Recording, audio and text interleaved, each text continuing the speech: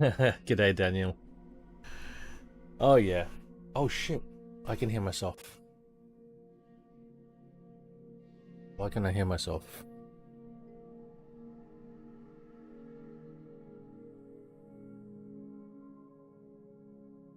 I know why.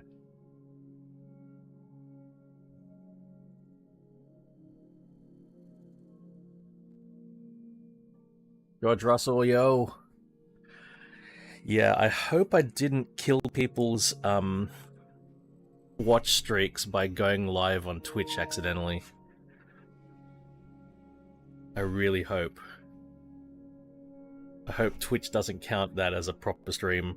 Fucking hell. I, I yeah.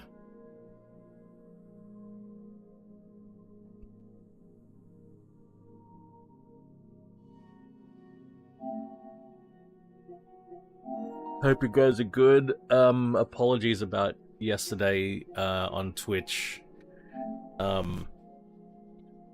Yeah, things didn't work out very well for me.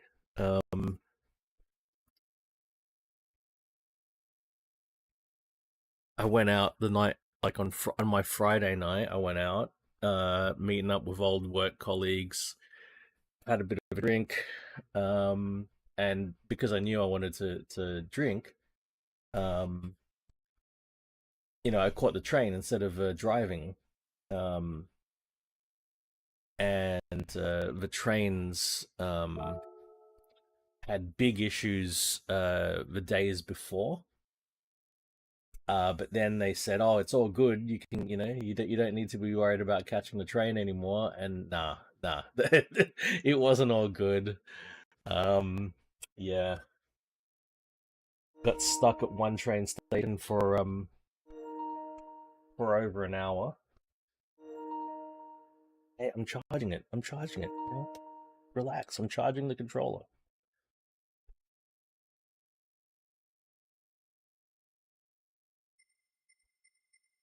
Oh yeah, I'm alright, man. I'm alright.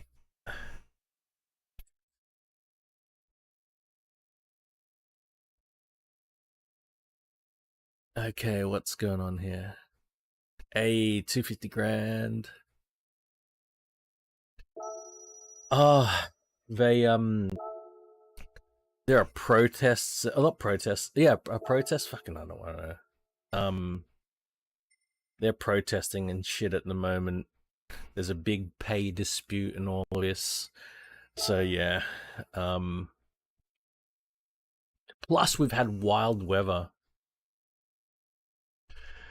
Yeah. So I end up getting home at like 1:38. Oh no, almost 1 a.m. And normally like I wake up at 4 a.m. It's 5:30 a.m. now, so I wake up at 4 a.m. 4:30 a.m. and I stream 5:30 or 6 a.m. But I got home, it was almost 1 a.m. and I'm like, I don't know. And I slept into like 7 a.m. and I was like, yeah, I just relaxed today. Oh man, I hope you guys are well though. And yeah, AC Evo, mate, AC Evo. What can I say about that? Oh, what car am I going to drive here, guys? I don't know if I own the Mustang Group 3. Maybe I'm going to drive that. I think I want to drive a car I don't own. RCF Group 3, a GT3. A lot of cars here I don't own. McLaren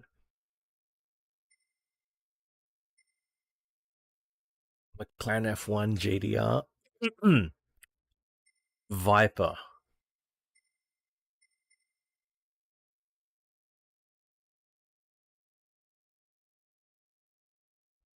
Yeah, some people are even calling it an alpha.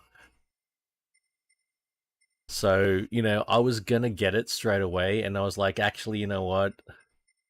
When I reviewed the I reviewed the what was available with release. I was just like, oh, you know what? I can probably wait just a bit, see how people if 575 in Forza. I don't think we got anything like the 575. Maybe the closest we get's like a V12 Vantage.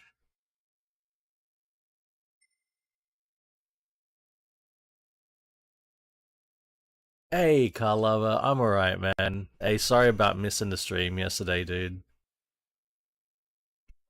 I reckon George Russell.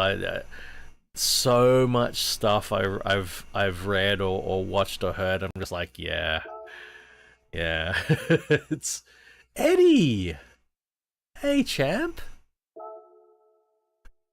What's going on, man? Eddie, did you try AC Evo? I did accidentally, car lover. I hope I didn't fuck up everyone's watch streaks. I really hope I didn't fuck up all the watch streaks. I did. Wolvie!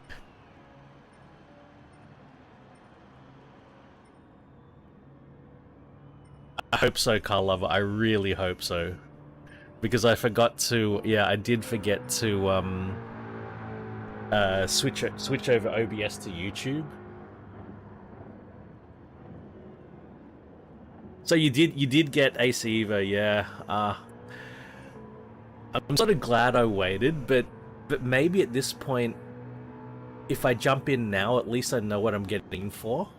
You know what I mean?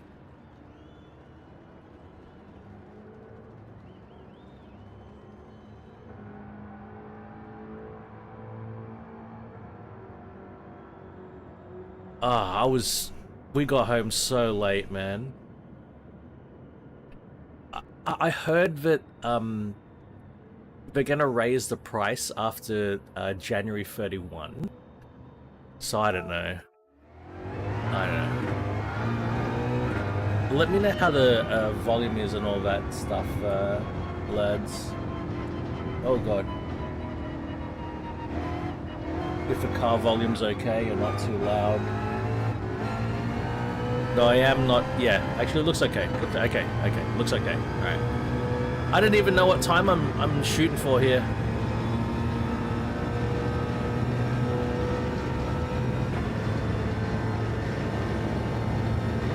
At least they got onto that pretty quick. That's a good thing.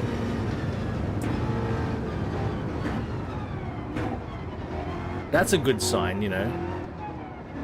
They recognize that and did something about that.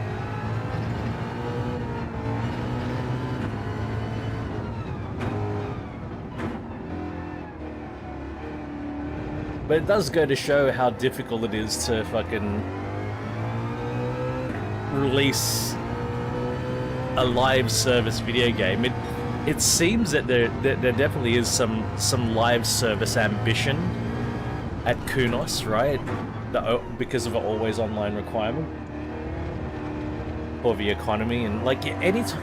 Okay, anytime you want some sort of economy and all of that shit, you know. Anytime you want that, then you need some sort of validation.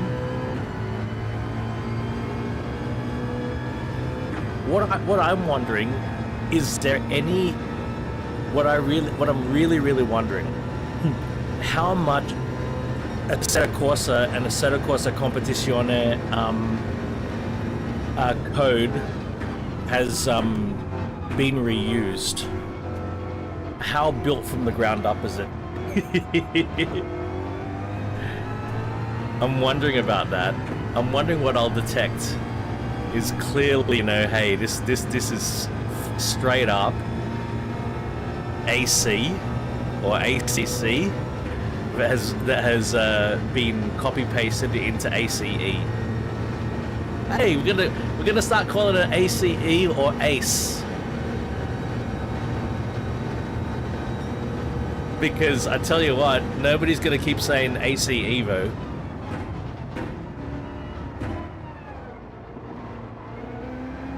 I'm gonna start calling it ACE. And then when people write out ACE, people are going to start saying ACE.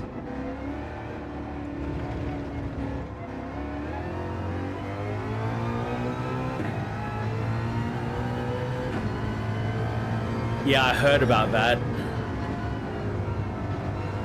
I mean, it makes sense. They put all of this work and refinement into, you know, into these systems in other things that they did in the past. It makes sense that they're not gonna try to reinvent the wheel.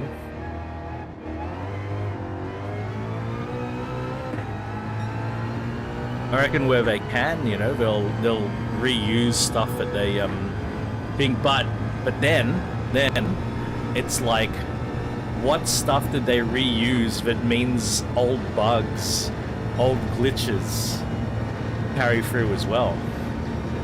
That's going to be an interesting thing.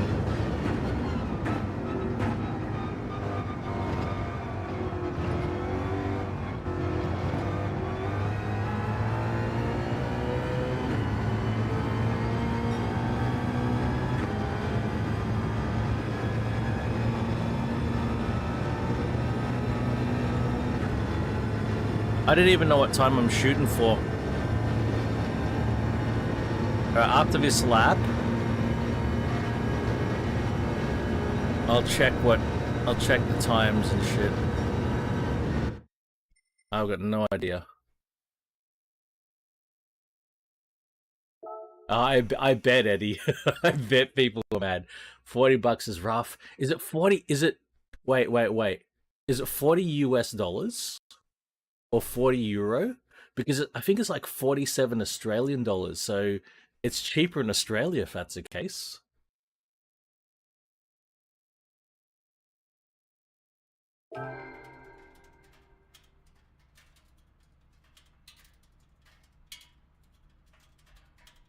Really? Oh, Daniel Mitra, man. Oh, but hang on, but you would do an online race. On a career race. Sorry, career race. 36. 32 euro. I think it's cheaper in Australia. Did you buy it, Wolvie? Have you tried it yet? Hey, I got bronze. What are the times though? Ah, yeah. Yeah, good enough for me. Okay, cool, Wolvie.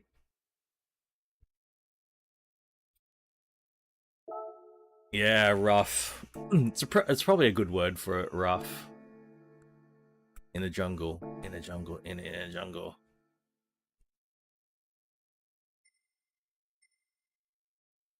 But you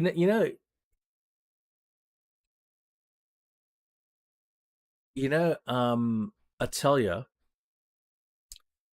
Lopez. Hey, champ. Oh God, nice. What am I saying?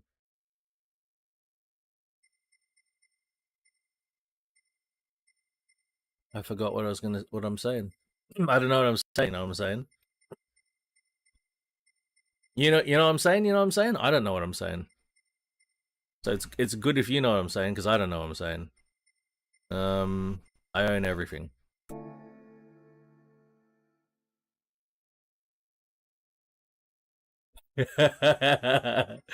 Oh, Lopez, I'm doing alright. Other than like getting caught on a super delayed train the other night.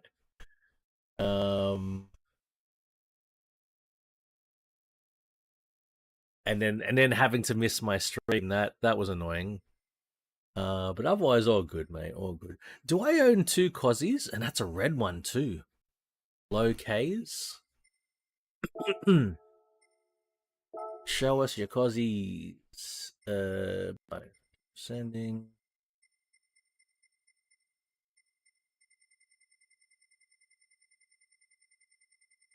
I think I got 2 Escort Sierras. I don't know if I got 2 Cozzies.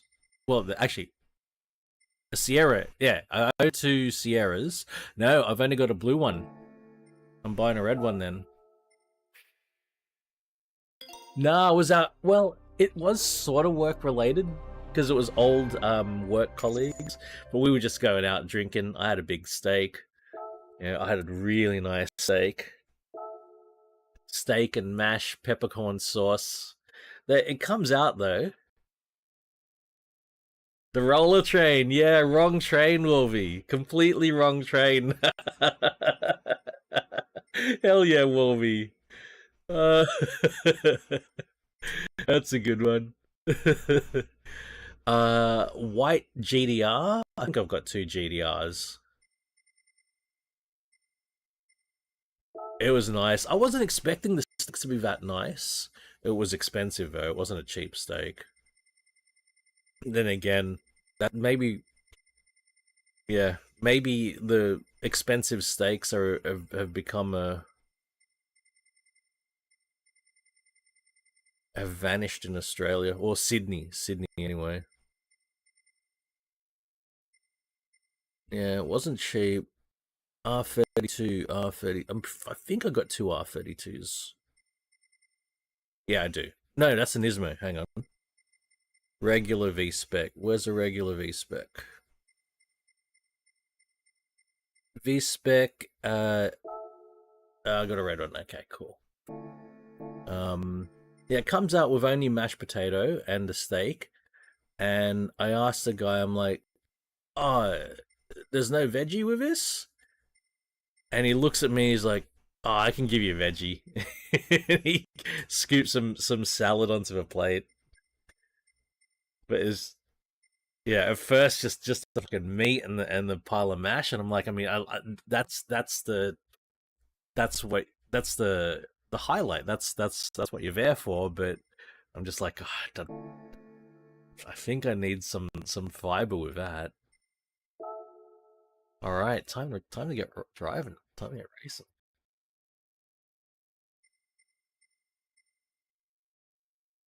Um, Skyrim. €4 is a bargain for Skyrim. All right, so we have one 6-star roulette ticket.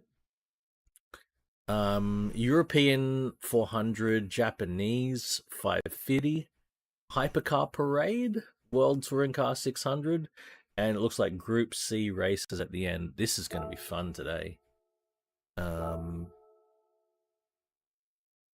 Sardinia 400 road car. All right, let's do it.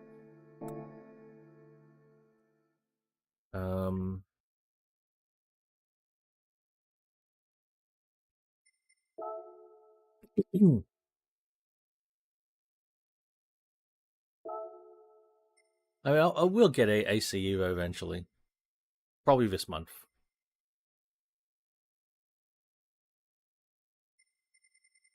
It's I actually did all of that, Eddie. I got the PS5 and I changed from having the old back in the day I had the 32:9 monitor.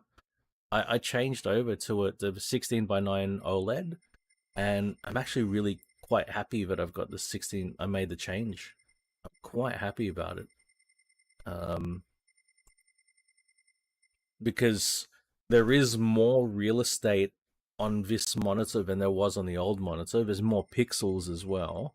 I can squeeze I can squeeze a 21:9 widescreen, not ultra widescreen, not the super ultra widescreen, right widescreen.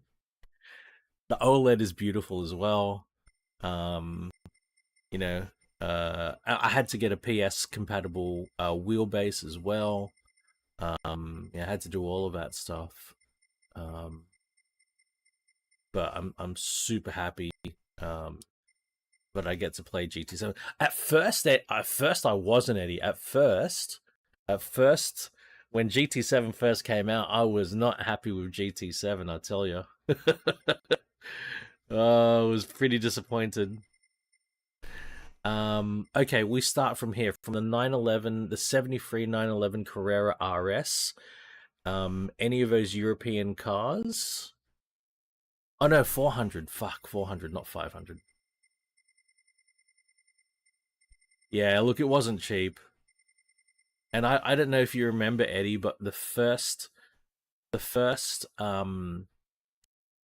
uh the first OLED monitor that I got, I broke it. I broke it myself. Within 48 hours, I busted the monitor. I smashed my wheelbase into a monitor and cracked it, and it cracked just like a smartphone. Just all right. We've got an A112 Abarth, the Citroen DS21, Alfa Romeo Giulia, Lulia, another Abarth, but this time a 500, Golf 1 GDI, Renault 8 Gordini.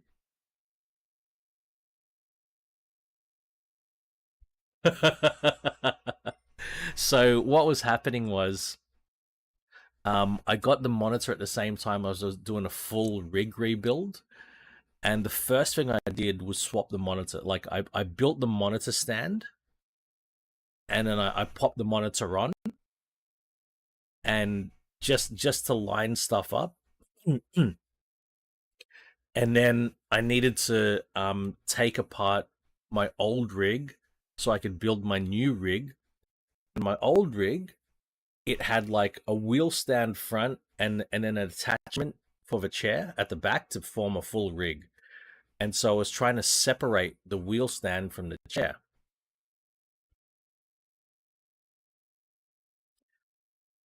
I might be getting early access to the WSE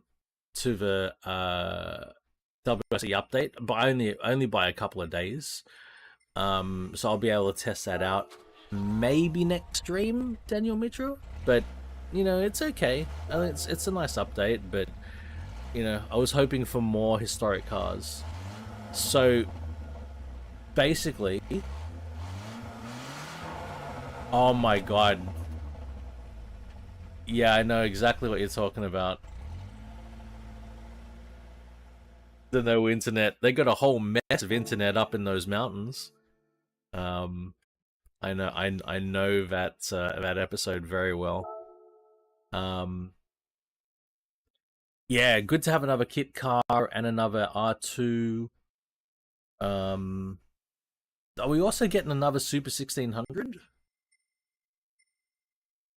The extra WRC class is a bit odd.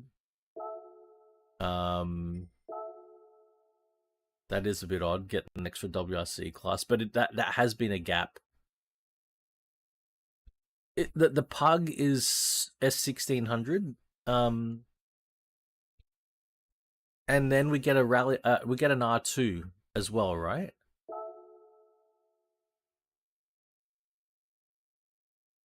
Yeah, no, it's good. Of course, I wish we also had gotten some older cars as well, like an extra NR4 car, an extra Group B rear-wheel drive car. Like those classes, Group B rear-wheel drive is only four cars. NR4 there's only 3 cars. It would have been nice if those had been padded out a bit. You know what I mean? I don't like the classes that only have 2 or 3 or 4 cars. I think the classes should have maybe 5 cars minimum, really. You know. All right, getting into it.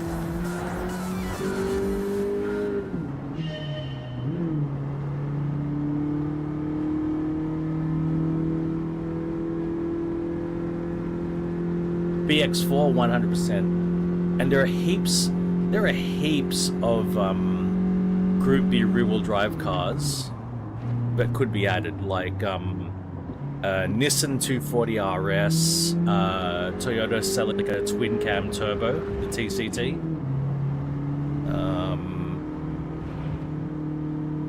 For Group B rear-wheel drive, I'm sure there are NR4 class cars that could be added as well.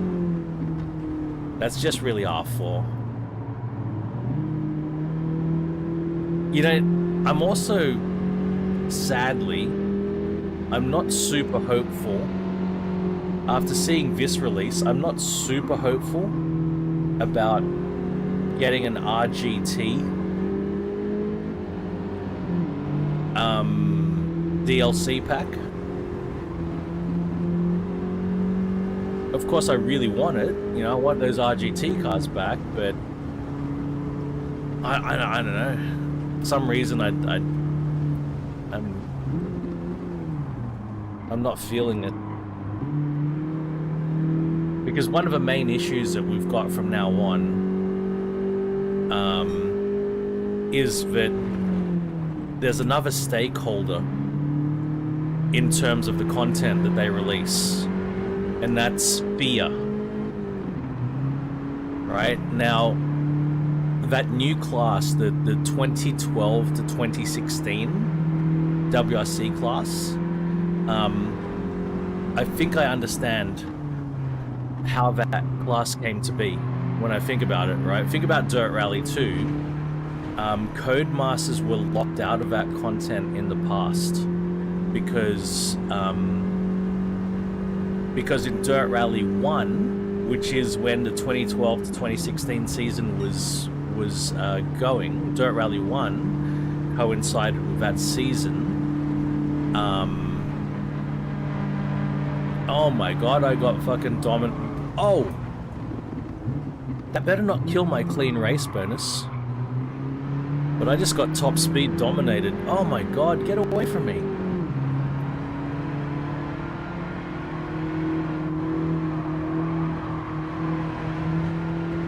I got the handling, but I don't know if I've got the fucking power. Will I even get into podium? Oh shit. But yeah, Codemasters never had access to the 2012 to 2016 WRC cars because they were licensed. They were license locked, right? So I think it does make sense that FIA wanted to plug that gap.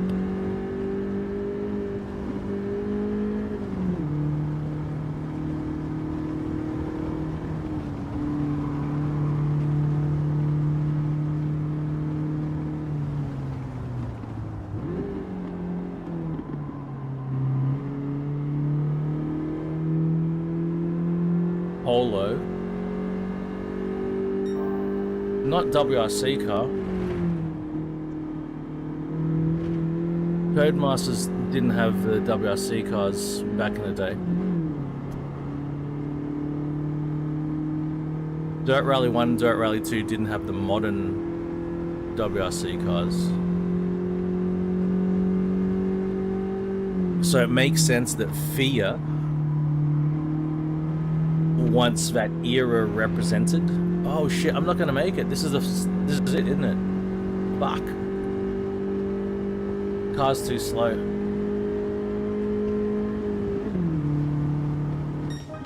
Yeah.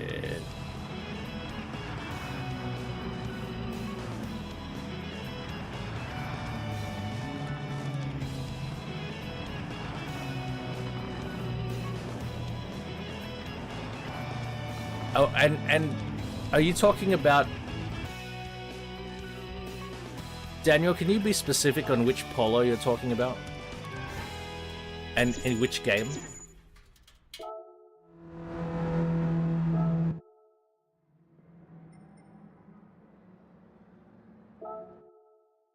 Let's see about Dirt Rally 1. That was probably an R5 car, not a WRC car.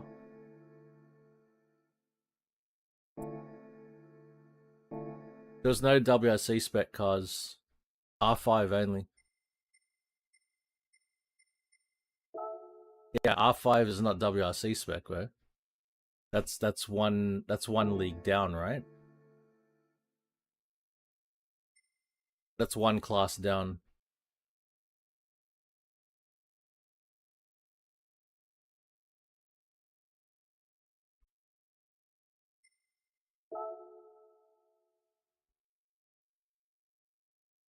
It might be the same like year and body shape polo, but R5 versus WRC So it is 400. We're gonna have to spend a bit of money on it. And its power. It had fucking the handling. No way. No chance. If that's the case, the Polo would have dominated. The Polo would have dominated every other R5 car in the game. I don't think it was, man.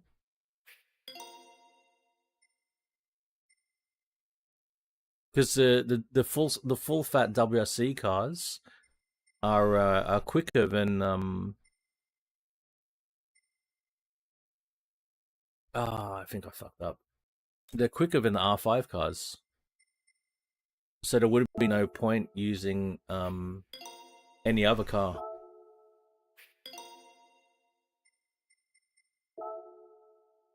Ah, that's one step too far. One toke over the line, baby. One toke, man.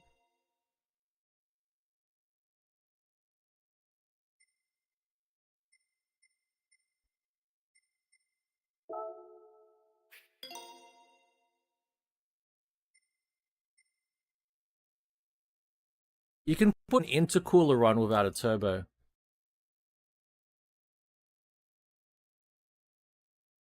For Dirt Rally 1?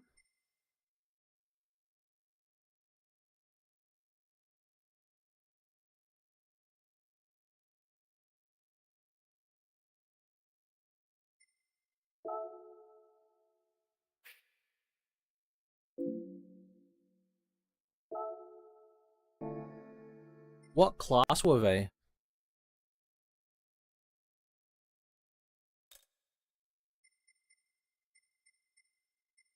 I only put 116 hours into Dirt Rally 1. So my memory of the cars isn't as good.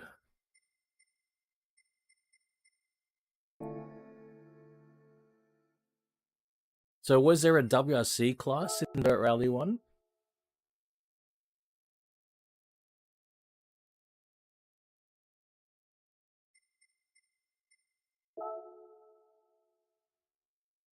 Hey, Shane.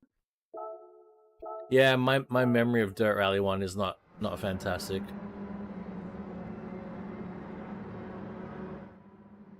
Like I only played Dirt Rally 1 for a couple of months before Dirt 4 came out.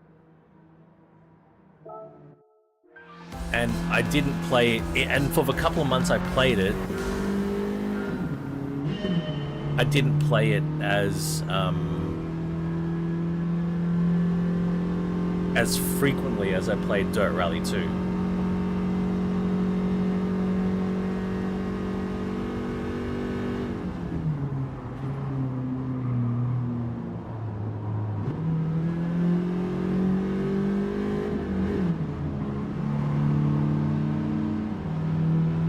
Am I going to install Dirt Rally 1 just so we can check this out?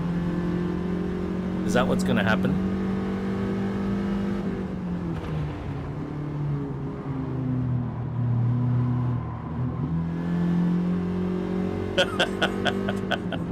I expected no other answer from you, Shane. Okay, I can do it later. After we're done with GT7, we can have to take a peek. I'll install it while I'm playing GT7.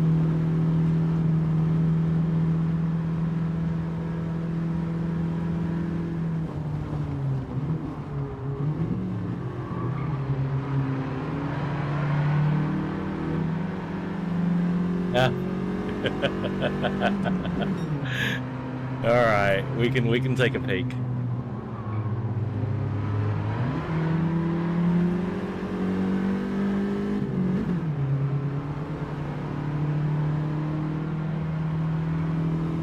"2010s rally." So it must have been a case where they had negotiated individual licensing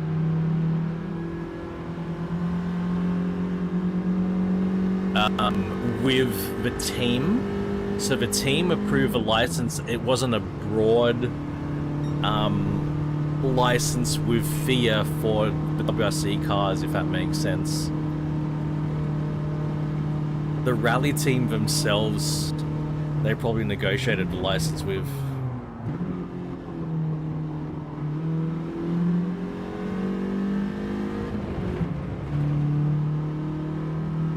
That's how, like in Gran Turismo 4, in the Japanese version of Gran Turismo 4, they had a Lamborghini Diablo, but it was, and I think a McLaren F1 GTR that was licensed directly from one of the racing teams that was campaigning it, even though they didn't have licensing with Lamborghini or McLaren.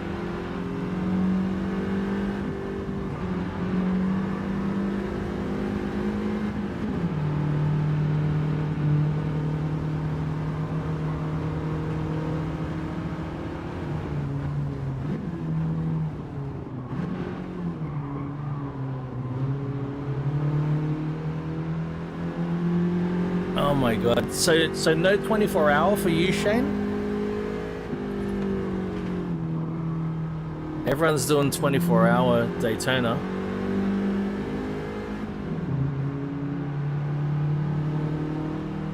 Yeah, it was very clever. It was a very clever move. You can just imagine, like, Polyphony back in the day when Electronic Arts had locked up all the licensing for Porsche and Ferrari, you know, how they had to do it. Oh no, I'm gonna get out-muscled again.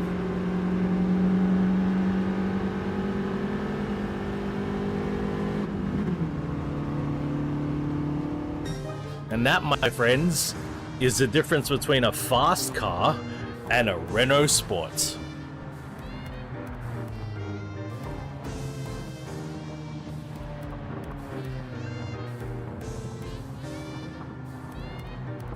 Yeah, that's exactly it, George. So they had limited access to WRC, to WRC class, yeah.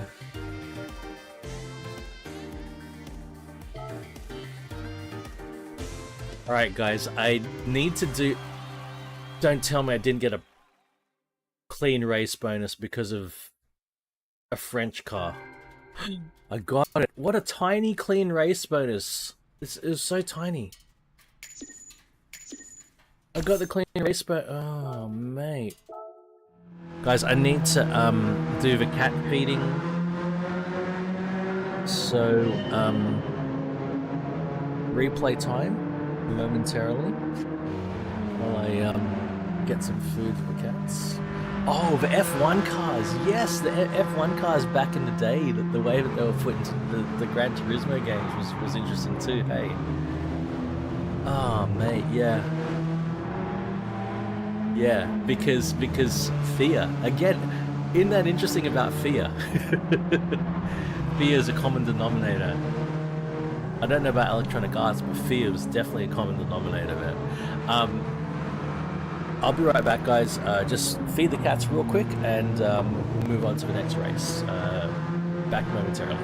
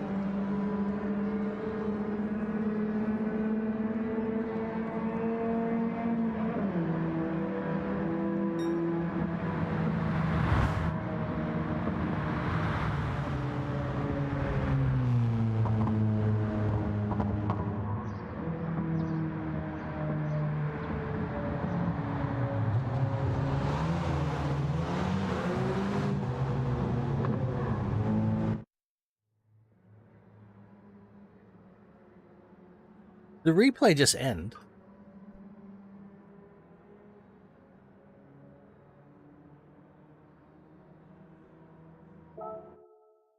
Uh-huh.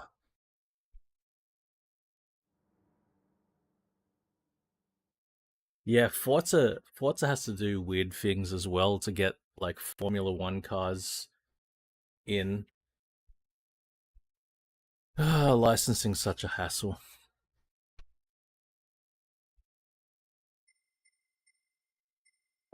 Okay, Japanese Clubman 550.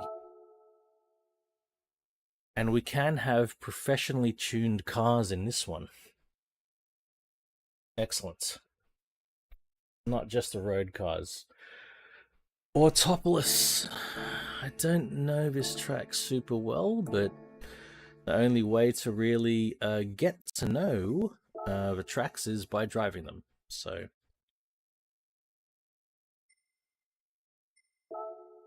550.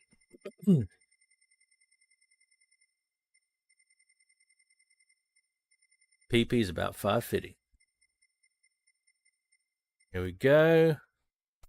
Okay, button right up against the 550 PP is I've got an Evo 9 with 383 brake horsepower, so I would say I've modified that one. I've got a GR Supra that looks standard-ish. I got this rotary here. I got a Nismo 400R.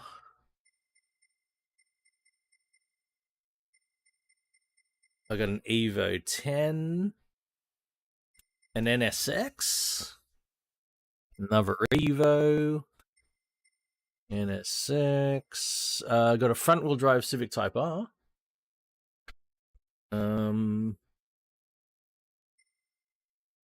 The FL5, that's a new one. FK8. I got a more Mazda RX-7, Fairlady Z, Sylvia. What should we drive, guys?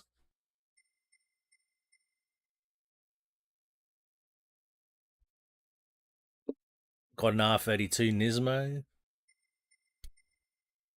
I mean, if we're gonna, I've got a Supra 3.0 GT. Needs a bit of little bit of a tune. Old school Supra. 2 old school Supras, that is.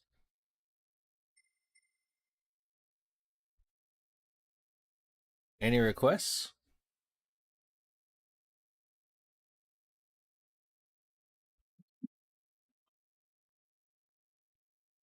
I am thirsty, man.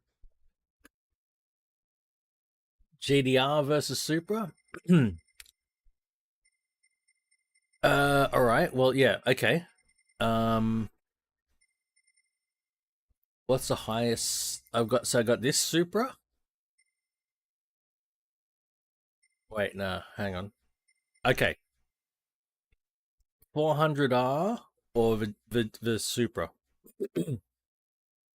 Hey, plow.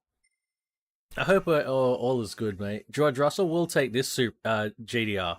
I mean, it's 400R, but it's still GDR.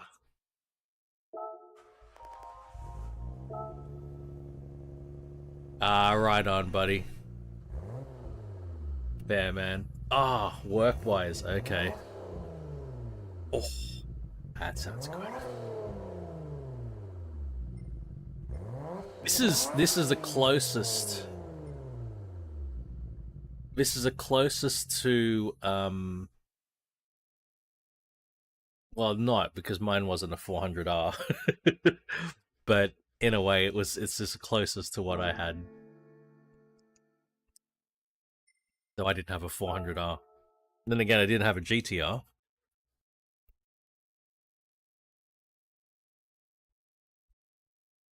On Gran Turismo 2? Is that what you mean when you say GT2? Okay, we've got tires. Right on. I guess you're not doing the 24 plow? Mate, my memory of GT2 is so ancient. Like, there's no way I can remember. I can't remember what this was like on GT4 or. But I'm really happy you have a memory of it from GT2 because, mate, it's all a fucking blur for me, man.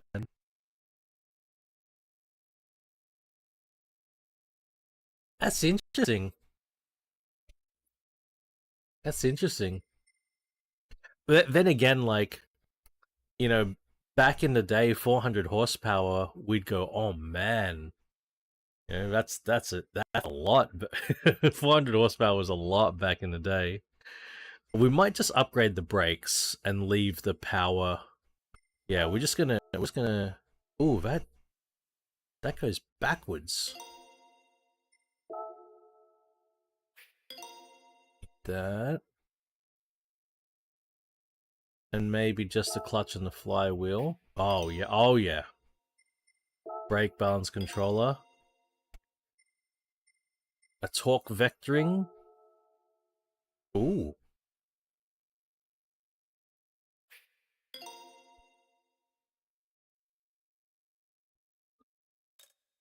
I think I've got my memory card somewhere. My discs are right here. They're right next to me, but getting them out is a bit of a chore because there are boxes stacked on top of where the discs are. But I wonder if the memory cards have run out of battery already and they're dead. Plow,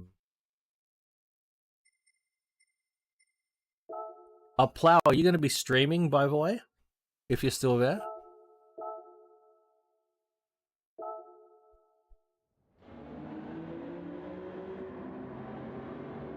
But I think if you replace the battery, that also wipes out the memory cards. So I won't be able to... Cool, man. I'll get a lurk on you if you are, man. Oh shit, what have I done? No, I need to restart this. Hang on.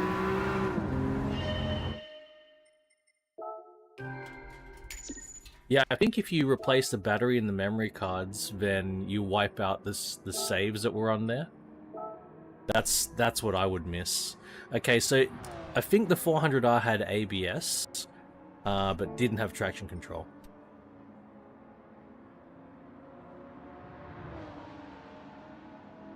Really?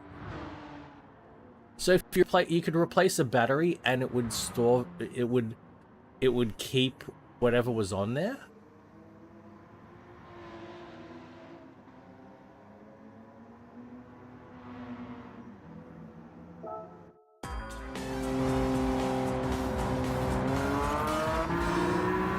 Wait, don't? Okay.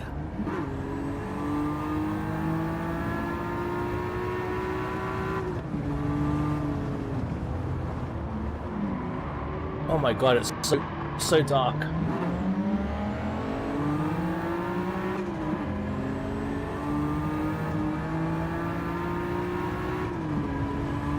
It's so dark.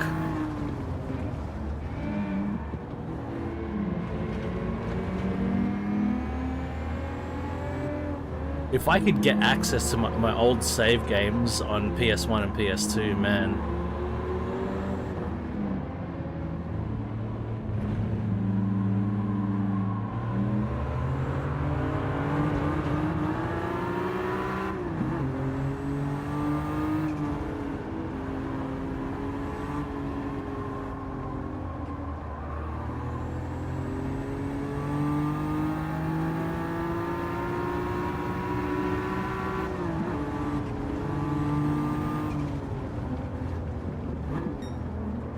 Right.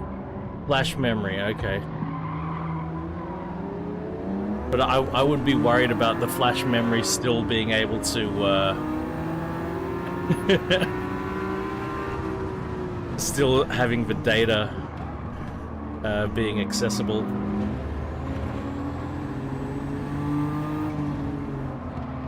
Because I've had SSDs die in more recent times.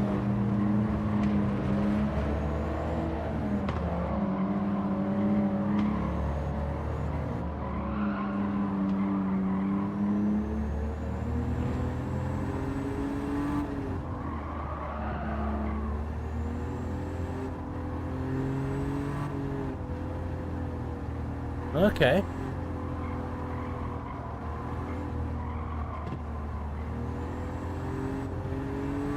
I don't think it's much of a challenge to get like a working PlayStation 2. They made fucking billions of things.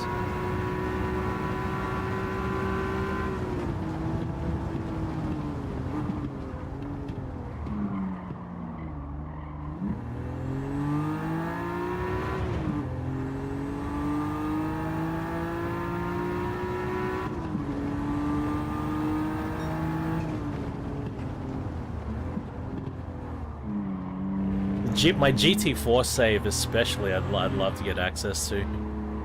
And GT2. GT4 and GT2.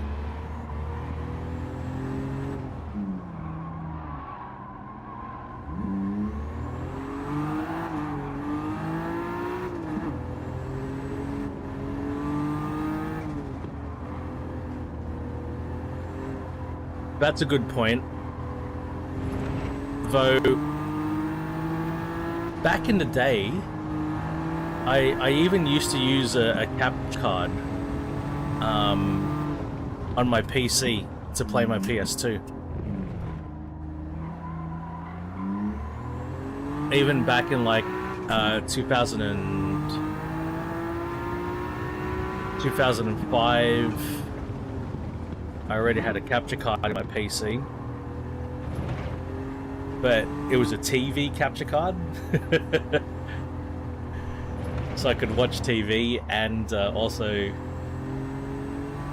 hook up the PS2 via a component,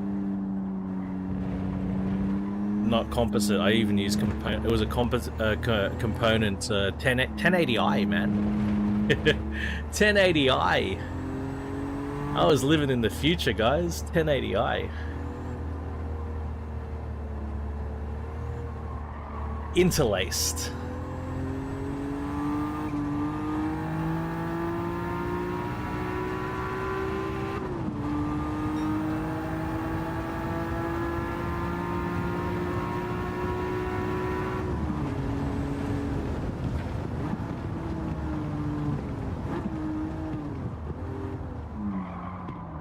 Oh god. Yo, Chris! Hey, happy weekend, Chris. Yeah, exactly, HD 1080i. Widescreen.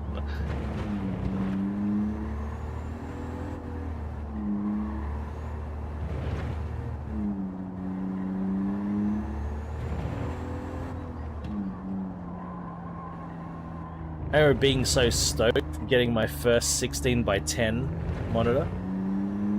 Of course, it was always 16x10 back in the day, not 16x9, 16x10. I still got a 16x10 monitor, actually. My monitor up here, 16x10. My first 16x10 widescreen monitor was a ViewSonic VX 2025M. It was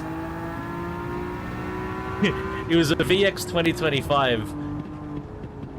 I think I got it in like 2005, so it was 20 years ahead of its time. 16x10, 1680x1050 resolution. What a wonky resolution. 1680x1050. How weird.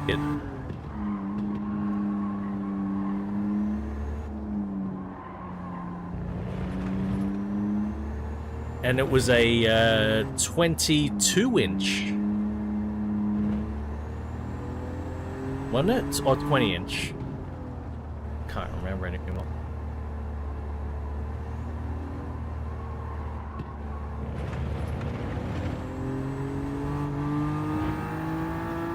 Here's a 20-inch.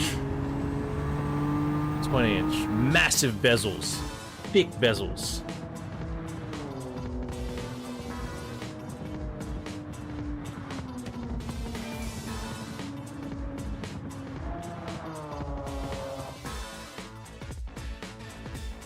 That 400R was awesome. Yeah, the 20-incher used to just slap it on my table. Slap it down on the table. Yeah, there's a 20-incher right there. And have a listen to this thing.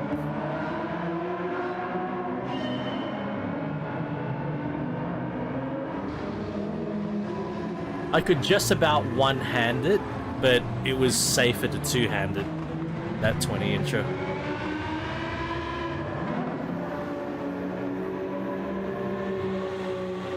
I really like how they handle the headlights in Gran Turismo. You can see when they're halogen lights or if they're HID or LED. It looks good.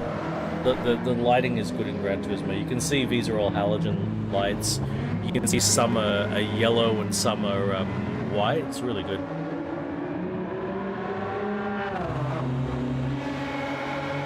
It was so novel to have a 20-incher that people would gather around. People would come over to my house and people would gather around my 20-incher because it was pretty special.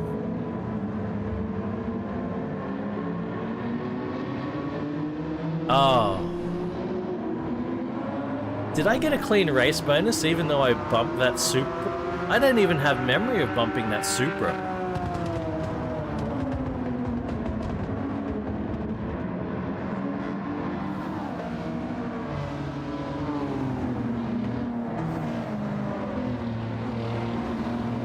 Good sound.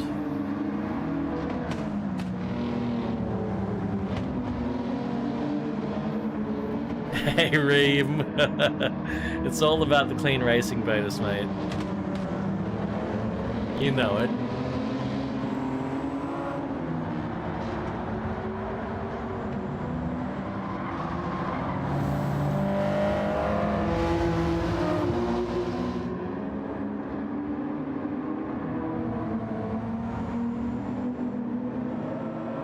Yeah. That's the main reason to have a 20-incher. Is to impress people.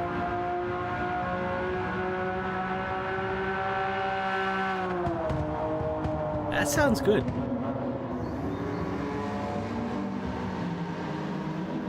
It's got a nice howl to it.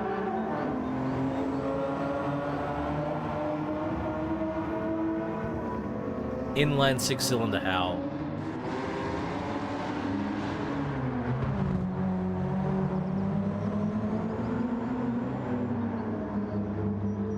Alright, moving on.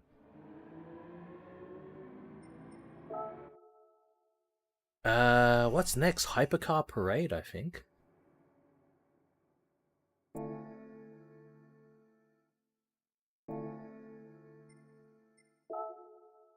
It is Hypercar Parade. At Red Bull Ring. Alright. The only restriction is it's a road car, and it can be anything. It can be anything, as long as it's a road car. So,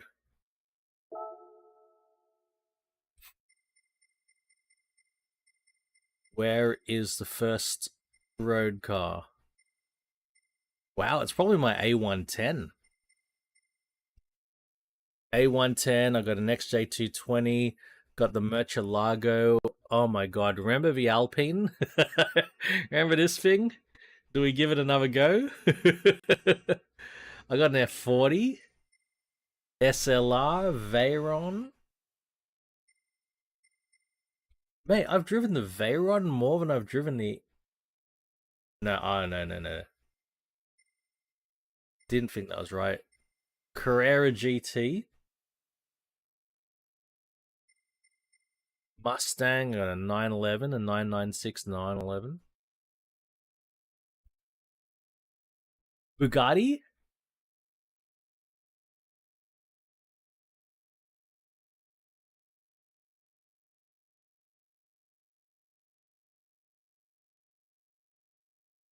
Veneno hasn't got a lot of drive time on it. We could do Bugatti.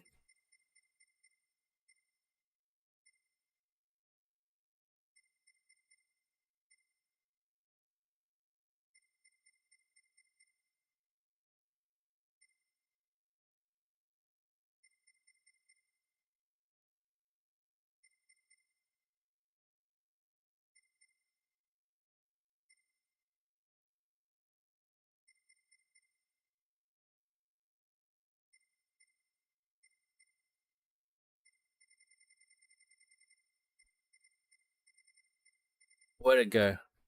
There it is. Girl comes up to me, says, "What you drive?" I said, "Bugatti."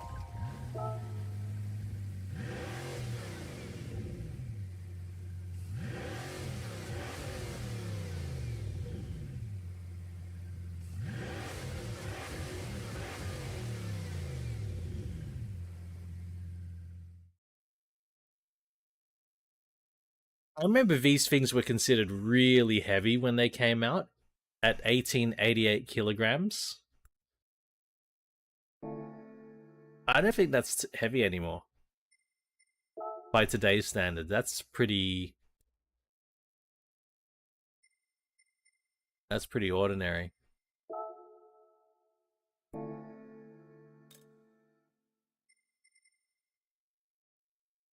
So we've got no weight reduction as well. Like this is the actual weight, no weight reduction. You go more, but you get up on Bugatti.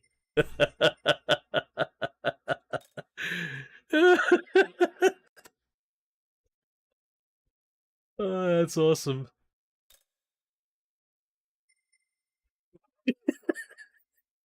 I've got uprated brakes on it. Okay. Let's get the torque vectoring diff on. I don't know, man. I don't know, man. It's like it's such an early phase. I really don't know if I can be bothered. I'm curious, but again, it's so early. It's like ultra high RPM turbo.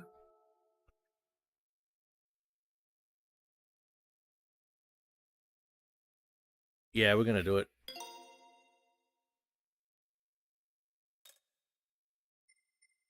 So it's basically, in terms of power, it's now SS spec. Veyron SS. 1200 horses.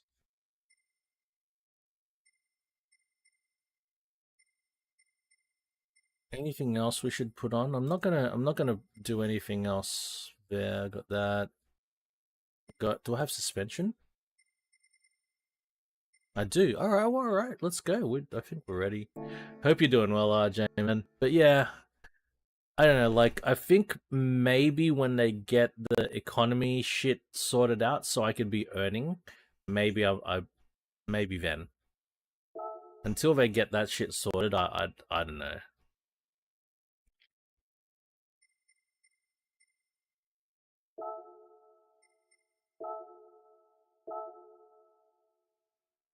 All right.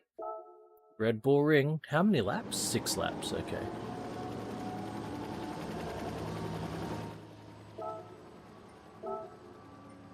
Now we will turn traction control to 1 with this.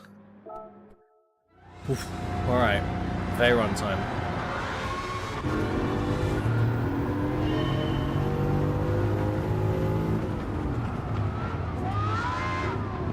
Oh mate, what's that? A Valkyrie?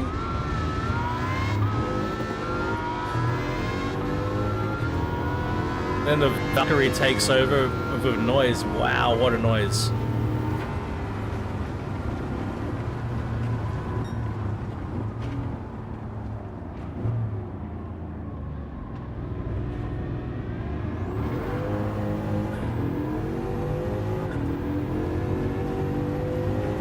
totally got a. This is a 100% point and squirt experience.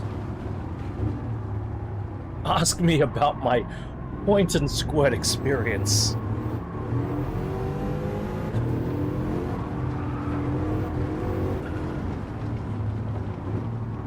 That black series actually looks really nice.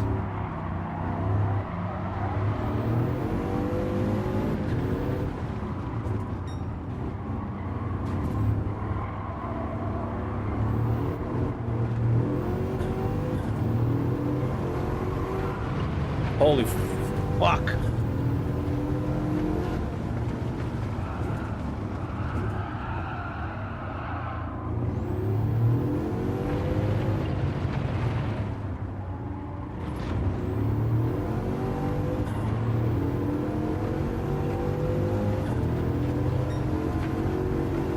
Damn straight, car lover. Oh shit. Oh shit. Oh shit. Oh shit.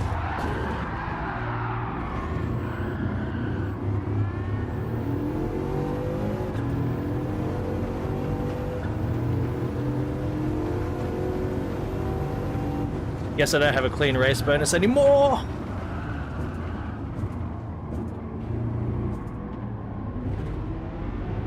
MC20 is beautiful.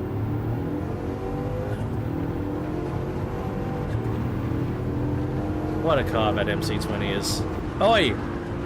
Mother...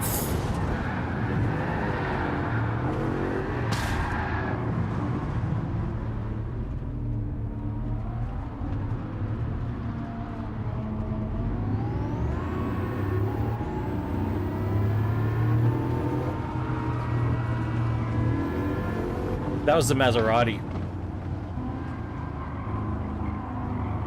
You know, that's the problem with Maserati, Ferrari being cousins. I reckon Ferrari called up the Maserati and said, hey, see you at Veyron?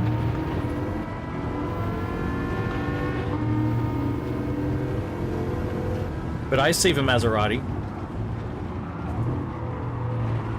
Oh, I see the Maserati.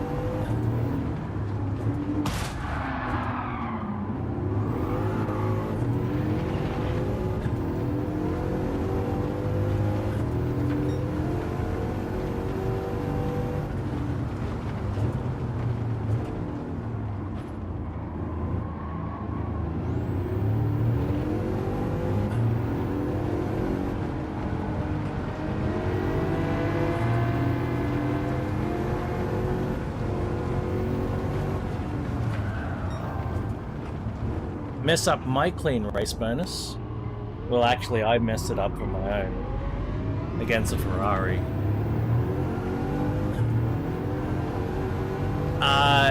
It's spelled competizione, Eddie. In Italian, we spell competizione. The best bit about that is you get to say tits. When you pronounce it in Italian, you say competizione, and with the emphasis on the tits. And I love it when there's an emphasis on the tits.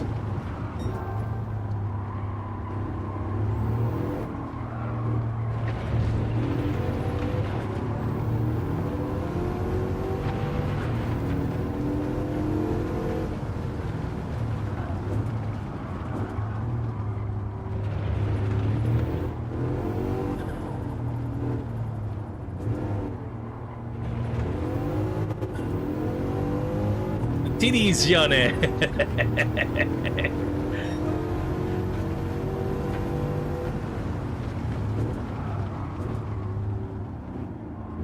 I speak Italian, Eddie.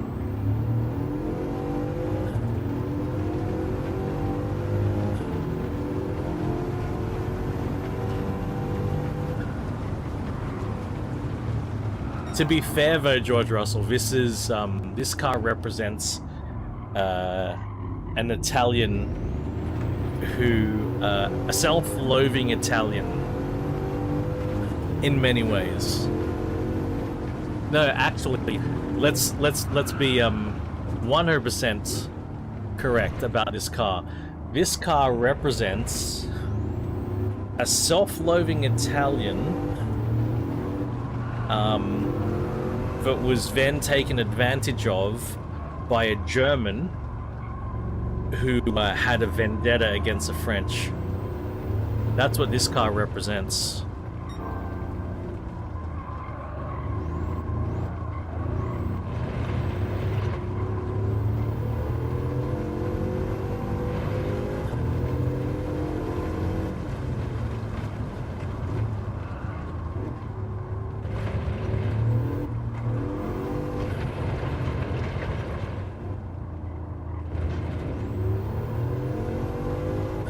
Because of course Ettore Bugatti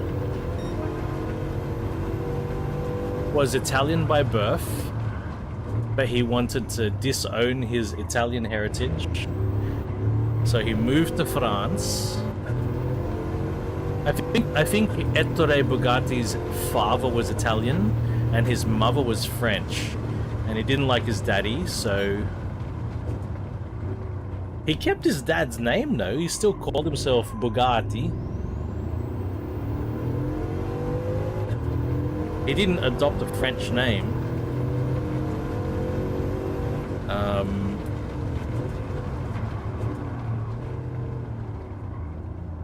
Then the reason the Veyron exists is because Ferdinand Piëch wanted to get back at Persia and France for beating his Le Mans top speed record. And so the way he wasn't able to do it on the track because the record was set at the Old Mulsanne Straight. And then, of course, they put the chicanes in, so no car can... Probably no, you'll never get a car that can reach the same sort of top speed anymore.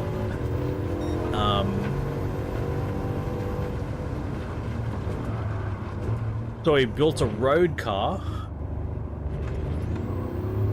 from a German-owned French company that could beat the top speed that was set by a French race car. That was Ferdinand Piëch's revenge. This car.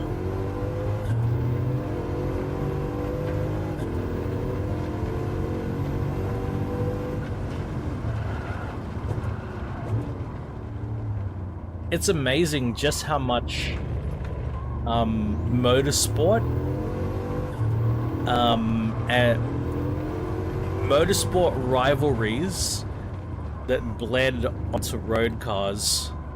It's quite remarkable. There are so many, you know, Ford versus Ferrari, Lamborghini versus Ferrari, Volkswagen Audi Group versus Peugeot, Germany versus France, Italy versus Italy, versus Italy, versus Italy.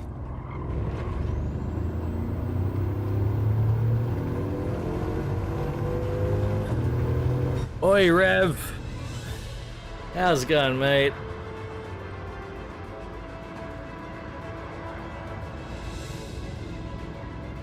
Yeah, 100%, George. How you doing, Rev?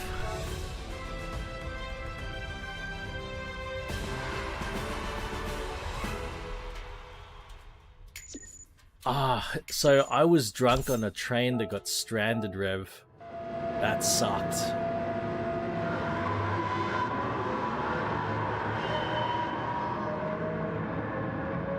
Oh, I'm happy about that at least, Rev.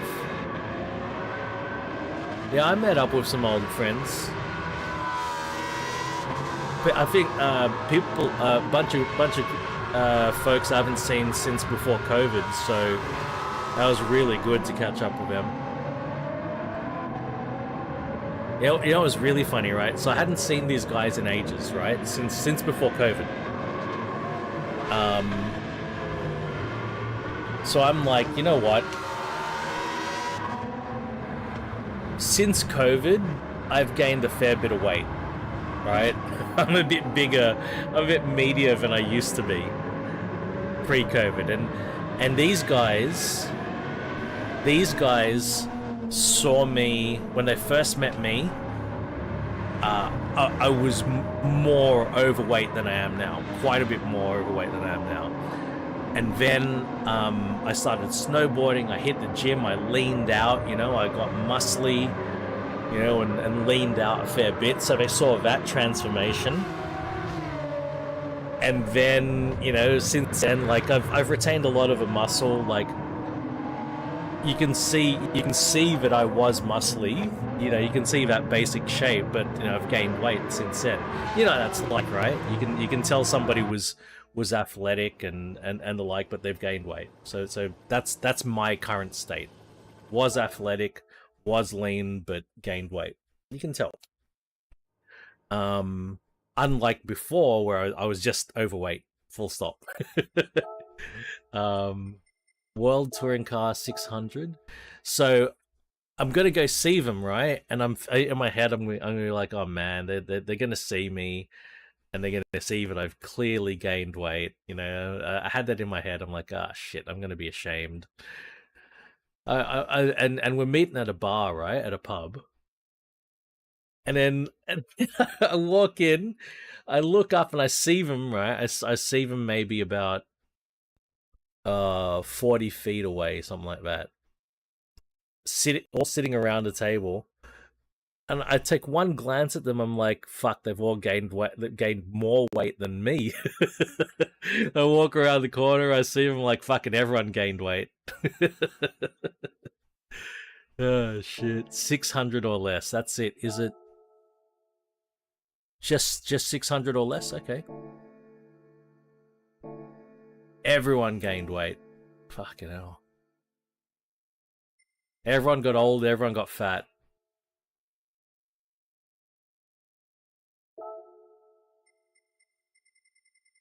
I reckon I gained the least amount of weight out of everyone. So I was like, all right, this is okay. Any car, Rev, any of those cars on screen grab your fancy for me to drive?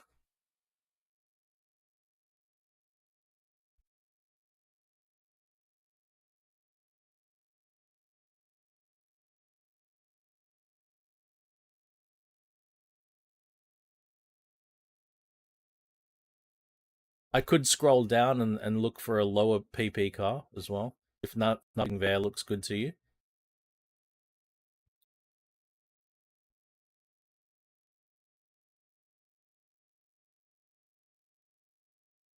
5 days a week, LFA? Um, I think I drove the TVR recently, so it might be time to revisit the LFA. 5 days a week, man. I only ever did 4 days a week max. Yes. Oh shit! This is it's a right-hand drive LFA.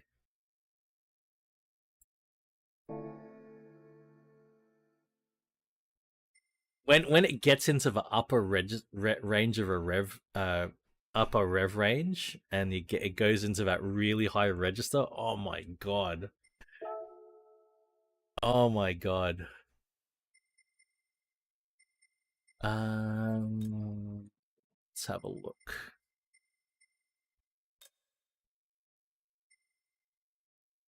220 pound.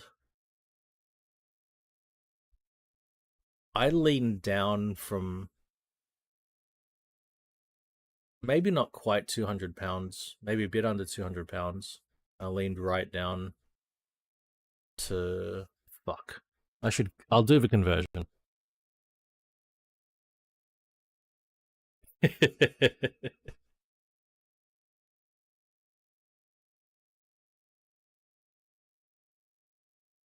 Uh,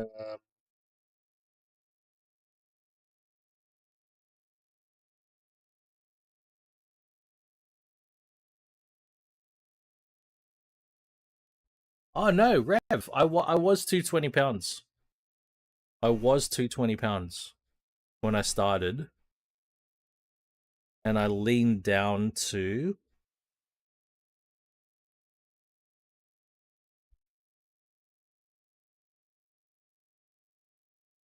I did the reverse. I leaned down to 172 pounds, and I was lean and muscular. I reckon I'm back up to around 200-ish pounds. Maybe not quite 220. But I'm back up from 170 to around 200-ish.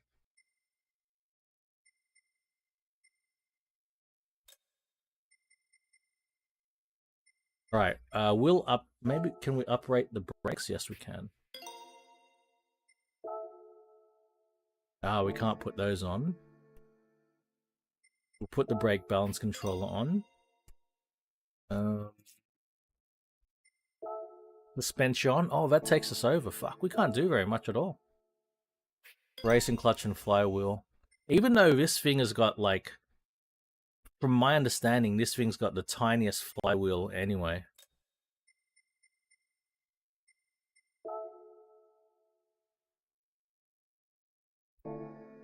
Probably. All right, let's just try it. Let's try it. I saw the supercharger. So that was 75 grand for the whole thing, right? Like the car and the supercharger. Was it secondhand? It was secondhand, right? Yeah. How many kilometers did it have on the clock? I didn't see that. Oh, miles, sorry. Miles. 9k miles? How old is it? What year model S550?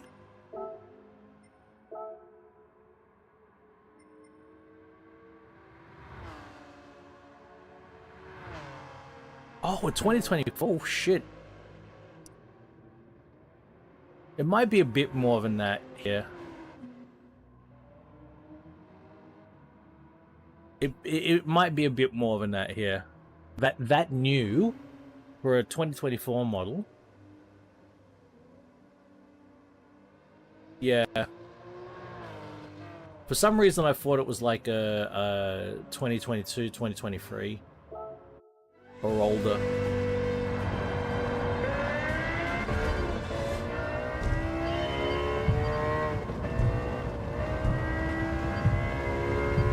Right.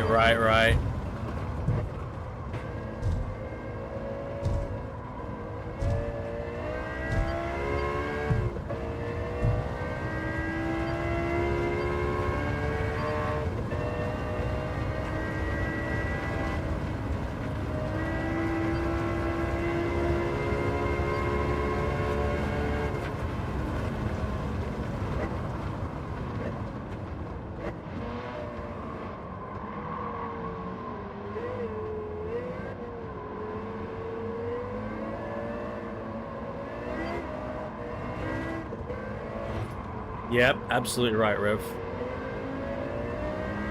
V10 time!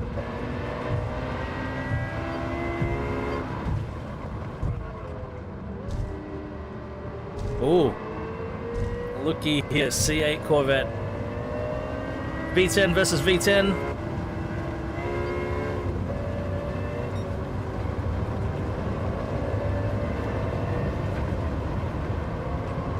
Oh, motherfucker.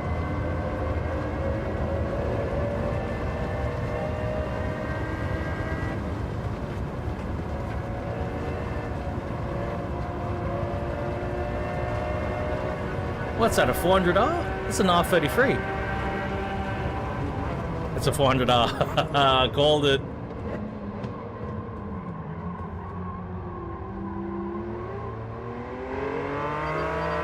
Woo!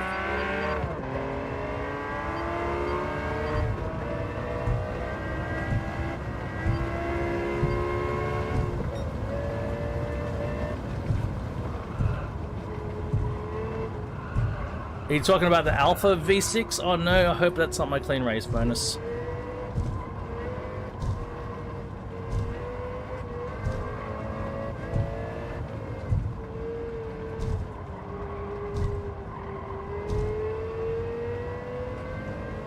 Yeah, the Busso V6. Yeah, the Busso. The number of times, Rev, I've been tempted to buy a Busso V6 powered car. I mean, there is an Alfa Romeo mechanic very close to where I live, but still a bit scary.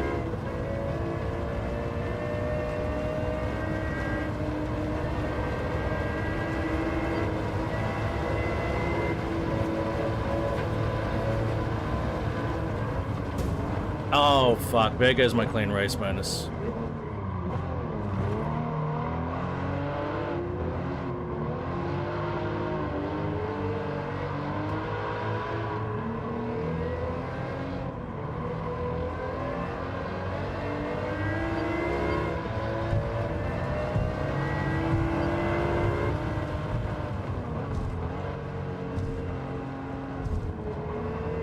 Like, there are quite a few. It's also in the Alpha GT,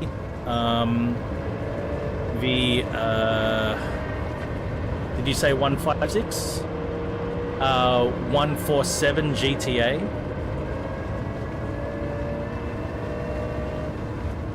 147 GTA, 156 GTA. We didn't get the 155 here in Australia, so the 155 is not an option for us.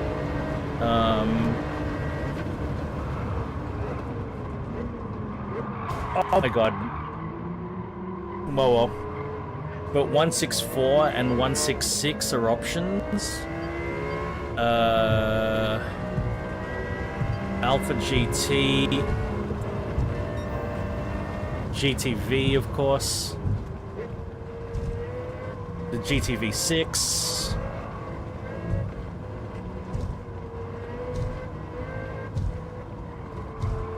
Alpha 75. I think those are all the Busso options we've got in Australia.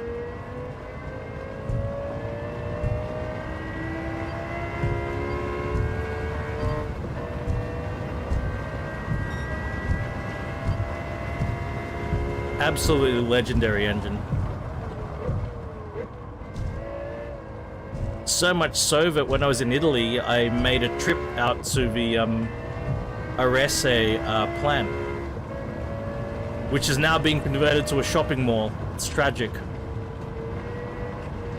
But in the middle of a mall, there's a plaque that lets you know that this was the former site of the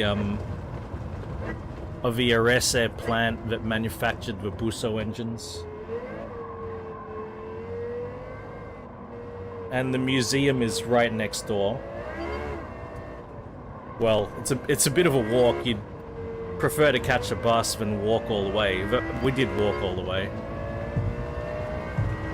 Yeah, man. ITBs, that's where it's at.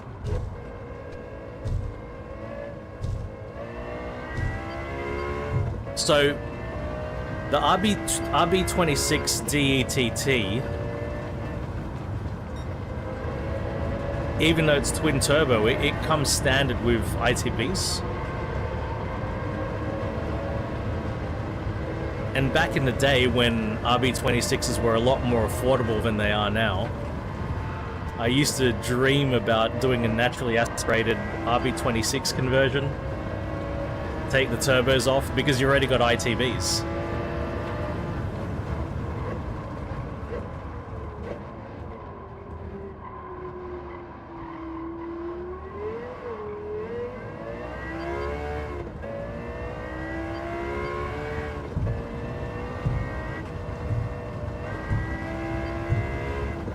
Have not, Rev.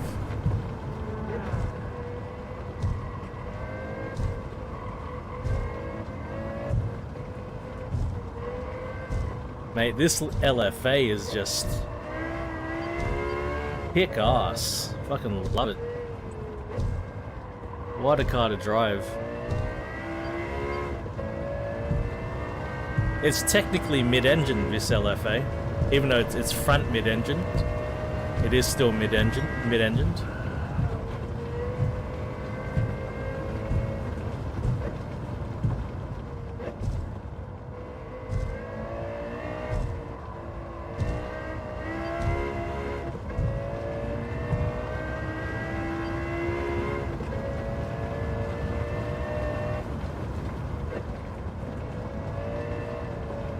Oh, Rev, have you seen the Elon Musk Path of Exile 2 thing?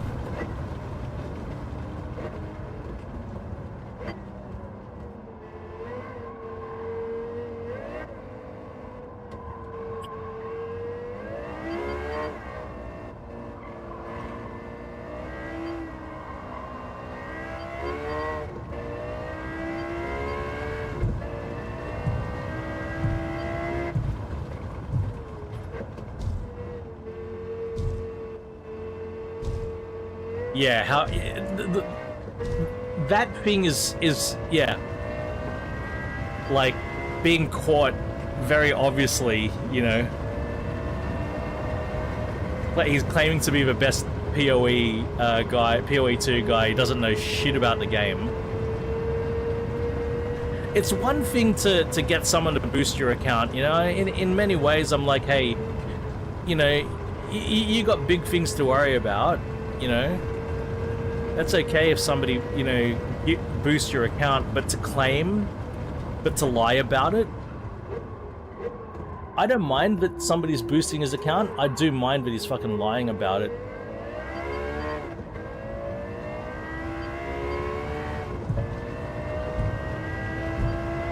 But like, it's the same sort of thing. Like, I don't know. How do you not? How do you think that you're not gonna get caught out? You gotta be fucking delusional to think that. But then again, he also claimed to, you know, to know the most about manufacturing than anyone else in the world and shit. Like in general, I like what Elon does in general, but like fucking hell.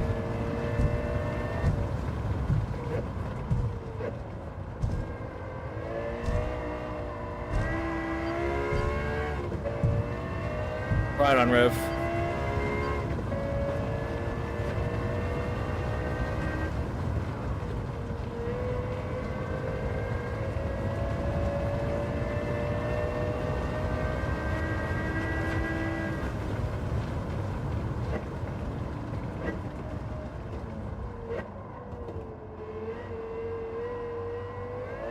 Don't think I'm going to catch first and second, but I've got the podium, at least.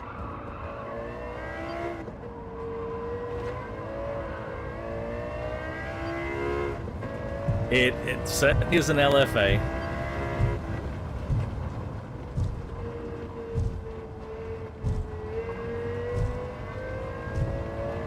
You have good ears.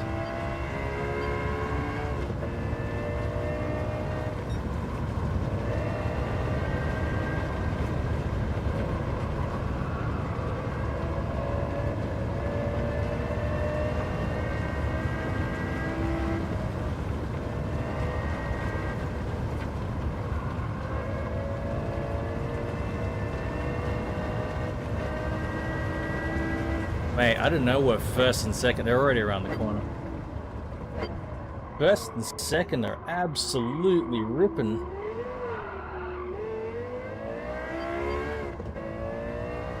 The rev counter is a giveaway, definitely.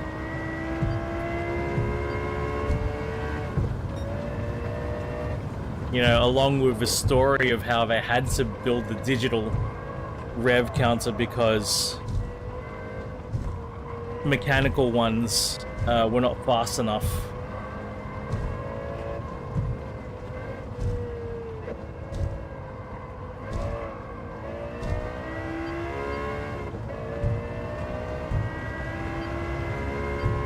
Oh, I can see them. I've got them in sight. Ah, it's game over, man. That's just great. It's game over, man.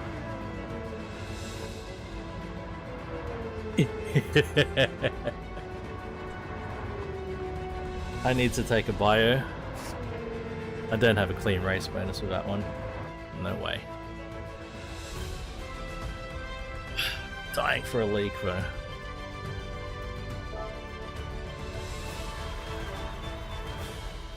You still don't like my gold LFA? Okay, I need to take a piss, so I'm going to leave you with the glorious sounds of the luffa. Luffa? Am I pronouncing that right? The fa? Be right back.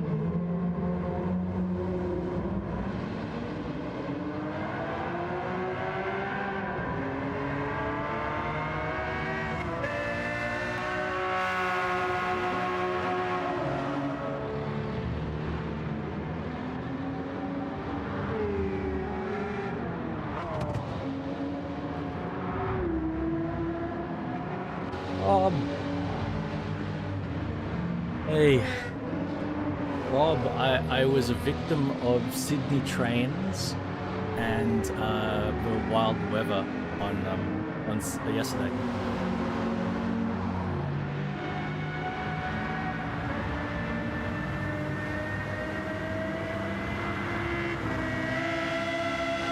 Oh.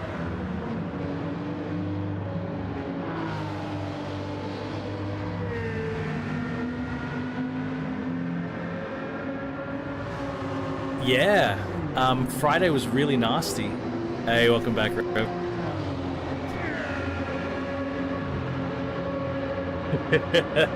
After listening to the LFA?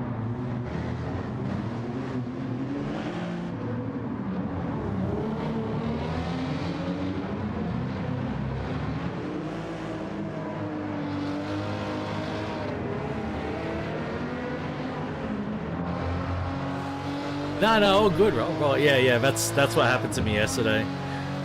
Because on Friday, I went out with some old work colleagues drinking, and because I was drinking, I caught a train. I thought, you know what? Yeah, I'll drink.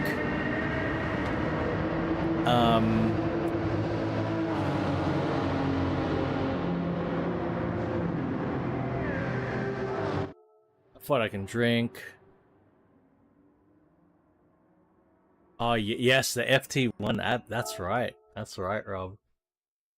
The FT1 is burned in my brain, you know, waiting because of how long we waited for the Supra. It was just Asahis and fucking Great Northerns. No fuel? Okay. It's any car. It's Group C, but it's any car I want. But yeah, man, like, so they had, like, in one part of the network, a tree fell over the lines. Then they had an electrical fault somewhere else. And then, so they had to, you know, they had to modify all of the scheduling, and they canceled trains and shit. That was bad enough. And then finally I get a train. I get on the train. it goes 2 stops and then halts. So because of all the problems I had, all of the trains became all stations trains. No express trains at all. All stations. And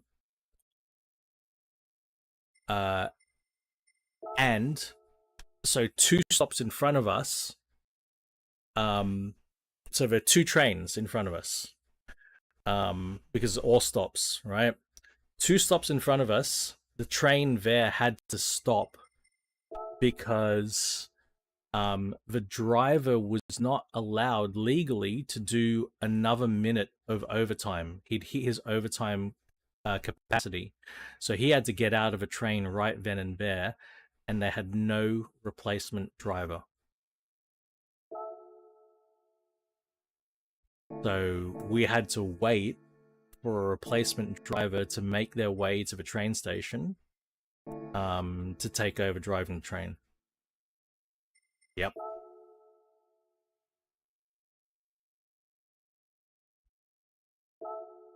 We were stuck at that train station for over an hour. So it wasn't the worst, but it still sucked because it was. I got on. First of all, the first train I was supposed to catch was like at 10:40, and they cancelled that train, and so the next train available was at 10:55. And so by the time we got stuck, it's after 11 p.m. already. And we were there until after midnight. We started moving.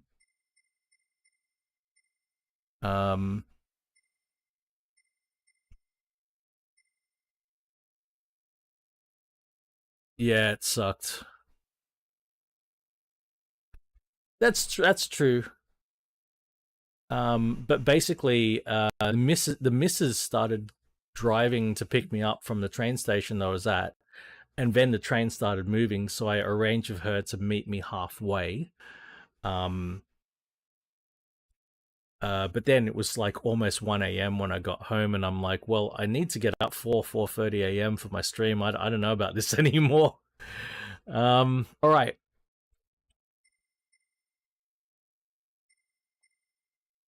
Let's have a look at this 919 hybrid. I haven't driven it. Fuck, it's a 2-liter. This is a 4-cylinder?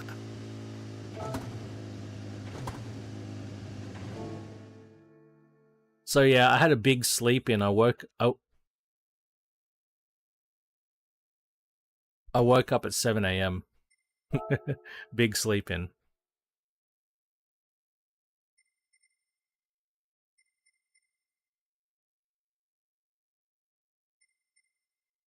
Are you looking for work as well, George? I'm going to be looking for work and well, I should start next week, really. Yeah, I'm in that boat, looking for work. Ah, shit's already purchased, eh? Let's put the soft tires on. Yeah. No, we can't upgrade this at all. So this has only got 500 horsepower. And it's a V4. It's 4 in V. Huh. But it's a hybrid. But how can it... It's only got 500 horsepower. Maybe they're not counting the electric motors?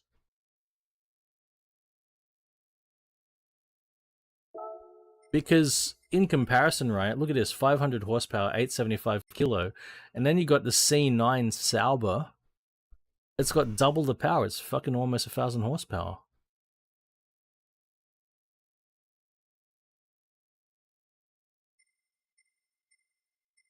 At Spa, I think I won 1,000 horsepower at Spa. Right? Why would I content myself with 500 horsepower?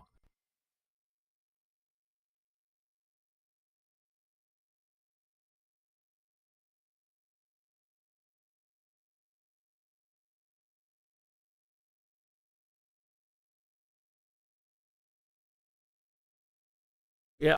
Okay. So, all right. Right. That's Eddie. I reckon I agree with that. They're not counting the hybrid power. But how can they not?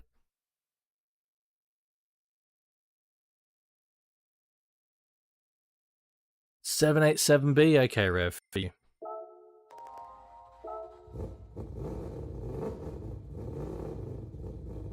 Thousand horsepower, 1,000 horsepower.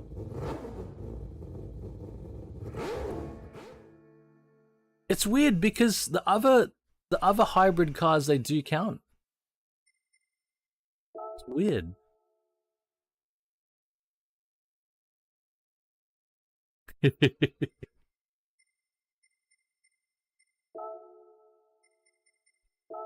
Rob, I can't remember if I had discussed this with you, the revelation that I had recently, that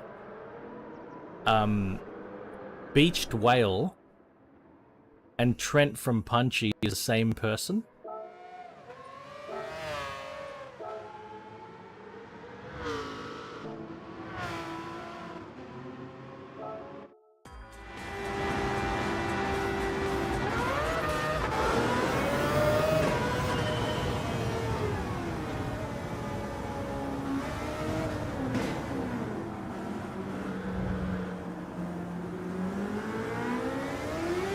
Okay. Wasn't sure if you were there for that. It's been on my mind a lot. It's been on my mind a fucking lot.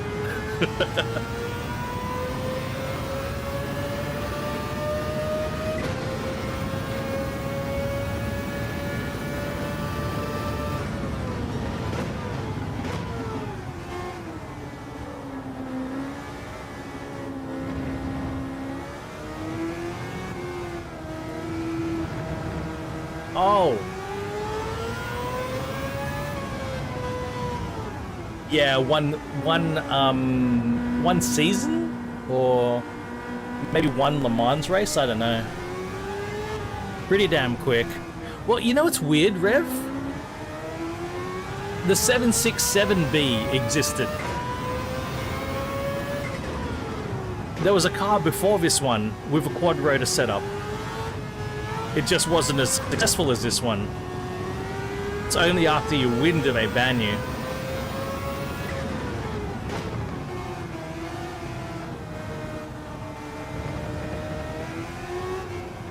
So this has got the 26B quad rotor. The 767B has a motor called the 13J, but it's still a quad rotor. And it's still the same 2.6 litre. It's two 13Bs connected.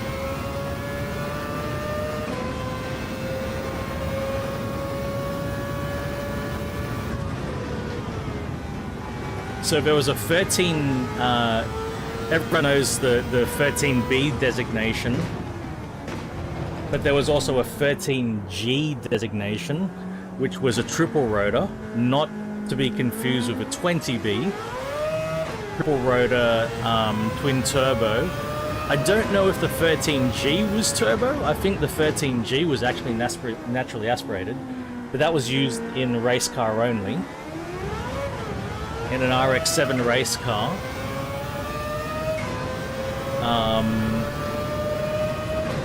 And then there was the 13J.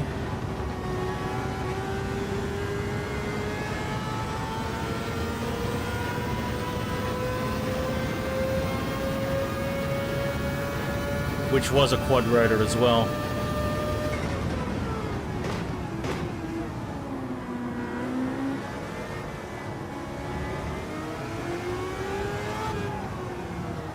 A 767B. It's interesting, eh, Rob?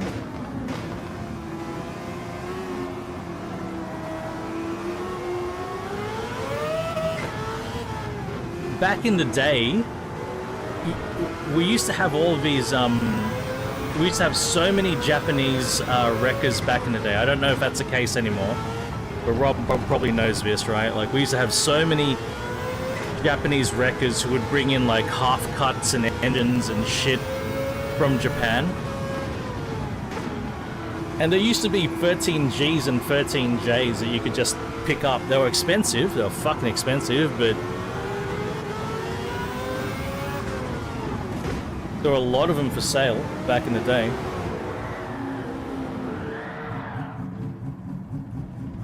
Just like the old fucking Toyota. Was it Toyota? Toyota had a 3.4 liter. Or was it Mitsubishi?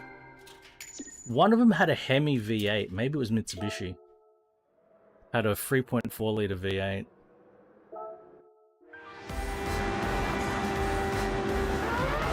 It's 757. There you go. So there was a 757. That probably has the 757 probably has the 13G.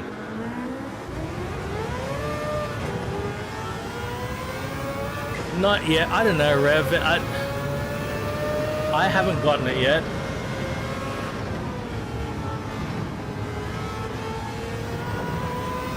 From everything I've seen, Rev, the AC Evo launch, it feels like, you know, the Forza Motorsport launch, basically. Maybe the Forza Motorsport launch was even better.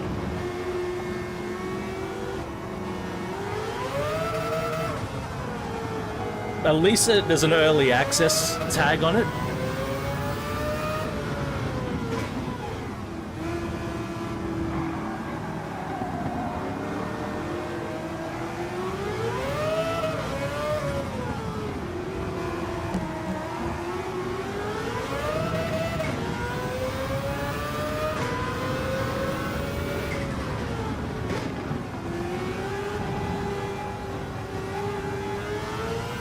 I think that's the 13J.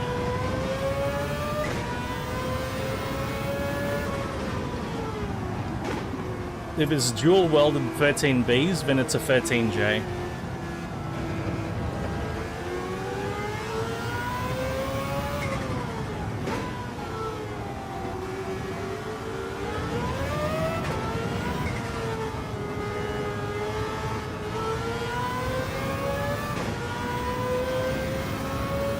Roller support.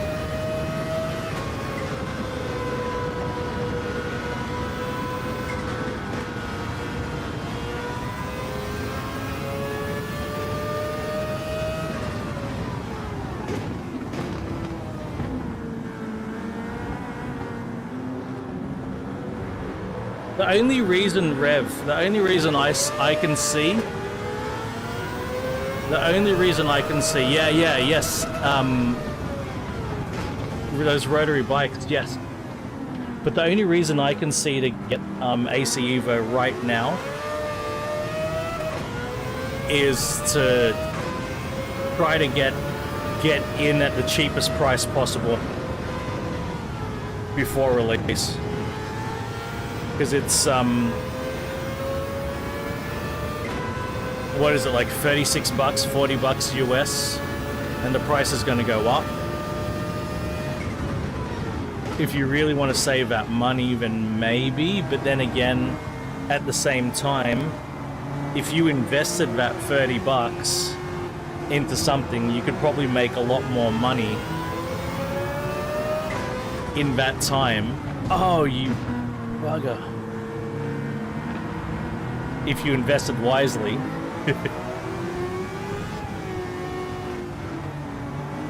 Like, you know what I mean?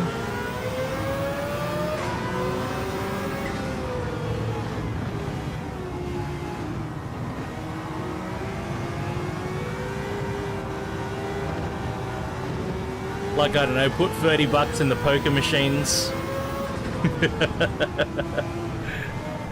30 bucks on black.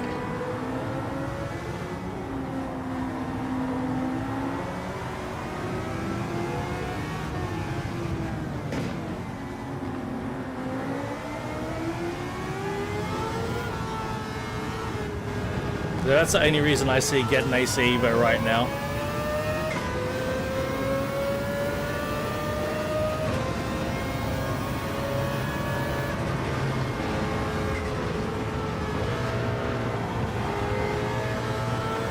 I'm worried I won't be able to win this.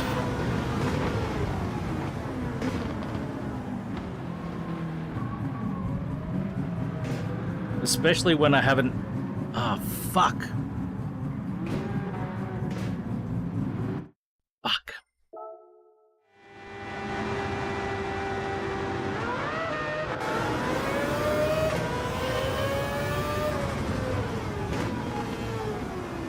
I gotta get this race gun, guys.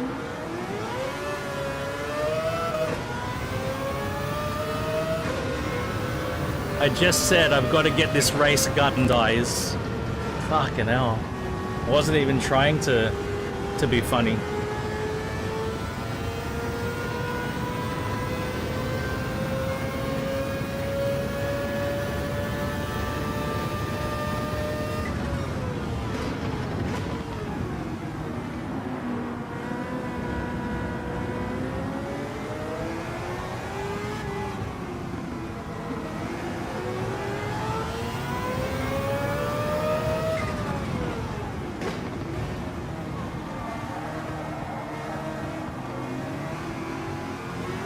So my sequential shifter, I hadn't clicked the switch correctly from H pattern to sequential, and so on one of my shifts I knocked it out of the sequential gate and it was back to H pattern mode.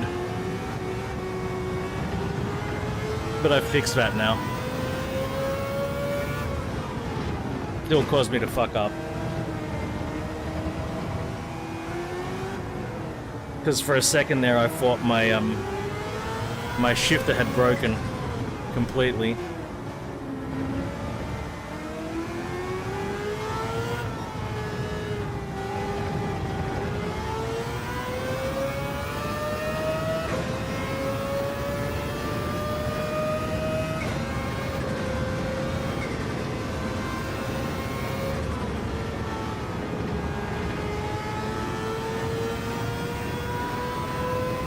Megabits per sec?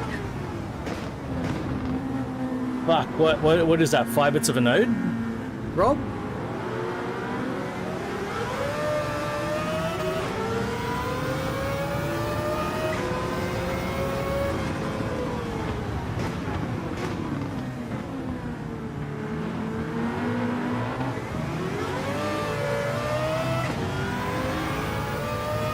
That's rough, man.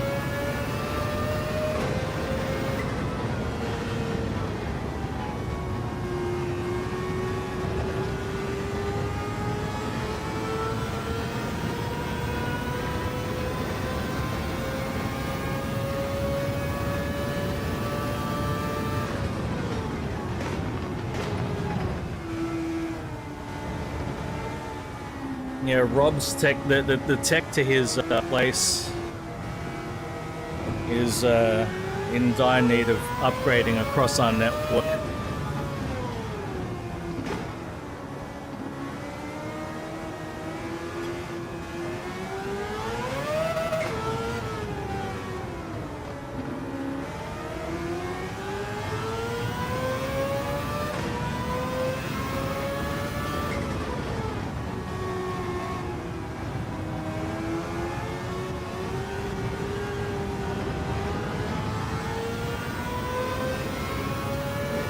Needs to gain at least 10 positions here. I don't have a lot of laps to do it in.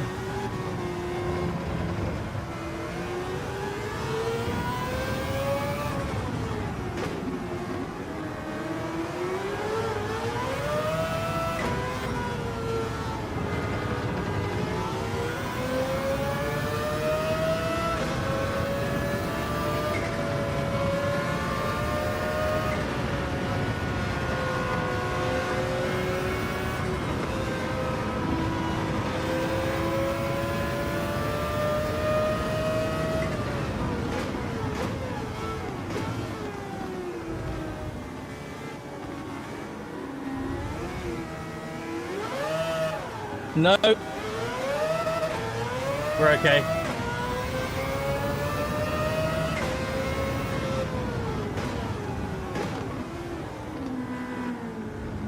Lost him, man. Oh, shit.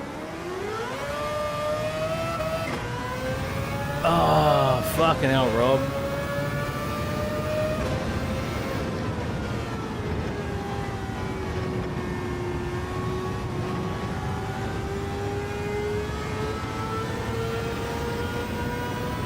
No, they just need to update you to fiber to the premises or something.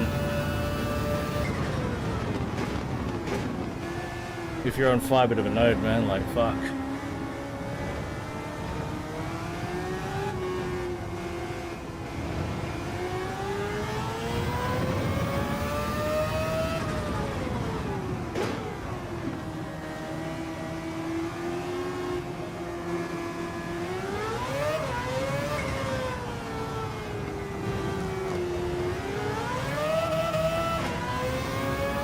They recently did that with my mother's property. Now she's got access to whatever speed she wants. But yeah, I remember when she was on fiber to the node, and mate, it was rough.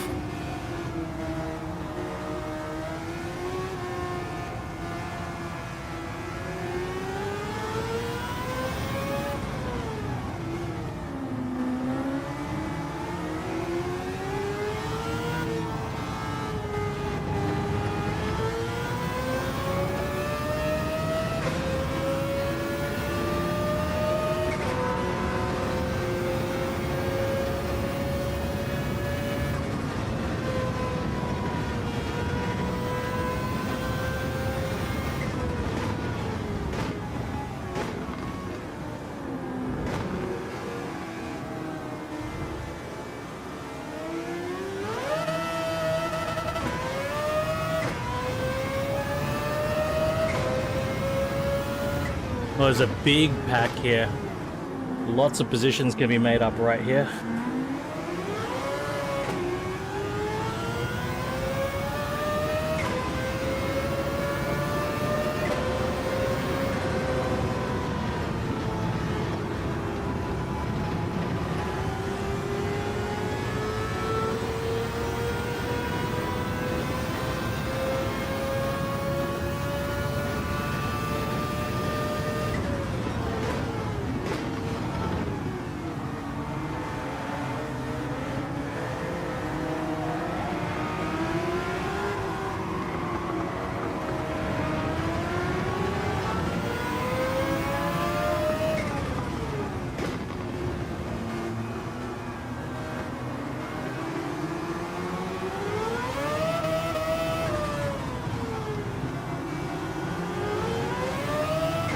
Also, mega potential for disaster.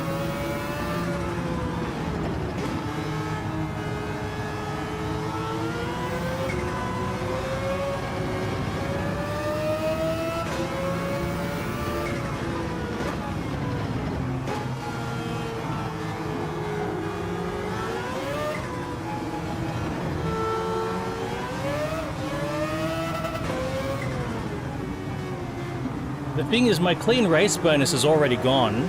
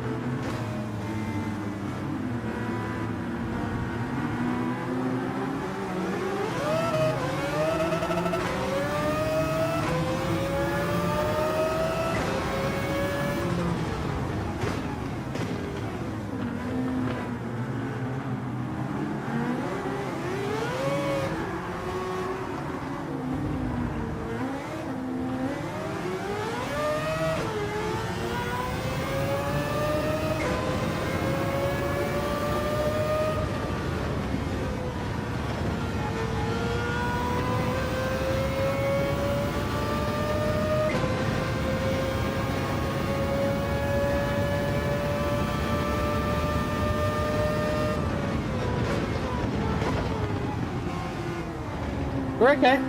We caught up. We caught back up.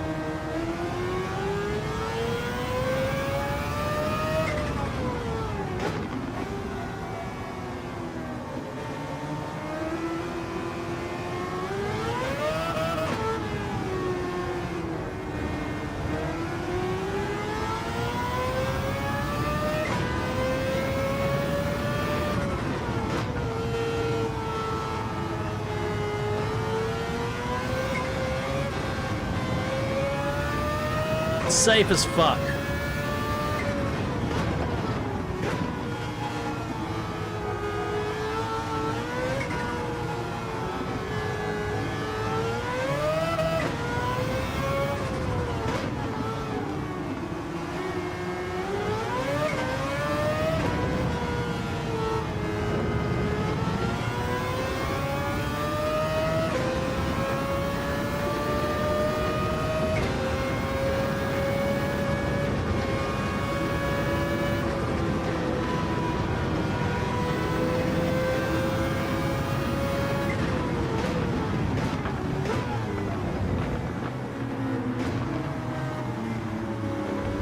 Bravo, come on, come on.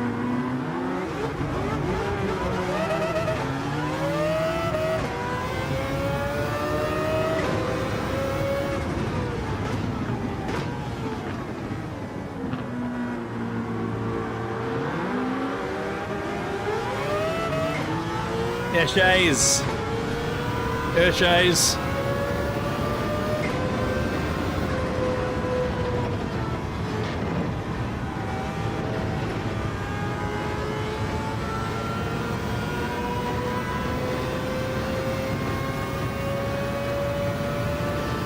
Now, I just need to fuck this up.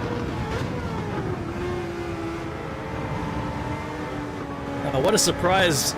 787 being the lead.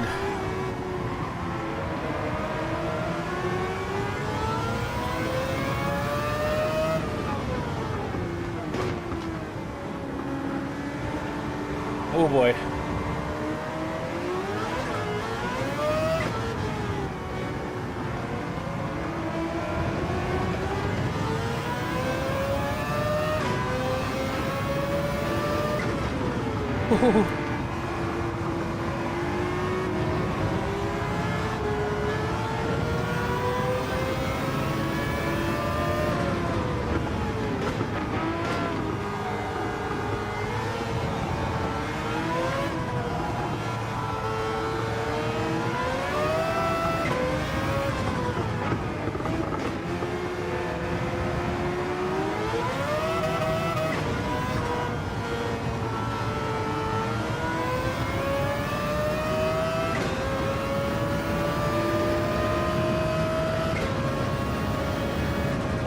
Power.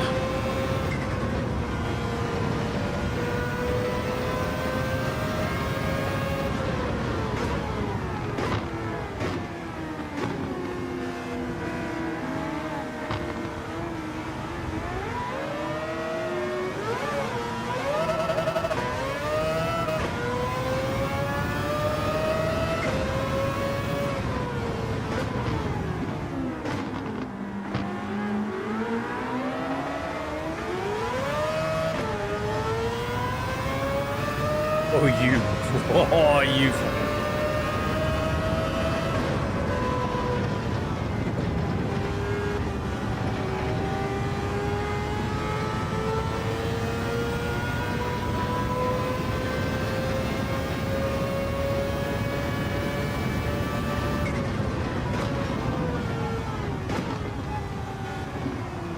Oh boy.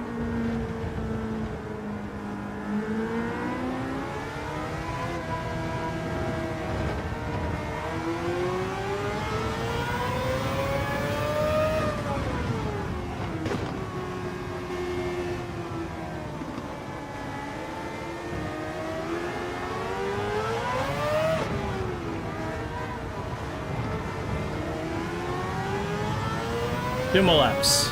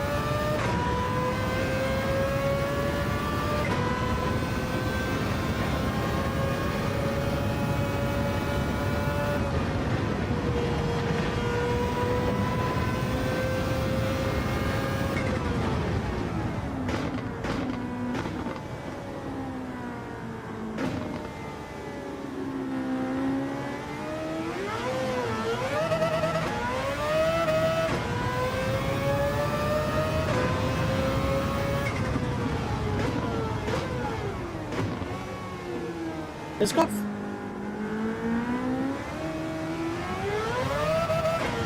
Oh, yeah, okay. For a second there, I thought he was fucking flapping some paddles. I thought he was doing the flappers, but no, he does have... He is reaching for a stick. It is hand on knob action. But I thought he was just flapping away.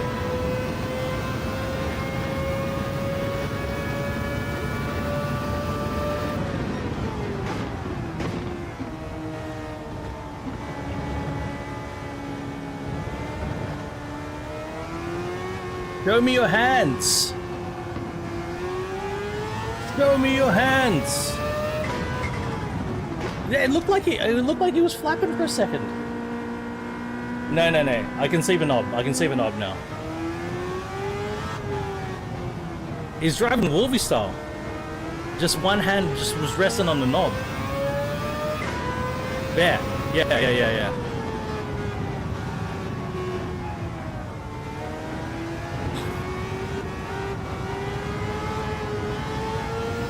You know what? Maybe I should try when I drive GT7. I should take the simulation one step further. Instead of just trying to simulate the car and the controls, I should also try to simulate my driver and his driving style. If his hand's on the knob, so my hand should be on the knob too. No, I can't. Can't through there. Fuck that. Fuck that.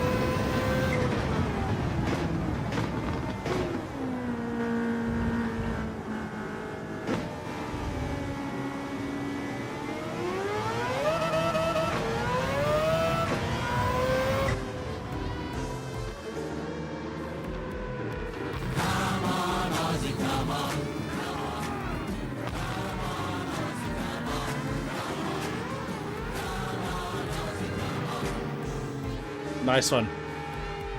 Thank you, Rob. Well played.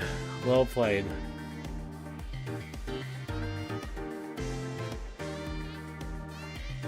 $787B is up top. Fuck your clean race bonus. I don't need your clean race bonus. Fuck ya. Have a little bit of a listen to the Yes.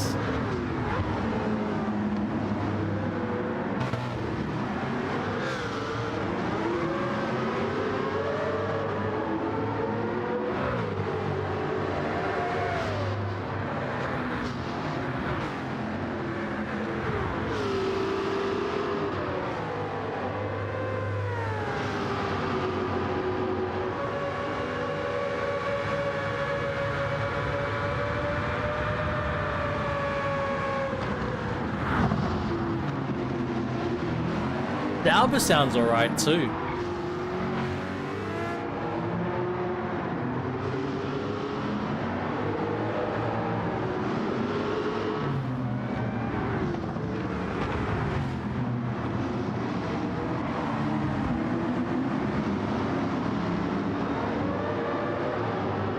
I like the contrast between the gruff, bellowy V8 Nissan and the Mazda. The scream Mazda.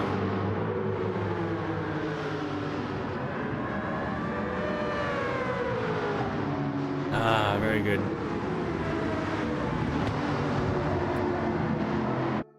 Alright, loot box time.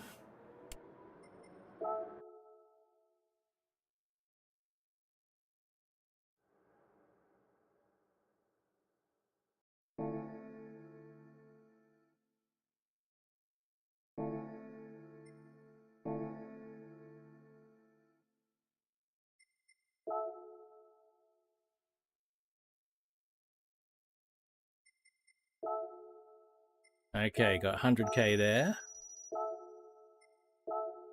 Come on, brakes! Come on, ceramic brakes! Alright, first one is a 3-star. Big pile of cash. I reckon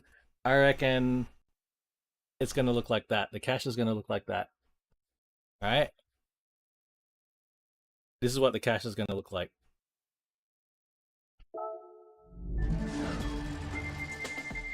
Oh no, no, we got that, or a crankshaft. Oh, we got a car. That's one of the best 3-star roulettes I've gotten. Do I own this one yet? Route 4458. That's a good one to own too.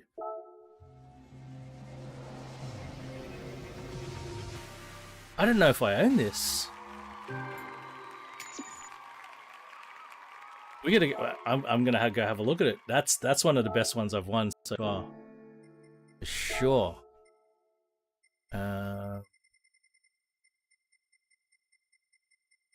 Where are you?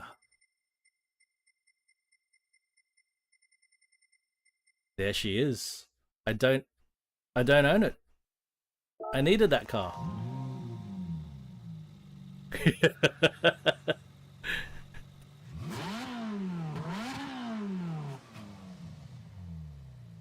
That's all right. Not the best what's the engine code? F143? Engine node I've heard, but all right. Okay. All right, and then 6-star. Yeah. Yeah, at least it's saving me money from buying it. Hey, Brew.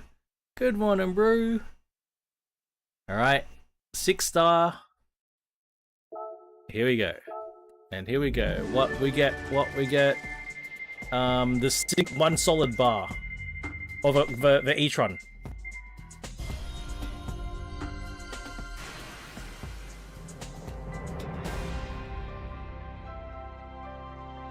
Fucking, I caught VGT again. I catch VGT way too often. That's what happens when you do risky behavior. You catch VGT.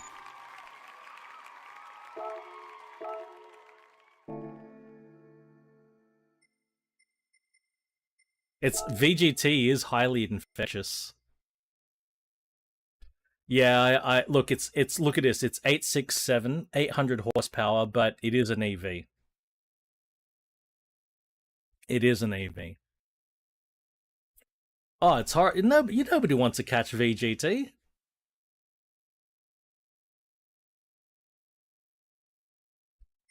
I'm not allowed to drive this Lambo anymore. Nice. I'm not allowed. That's it. I have to get another. I have to get VGT again for a Lambo VGT. I have to get another one.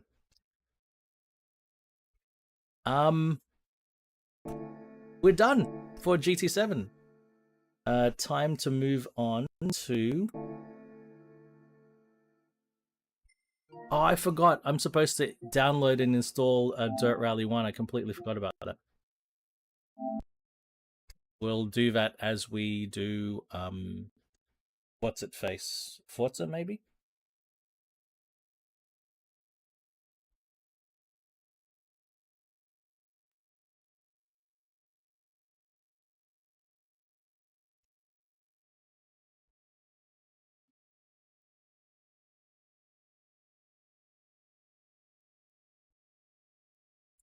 Don't know if I've seen the videos now.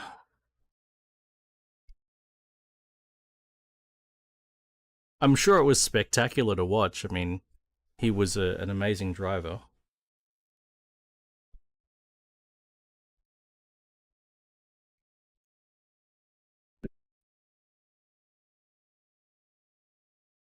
It was his last one. All right.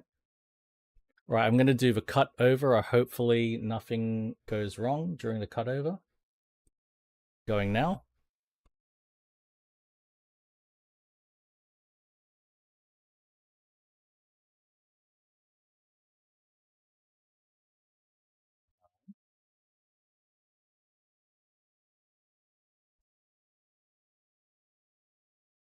Rev sent me some stuff.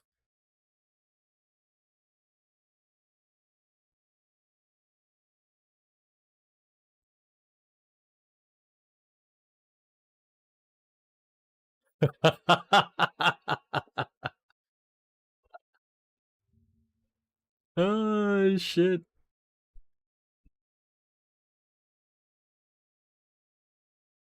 What is wrong with that image?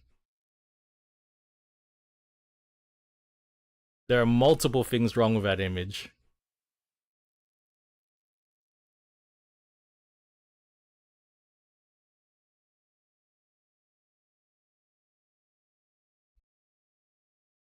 Where does the turbo go?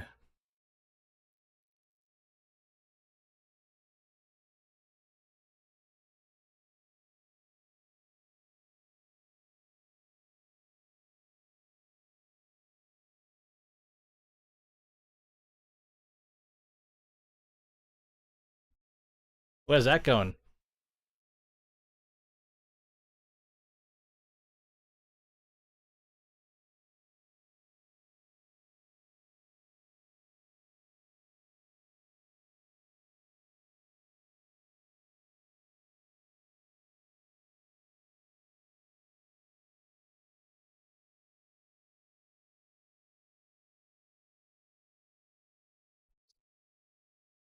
Ah.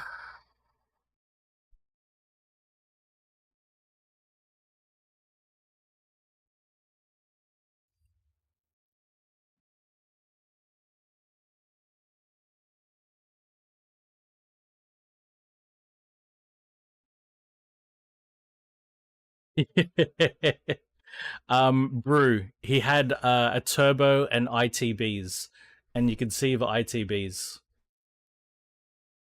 You could see the trumpets.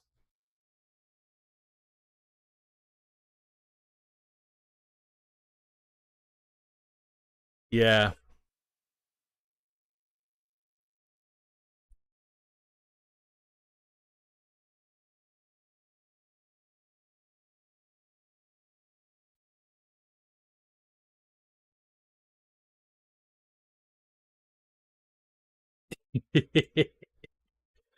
uh, I mean, the turbo's still building boost. It just what? It's venting. It's not even venting to atmosphere. Like all the boost it builds. Yeah, it does. All the boost it builds goes straight to atmosphere, not back into the engine.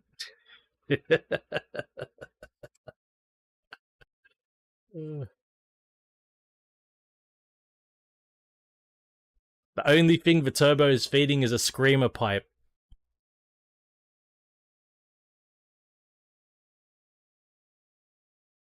Oh, look, it's a 20% discount. AC Evo. So in Australia, it's it's going to go from 47.16 to 58.95.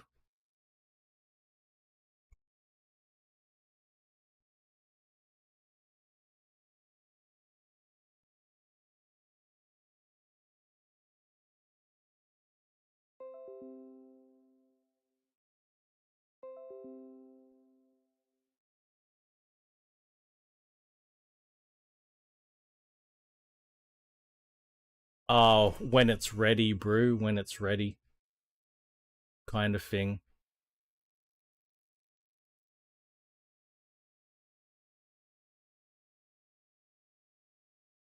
I need to download Dirt Rally 1 as well. I don't remember to do that now.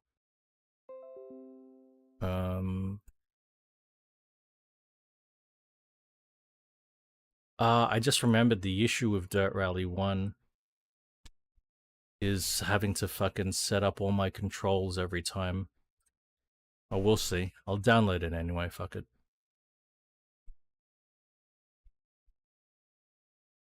SP4, it's SP4 terabyte. Yep, silicon power terabyte. That's where it goes. That's where it goes. Okay. Yeah, that's right.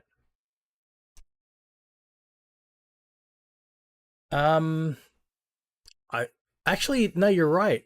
They said summer, by summer 2025 that they would release. Oh no, wait. Is that version 1 that's also got the free roam?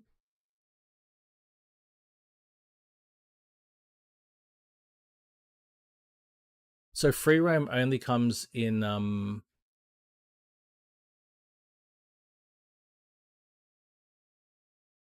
with version 1 or what? Winter for me, but summer for you guys, right? Winter for me and Brew.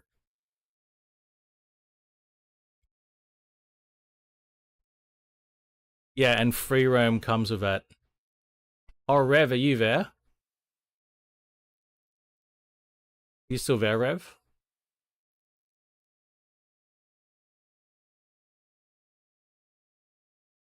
I reinstalled this for some reason. I don't know why.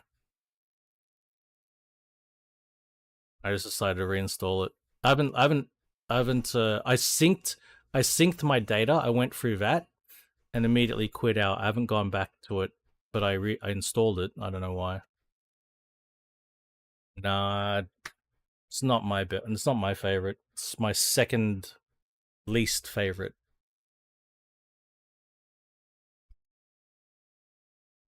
For me, my ordering goes 5, 4, 2, 3, 1.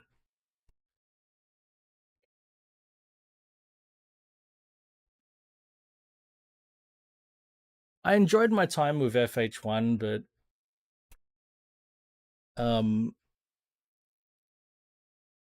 there were some things I loved about FH1, especially the supercharger sounds. I mean, FH1 inherits the Forza Motorsport 4 audio engine. So FH1, yeah, exactly.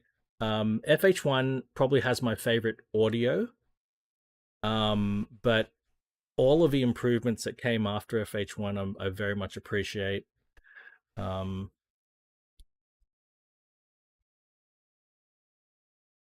FH1's my least favorite only because it was like their experiment. They were still figuring out how they were going to do it, and they also had the constraint of they had the constraint of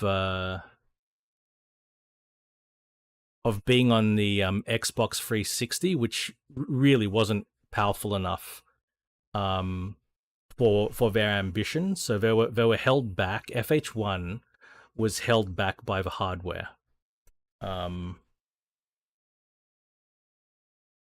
That was the main issue with FH1. Like they couldn't do all the things that they wanted to do because the 360 simply wasn't powerful enough.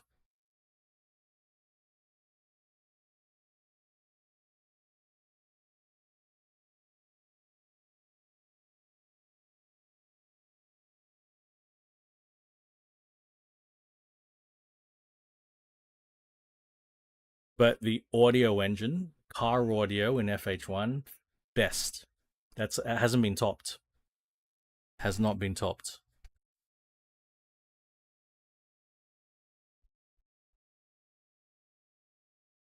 Um,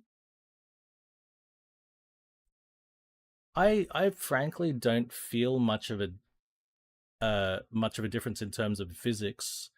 Um, the surface to surface interaction, yes, but the general physics themselves are pretty similar to motorsport. It's just the surface to surface interaction.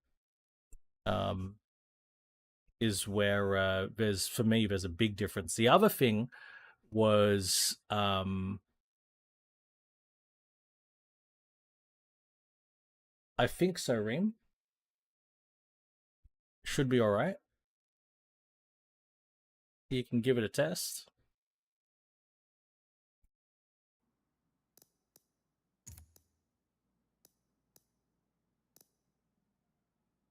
I already got jump scared. That's already happened.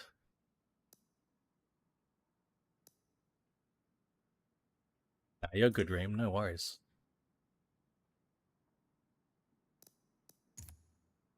Um,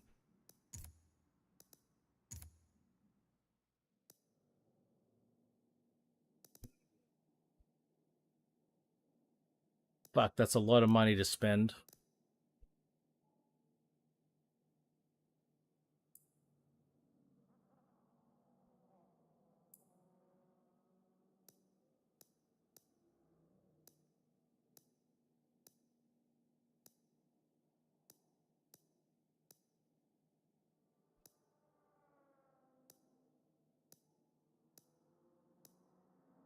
The M6 is more expensive than the M8.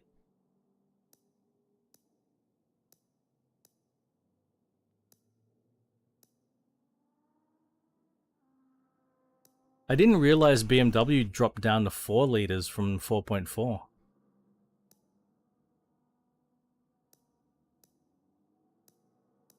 It's like 500 horsepower versus 600 horsepower.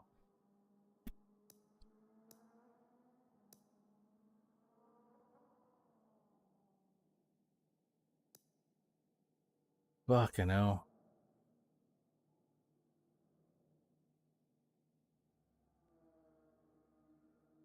This is painful.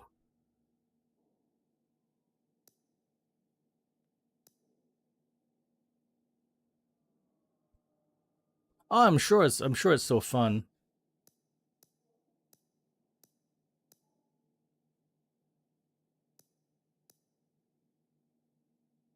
I'm sure it won't cost much money to make this as powerful as that. Probably even the extra displacement might even help. I bet this has just got a restrictor on it. I bet this has just got a restrictor on it. I bet you remove the restrictor and bang, up goes the power.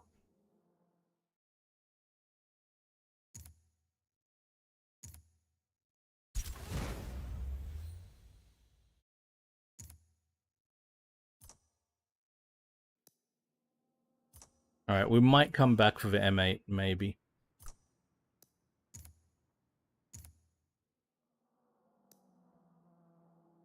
Okay, Aussie Tour, I did that, right? Yep, yep. Early M, what class is this?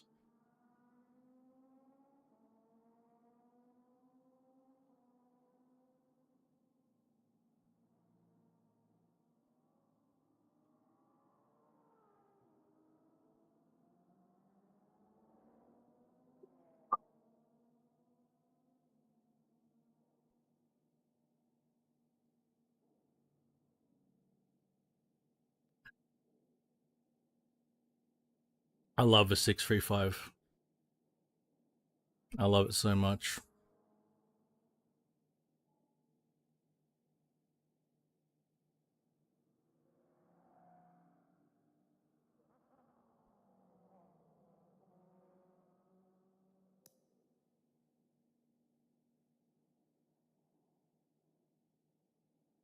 We're gonna drive this now.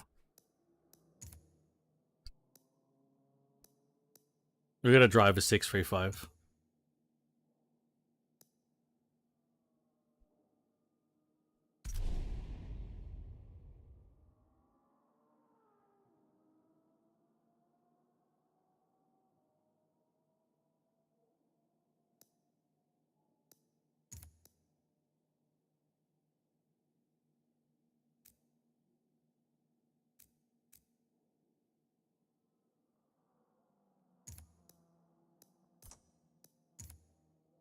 $245s up front, man.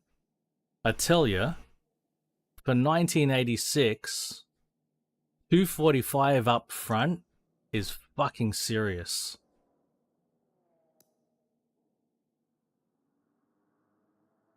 That's really serious width up front.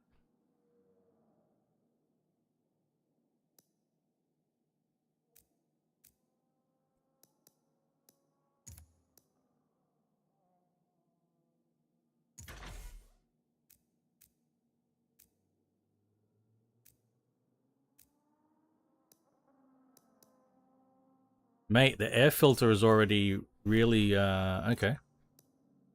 Okay. This is probably why it sounds good, because the air filter is already highly developed.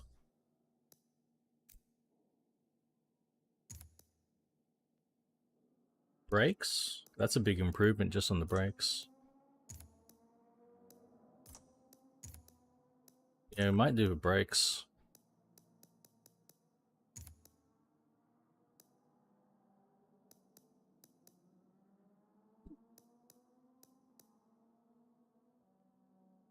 Might reinforce the fucking structure.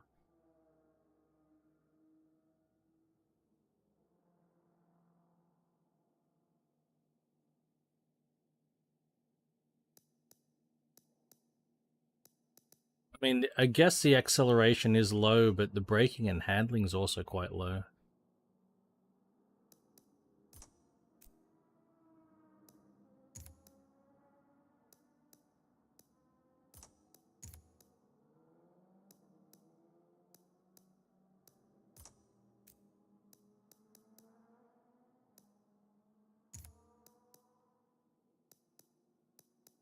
I'm going to let's see what happens, because I've never done this before. I just added some weight, right?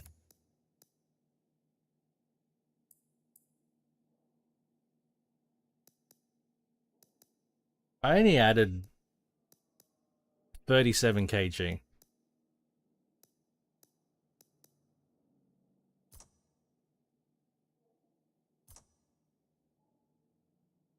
Yeah, we're gonna try that. Get rid of some body flex.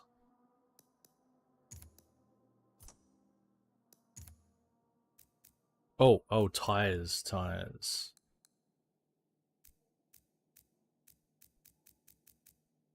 And we're gonna run 900 degrees of rotation.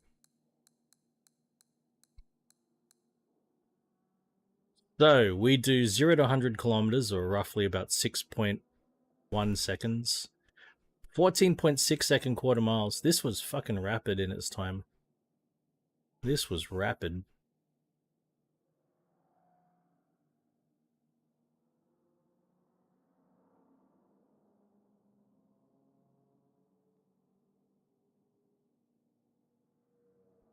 But to think of what happened in less than 5 years' time when the turbos arrived,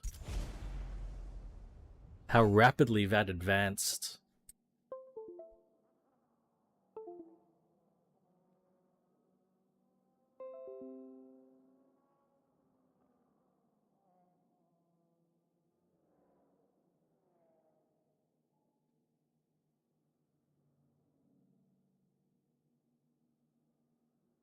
I mean, that's something that turbocharging did, really, is it made you know, high upper levels of performance accessible to more people.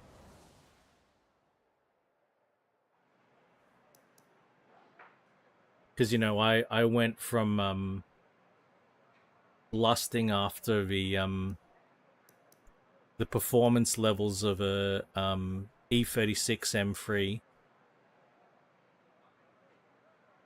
Yeah, I lusted after the performance levels of the E36 M3. I don't think there's any ABS on this thing.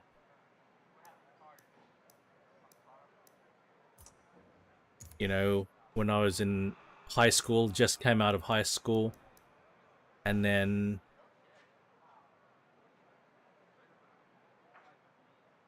5 years later,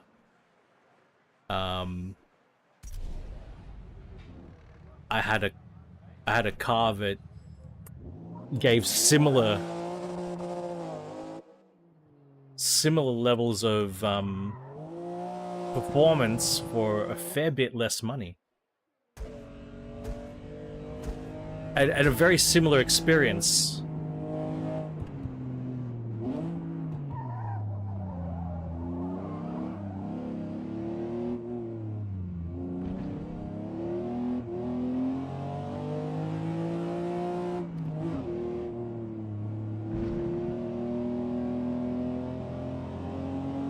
How's the volume? Sounds fucking pretty awesome.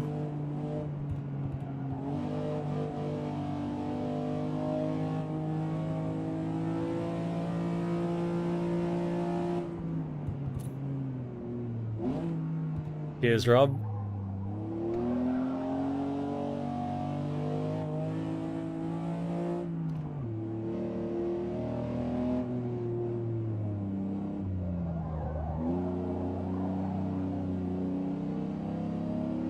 The gearing is quite tall. Hell yeah, George. Hell yeah.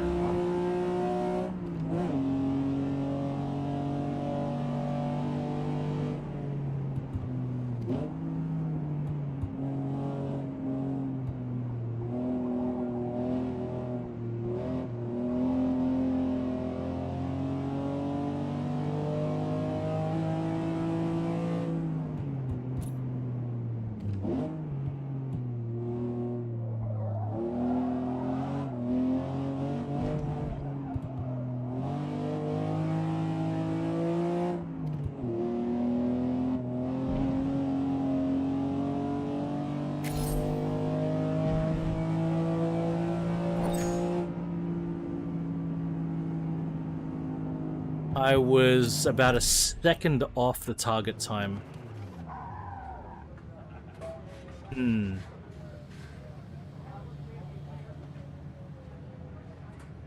Let's see how this goes. 1 second off target time. And who is in this race? Who's in a Sierra Cosa?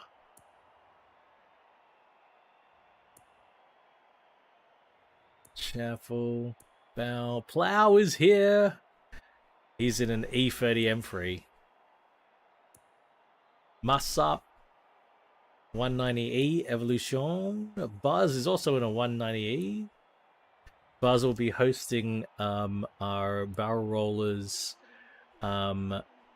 Drive Club, Race Club, double time in a VK. Jane Chaz in an SSVN Group A. It's the Group A era. Ampulix. Rev is here, and Rev is driving an E30 M3. There are times I do love the 190E. It's an odd one for me. I love it, and then I don't love it. And then I love it, and then I don't love it. Lone Wolf. I flip and flop. Audiochron. Radical. Was that a VL? There's a VL in here too. There's an R31 GTSR. This is Group A.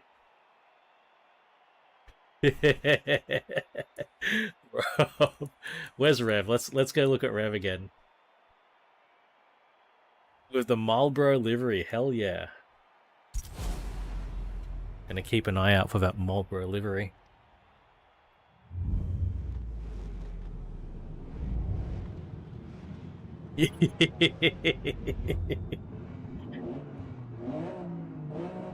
Oh, yes.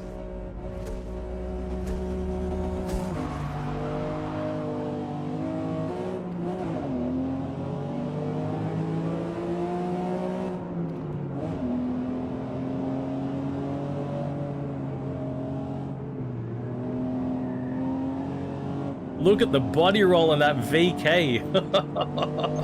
Whoa, buddy.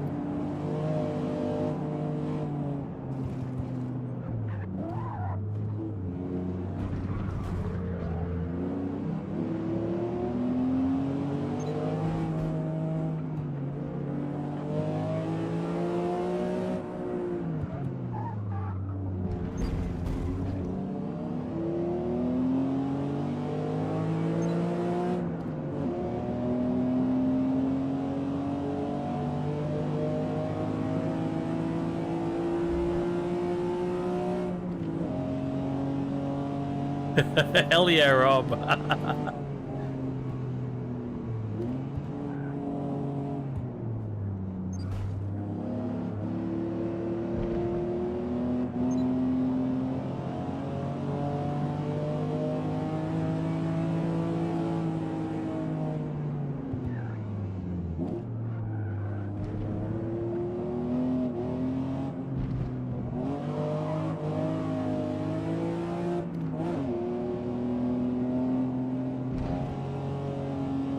Speaking of no hezzy, I will be buying original access to the original no hezzy game next week. I'd like to stream it. It's probably going to be here on YouTube. I don't know if it's got good wheel support or what, but I don't care.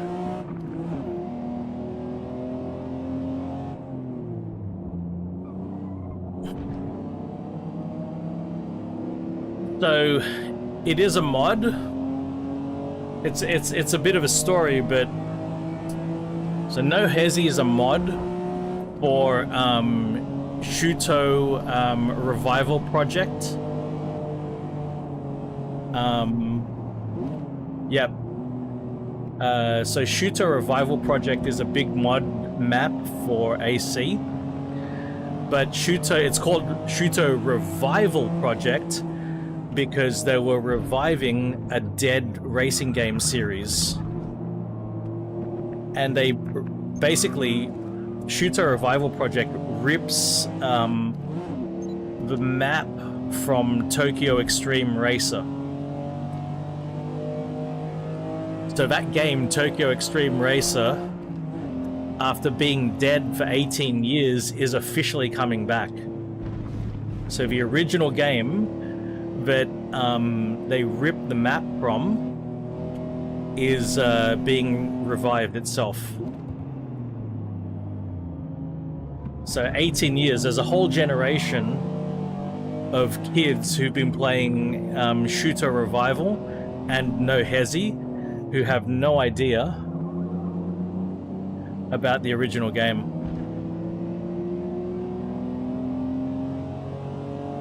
Yeah, basically. But the thing is, Tokyo Extreme Racer was never a detailed simulator, very, very simplified physics, because it's not AAA. You know, it's a small studio who built it, and they remain a small studio now. Nevertheless, in terms of the modifications and the customizations and the cars, they're awesome. And it shows that the developers really know the subject matter and that they love it as well. So it's a genuine pleasure to play the game.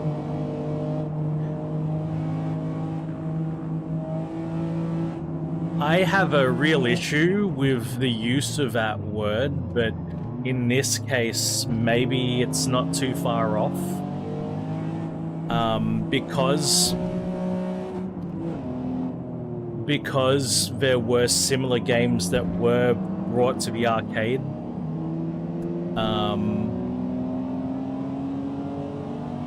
Similar gameplay was brought to the arcade, but in general, most of these games that we have on our consoles and PCs are so far removed from what an actual arcade racer is like that I think it's very misleading. You know, if to simply label anything that isn't a detailed simulator as an arcade racer is, I think it's a little bit misleading, because arcade racers are their own thing. And just because the physics isn't simulated in detail doesn't necessarily make a game an arcade racer. That's something I've had an issue with for a long time, with reviewers and automotive YouTubers calling these games arcade races when they're not really. They're certainly not detailed simulators, but they're also not arcade races. Yep, always, Daniel. It's because, you know, correct. Whereas, you know, if you think about the games like Daytona USA, like Outrun, Chase HQ, the actual games, games that you play in the arcades, their gameplay was so different to things like the Crew Motorfest or Need for Speed. Like, I can't call Need for Speed any of the Need for Speeds an arcade racer when the gameplay is so different. I like Project Cars too. It's far from yeah, it's far from perfect, but it's pretty good. It's a pretty good it's pretty good to play. I think the force feedback isn't amazing in Project Cars 2, but it does work well with the wheel.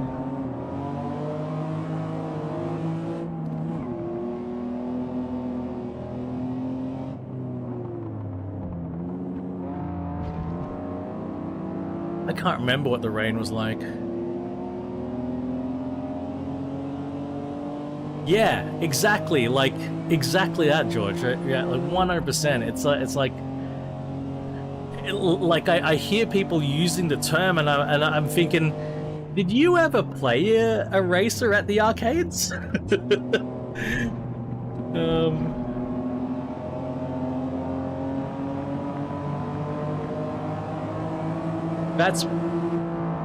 That's pretty good with Project Cars. The day-night cycle and the weather. That's all. That I always liked that about Project Cars.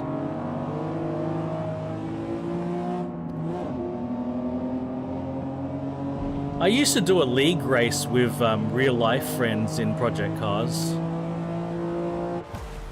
and even though I much preferred racing in Assetto or Race Room Race Experience, Project Cars had its charms. Absolutely had its charms. There were some things that Project Cars did better. Mate, that Sierra all the way up there.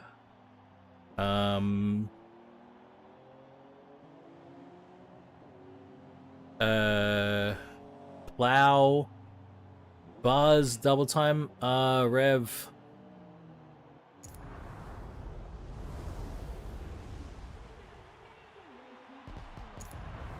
That makes sense, Daniel. That makes sense.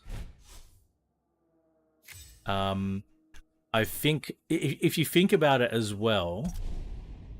How about 69, Rev? Would you finish in 69, or you'd? No, you wouldn't finish in 69 because 69's only 4-play.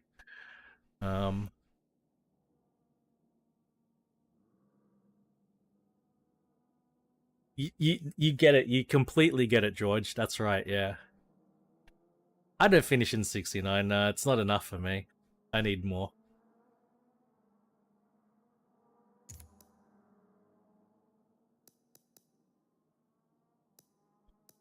I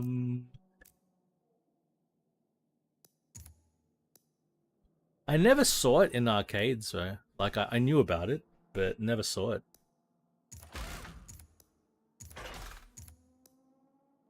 I mean, everyone wins, yeah, but there's no place to finish, really. Oh, tires. I should have got tires. Fuck. Anyway, we've got suspension, but we're sticking with the standard tires. I should have gone with fucking tires instead, right? Oh well, we'll see.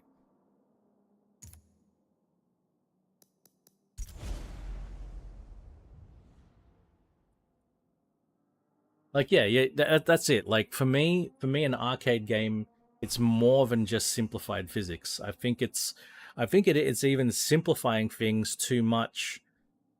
If you detect non-detailed, the physics are not simulated in detail, and immediately just say, okay, it's arcade race. It's like,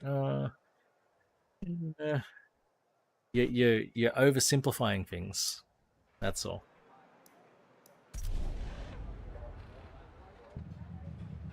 Yeah, you know, this is definitely a power circuit, Daniel. You're not wrong there, man. But I don't believe we're at a real power deficit here versus the opponents, right?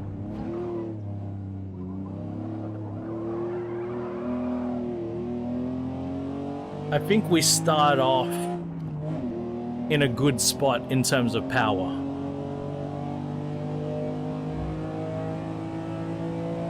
We'll see.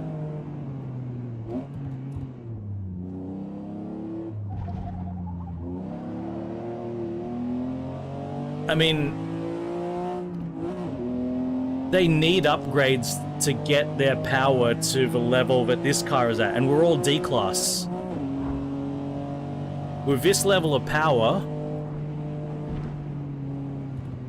this is already upper D-class.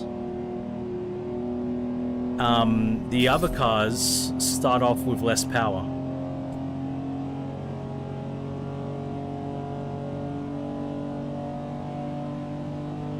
This has got over 300 horsepower, like 320 horsepower, 330 horsepower standard. That E30 M3 starts off with like 210 horsepower, 215 horsepower, not even 220. The Sierra. The Sierra is probably a similar amount of horsepower. What other cars? The VL and VK Commodores would be 250 horsepower, 260 horsepower, 270.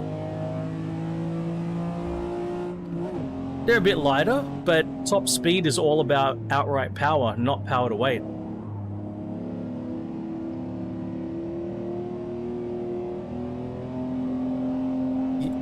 Power to weight does nothing for your top speed. You need actual power.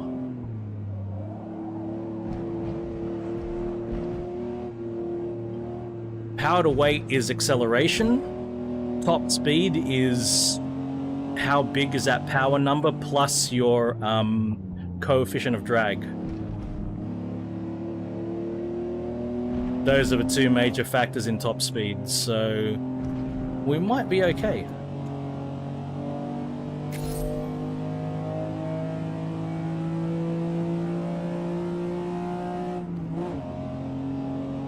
I mean, more power is always fun. More power would probably lead to bigger dominance, maybe? I don't know. Maybe not. Handling is an issue.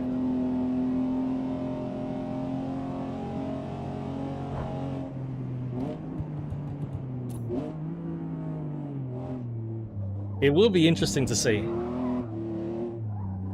But I can't think of any car. I can't think of any other car in the field. I hit the target time. I smashed the target time, in fact. Smashed it. I can't think of any other car in the field. Let's have a look. Alright, actually, the VN Commodore has less power.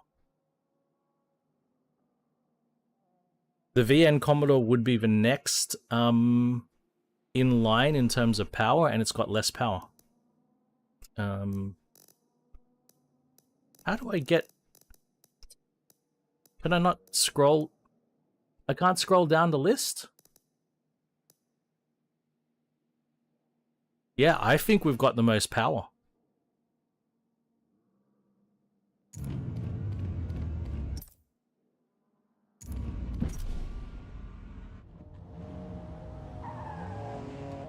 They'd all need to upgrade to get...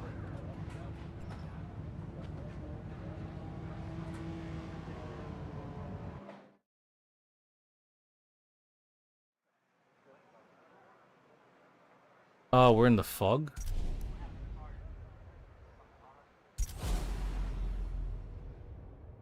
Wait, are any of these cars in C class? I'm only in D.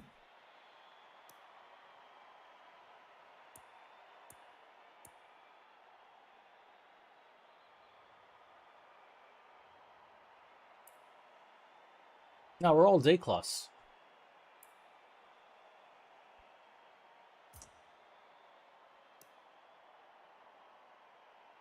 Yeah, it's this is this Group A SV91. But Sierra RS, the Sierra RS 500 would be, yeah, not even 225 horsepower, like 220 horsepower. The VKs and the VLs, okay, the M5 and the M6s are the most powerful cars here. GTSR had 200 horsepower.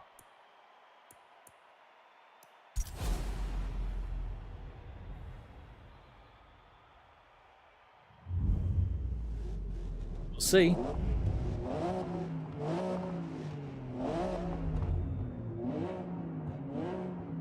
These things were fucking powerful in their time.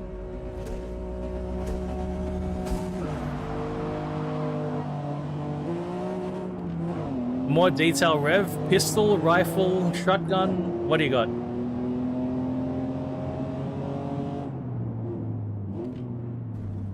Rev, just tell us the caliber and the pistol. 9mm? What caliber?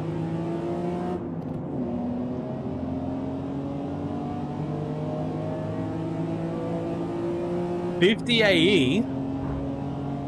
Ooh.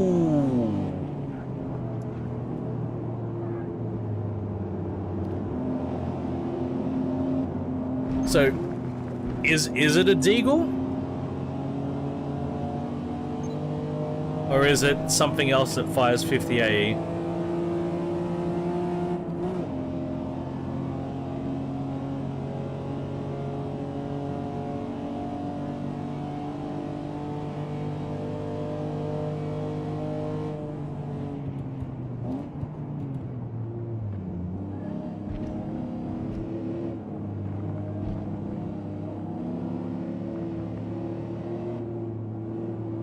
It is a Deagle.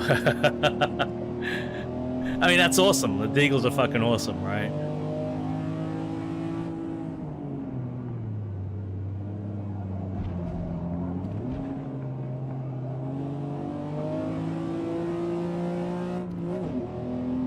I mean, it's still a pistol round.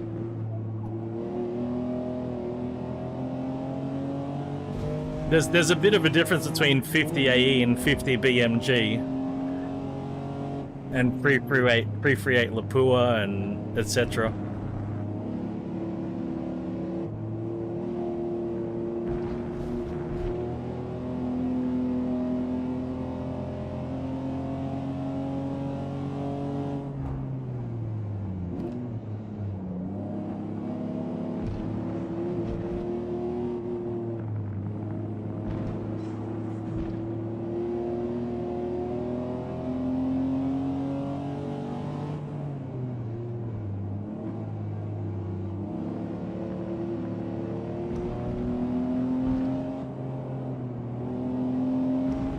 But it's still a big fuck off round, don't get me wrong.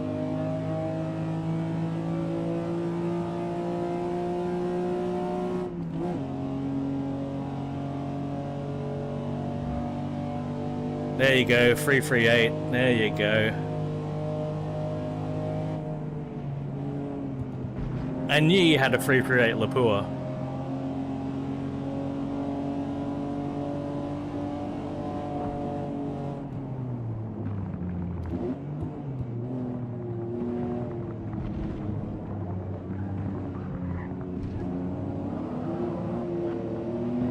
Oh, it's a Win Mag, okay.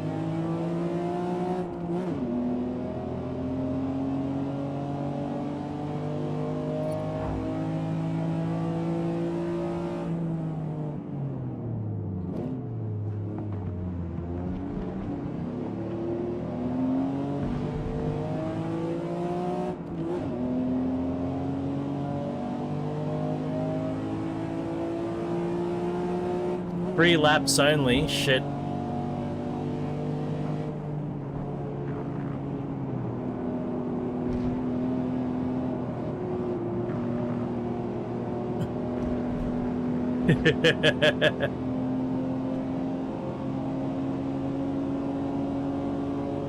It's not that, Belgium's not that far away from Germany.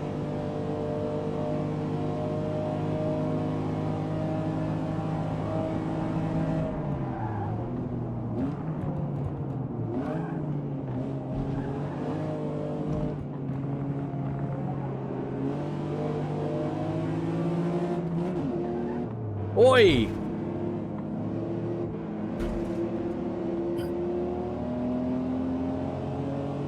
Depends on if you're Australian or American. If you're Australian or American, Belgium's not that far away from Germany.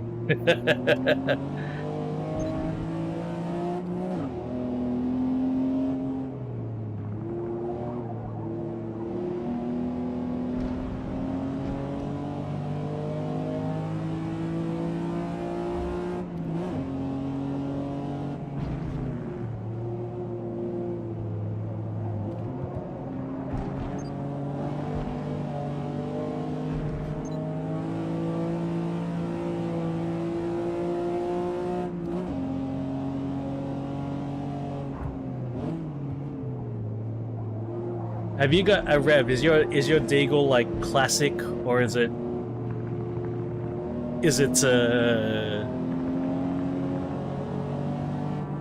does it have any differences in its design to your classic Deagle? I know you sent me a photo, but I can't look at it yet.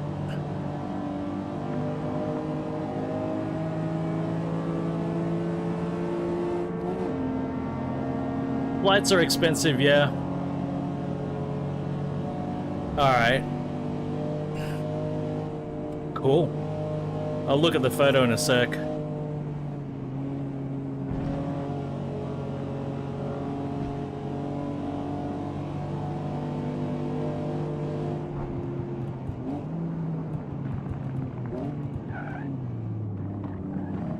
If I was to have one, I think I'd want a pretty classic one. Because they're iconic.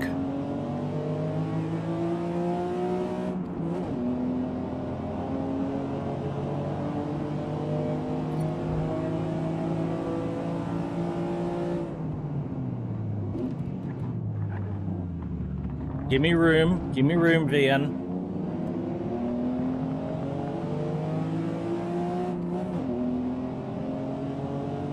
Final lap.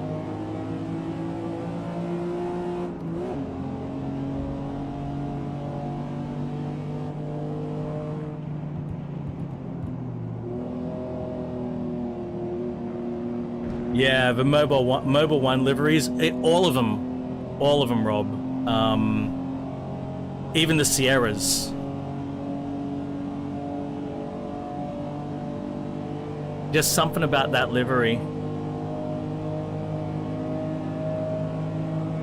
Whatever car it was on, looked awesome.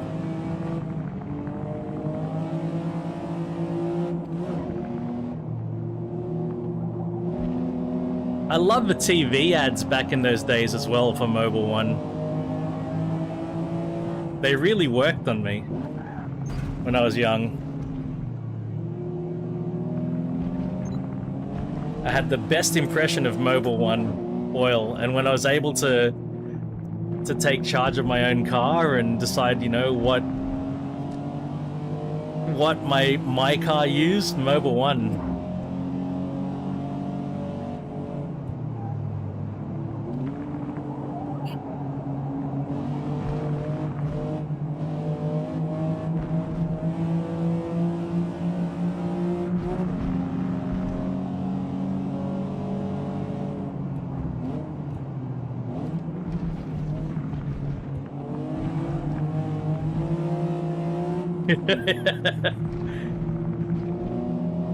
Come on.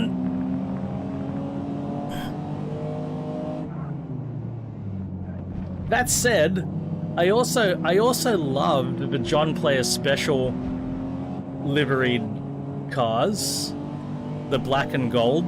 I never smoked a John Player Special cigarette. Oh well, sorry. I never bought John Player Specials. I smoked them from other people, but I never bought... Oh, this is Rev. Hey, Rev. Bye, Rev.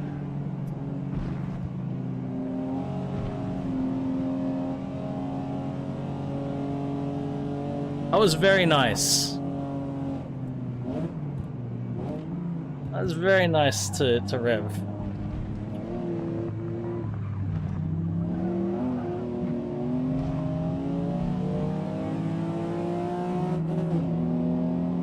No, come on, come on, come on, come on, come on, come on, come on, come on, come on, come on, come on. No!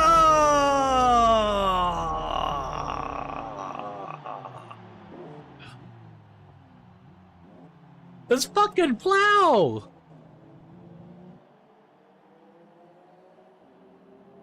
God damn it, plow! GG.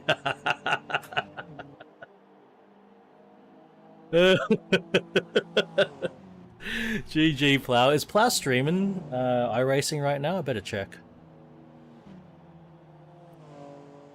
Gotta update me lurkies. I see Joe Valla. Nikki, I've been lurking for a while because she's doing Daytona.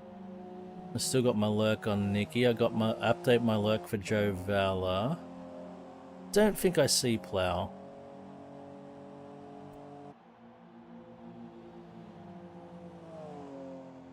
Who else I'm gonna lurk? Right. Okay. There's too many people to lurk. Shit. Alright, lurk's updated. Boop. Boop. Boop. Boop.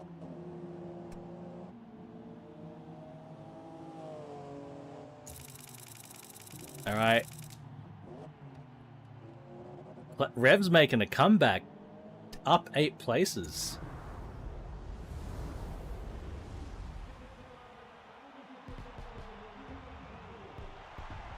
Hell yeah, George.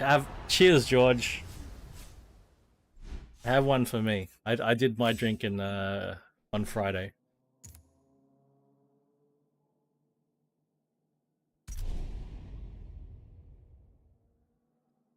Thank you, Lopez. Now we might go... No, we're not going for power. No power. No more power. Fuck. I don't want to spend money.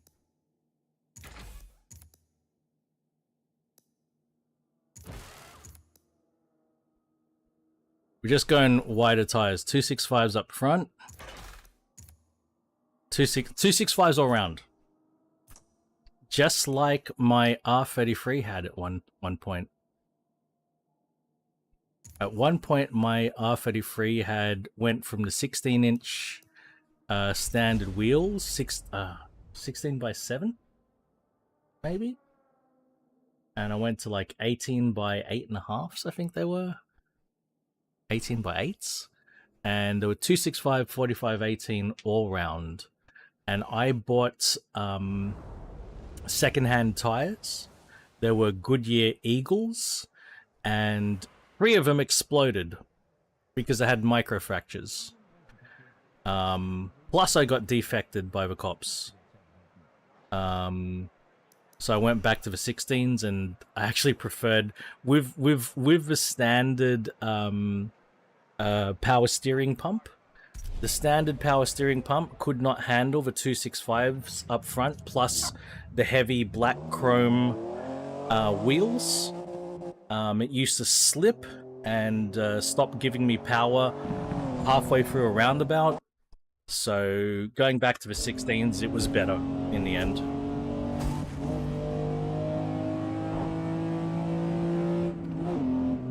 Still, those 18s, those black chrome 18s, or shadow chrome, whatever they're fucking called, they looked awesome on the R33. My god, did they look good. They were 5-spoke, 5-spoke, but they were split.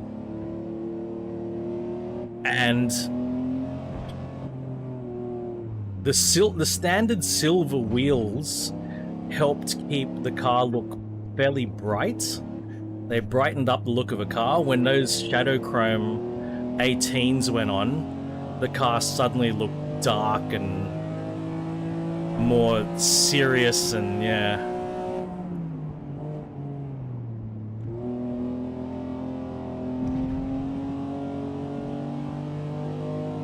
I didn't have them on for long. Only a couple months. Fuck, it's Hockenheim.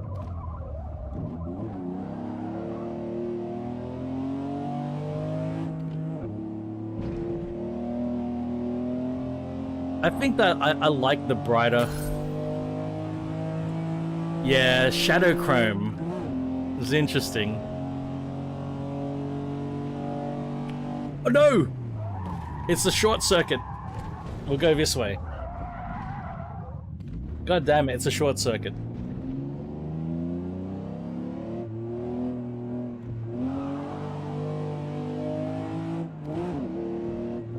Right.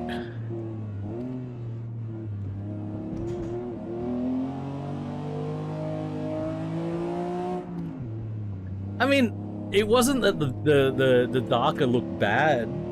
It's just that, you know, I hadn't anticipated that change of how it would change the overall feel of if a car was bright or dark. Like, oh god. Yeah, that's a nice contrast, Rob. That's a dark blue with white. I do like that.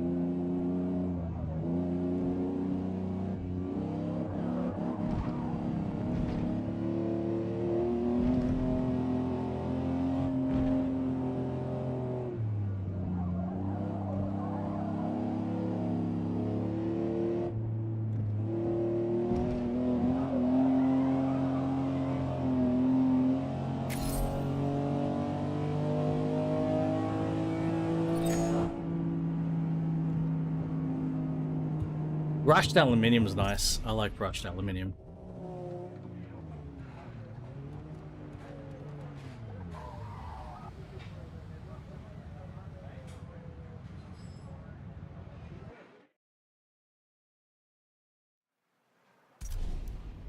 All right. 12th place, they reckon, eh? Oh, yeah. Sometimes it is nice to have contrasting wheels, because that can really set off the car, you know what I mean? Can really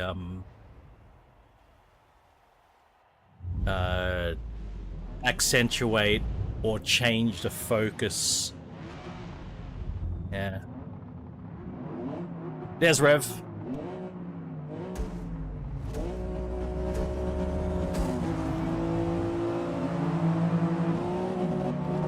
Well, actually, I bet...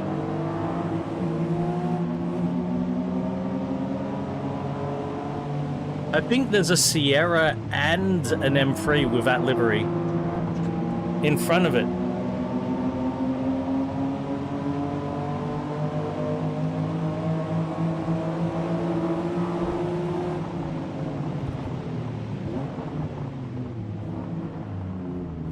Yeah, same livery. One's a Sierra, one's an M3.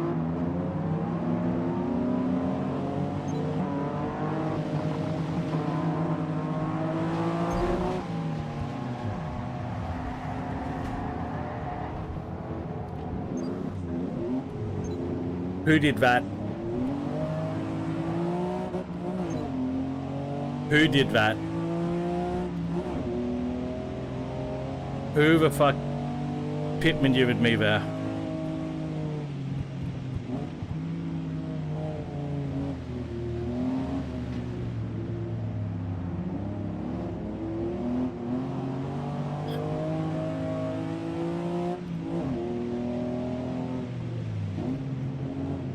Oh, this livery on the fucking R31. Fucking love that livery. That's my favorite Nissan livery.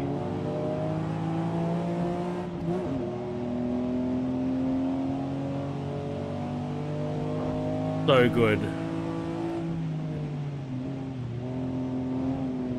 Yeah, the Scaife Richards R32 GTR that I sat in was a 91 that used the classic Nissan livery, not the 92 Marlboro livery.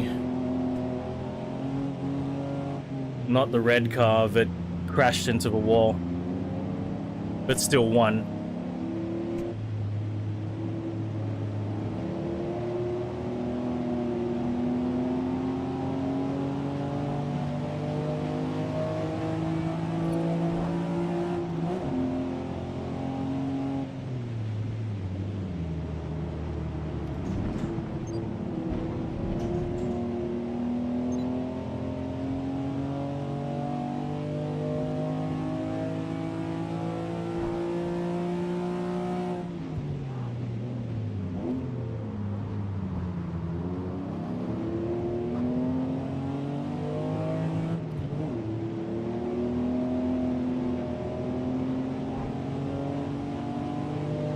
I've got 3 more laps, eh?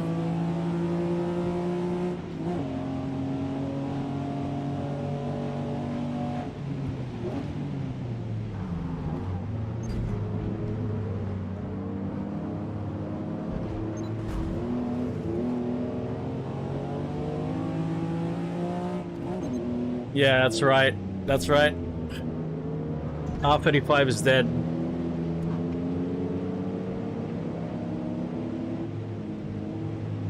The T-Spec was the final edition, the GTR T-Spec.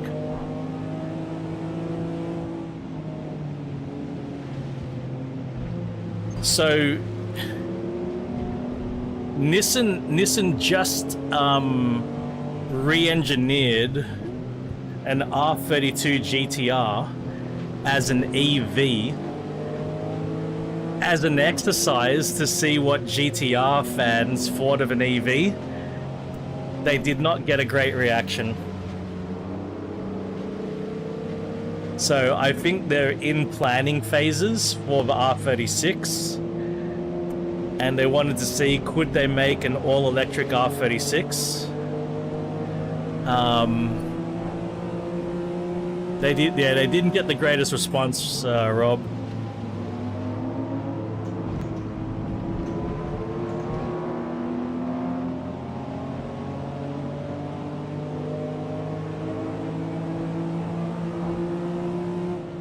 Some people liked it, but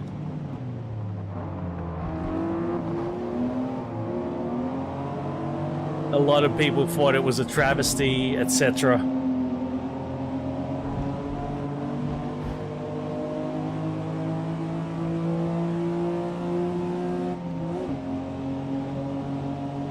Well, the Skyline,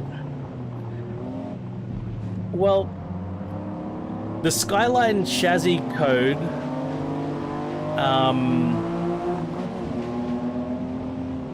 splintered off after the GTR splintered off, right? So Skyline became V35 while GTR took R35. That's how it's split.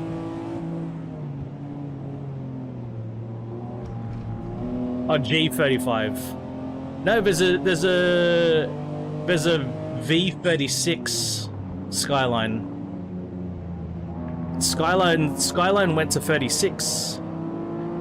Oh no, I think it's V35 Skyline, not G. G35 is an Infinity model.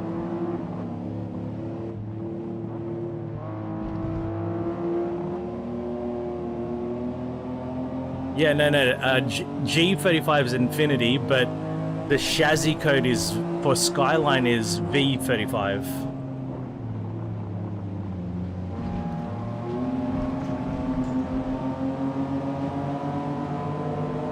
How could that? You know what that could be, Rob? It could be that it was an incomplete chassis. And you know how Nissan started manufacturing GTR parts again? So they might have completed an incomplete chassis. U50 is a model number, Rev, but oh shit. That's probably not the chassis code, it's the model number. That's probably the model, but not the chassis code. Like,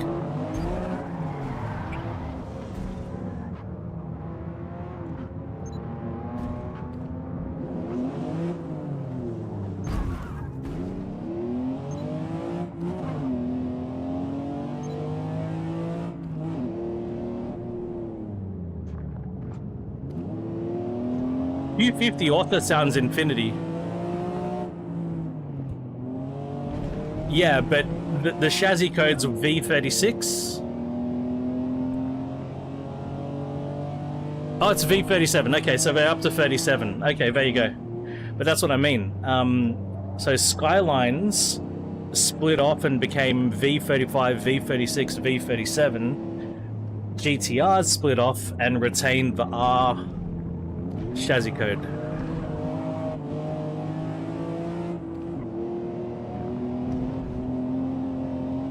What the hell?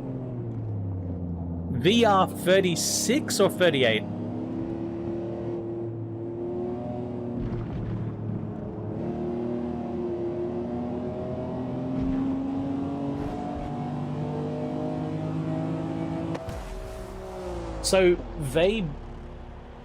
So they put a VR. Oh fuck. Oh fuck. So they put. So Nissan themselves built a 400R with a VR38 DETT. A VR. Whoa! What the fuck? I gotta have a look at this. Well, Plow. Who won? Ah, at least Rev didn't win. I got a feeling that wasn't even Rev. Mate, I want to see who fucked me over at the start.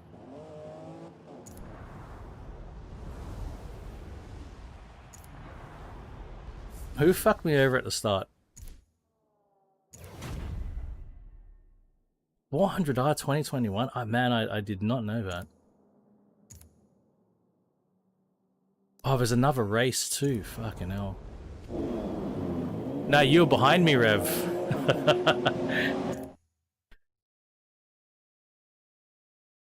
No, you're in front of me here.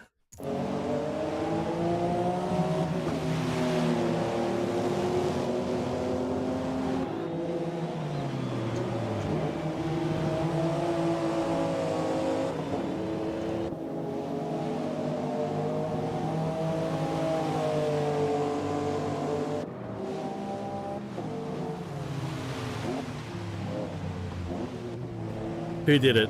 Who was it? That is you in front of me. That is you.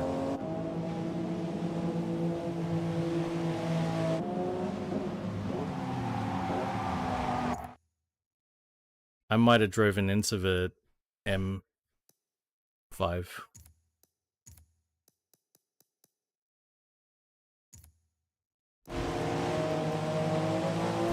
No. No. I didn't. Wasn't me. It was not me.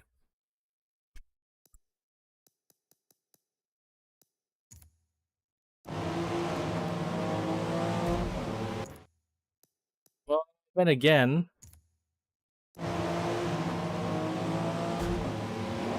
Nah, he's come across. He's come across. Well... Racing incident.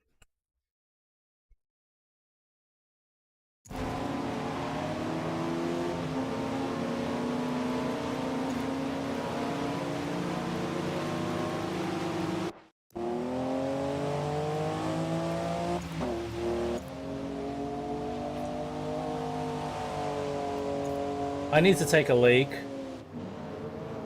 And you know what? I'm going to preemptively bring the cat in here.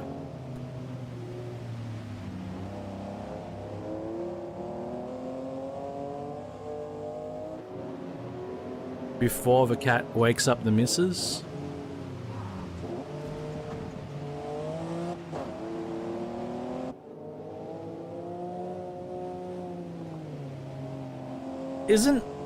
But the Q50 is a Skyline. It's just like... Yeah, Nissan made it. It's an Infinity. So, you know, it's just like a Lexus ES300 and a Camry. It's the same fucking car. You know, like...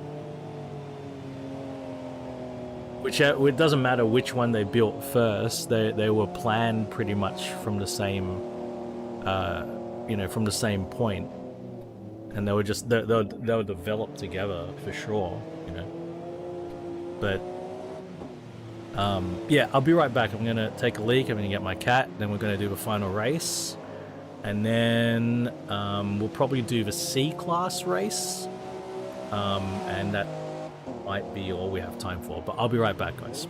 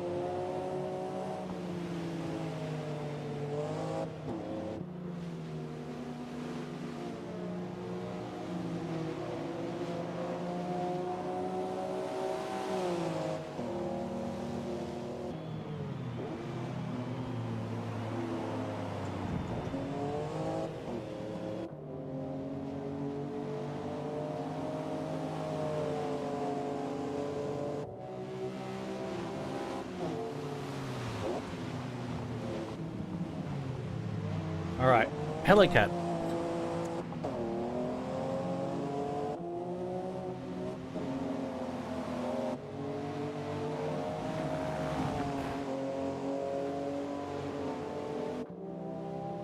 All right, 400R 2021, eh? Kitty.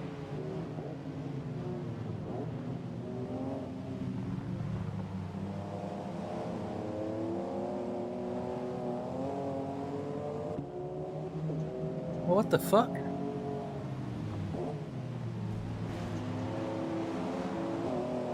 I can reach my brake pedal.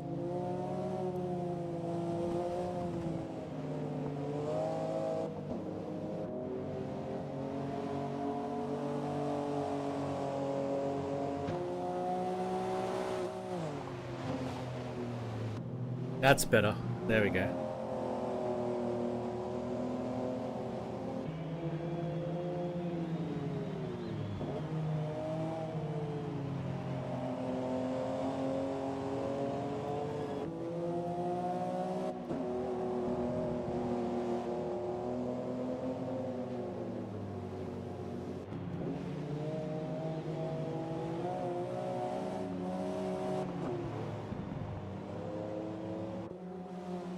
It's a Skyline 400R. It's not a...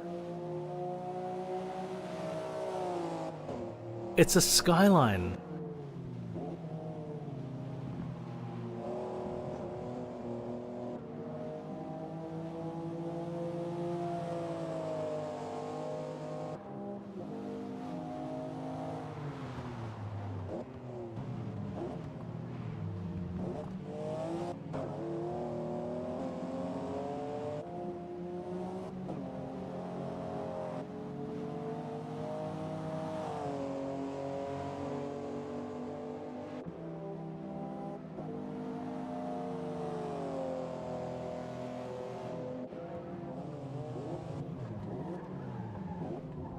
Great, well, yeah, and I doxed myself, but anyway.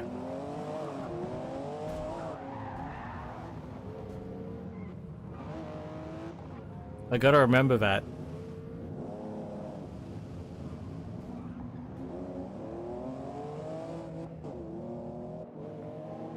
why did they call it a 400R? Just because it's got 400 horsepower, they didn't need to call it a 400R, like, fuck's sake.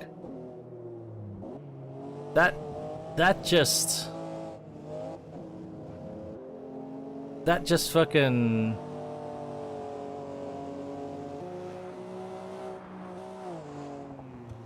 Why did they do that, man?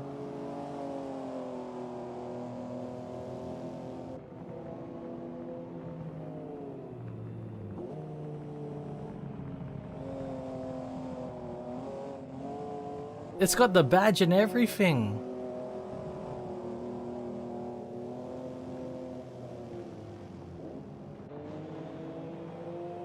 It actually has the 400R badge.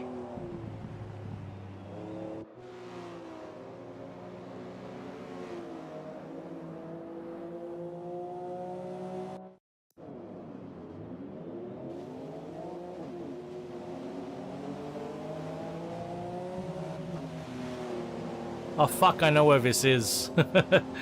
This is only a couple minutes away from my place. It's a beautiful car.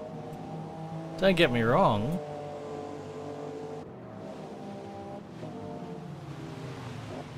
It's just, again, why did they have to use that? That is a 400R. Well, it's a GTR.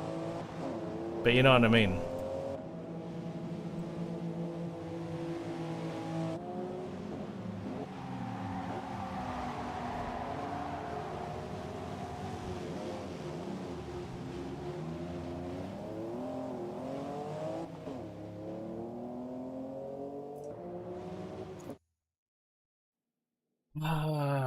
Why do I have to do these things?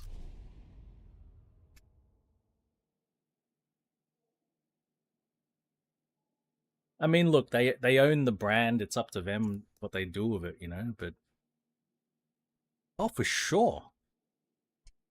I bet it'd be comfortable. It's got all the performance you need.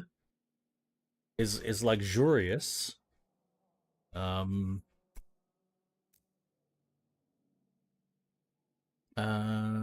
Tires. Yeah, let's do that. How much we spend in 1800? Yeah, that's right. Well, Nissan acquired Mitsubishi, a controlling stake in Mitsubishi. You know, Honda, Nissan, and Mitsubishi are merging. Well, they're in talks to merge. Did you hear about that one, Rev? And Honda wants Renault out before they merge. So that's Honda's condition. Honda don't want anything to do with Renault.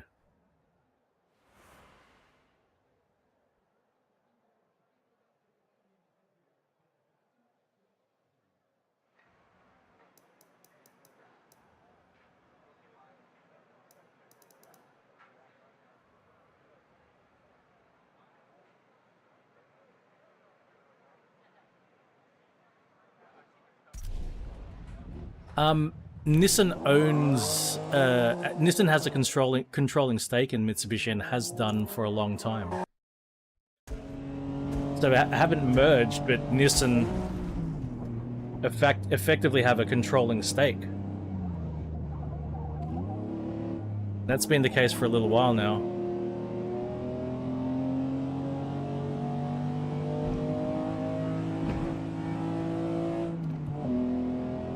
There you go.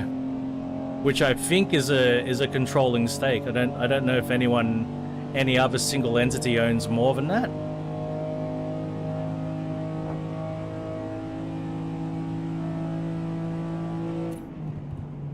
Nah.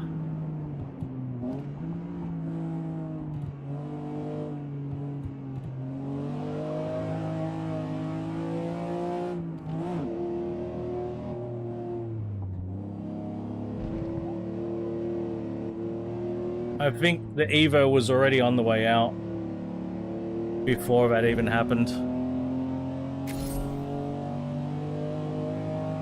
Welcome back, mate.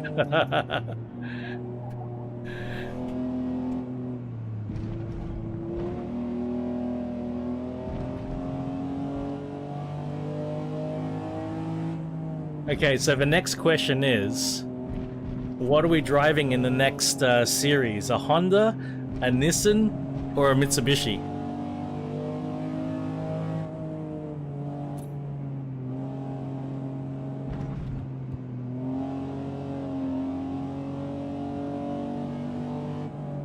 Yep.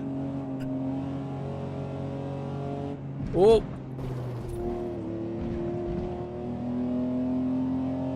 More than I can afford, pal.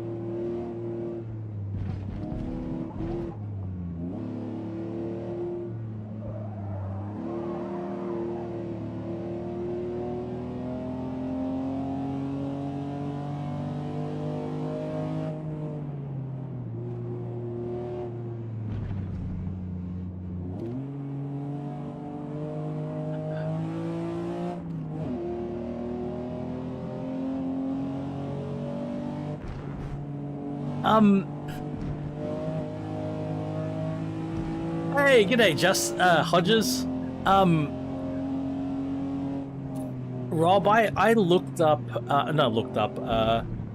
was watching I was following a YouTube channel,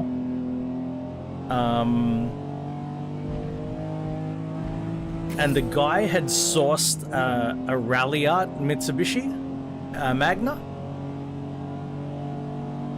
Yeah, 355s are worth a shitload.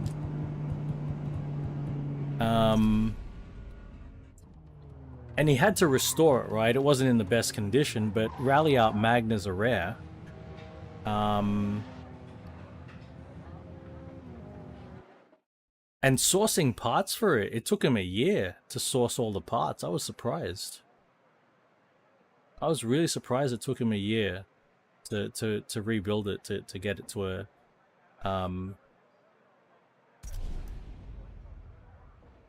good enough condition, you know?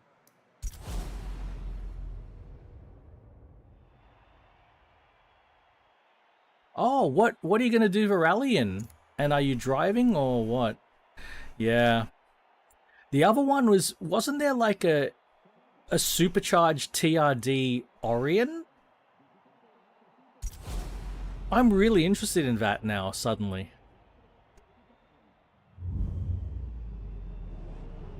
I'm really, really interested in that.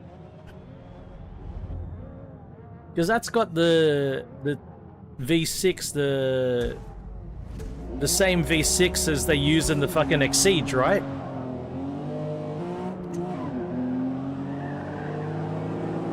Oh, that's awesome, Hodges. Are you staying on the South Island for that?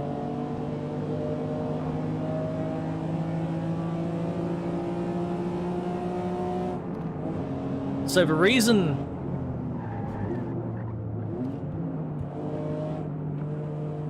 Oi! The reason I'm interested in those now is,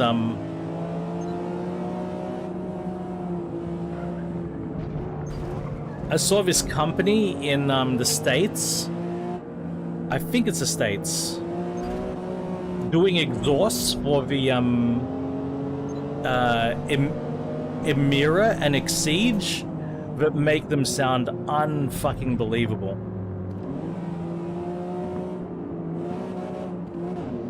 So I'm like, May,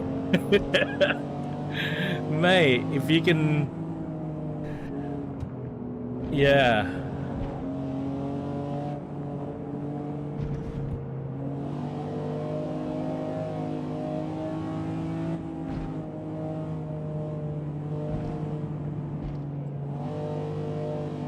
So that got my... Really, a crown? Even better.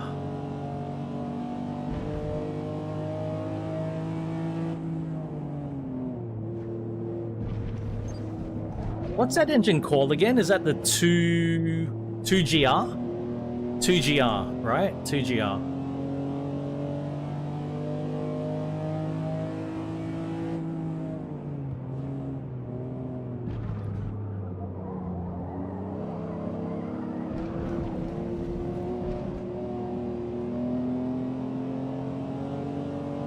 Crowns are awesome, man.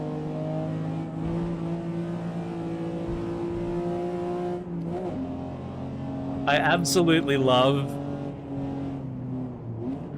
that you had to correct that spelling, Rob, because I'm the same. I feel so embarrassed when I leave out an apostrophe. I get so embarrassed, man.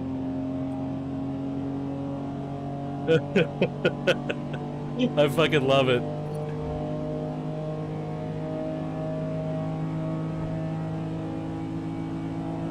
Oh, hell yeah, bro.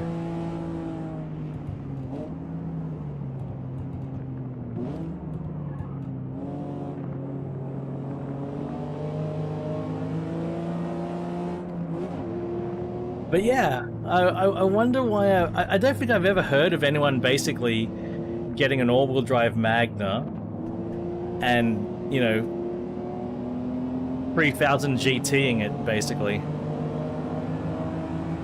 Because that would be a fucking hilarious thing to do.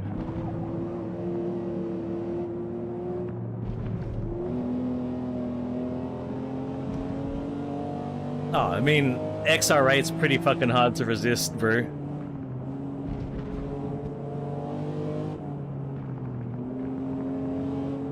You drove a Super Saloon? Hell yeah, man.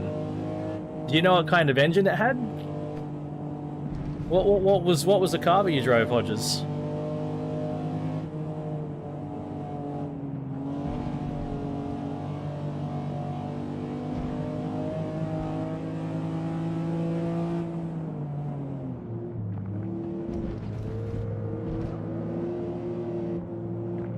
Chevy Super Saloon? Ah, do you know what kind of engine it had? Speedway car, very cool.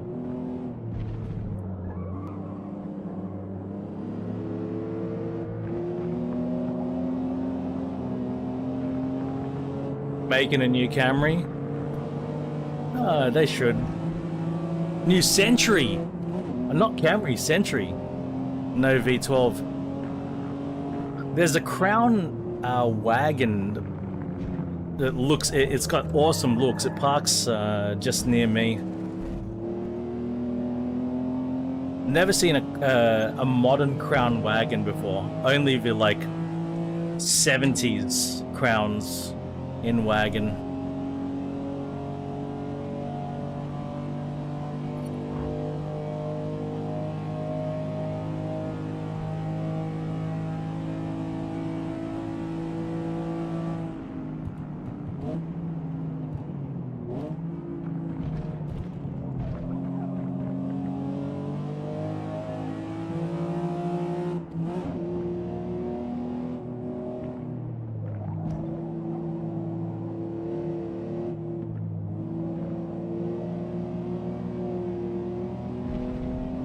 I've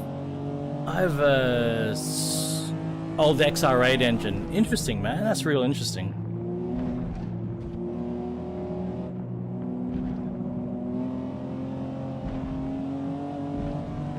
I've got no idea what this old Crown wagon has.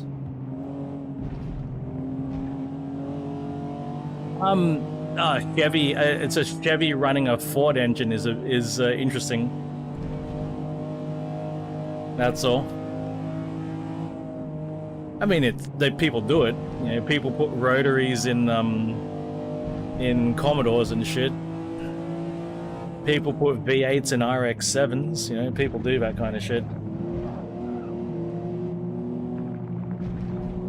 But it's always interesting when people do that. Oh yeah, I gotcha. Yeah, I understand. It's a space frame chassis with a fiberglass body on top. But yeah, still, always find it interesting. There's Rev.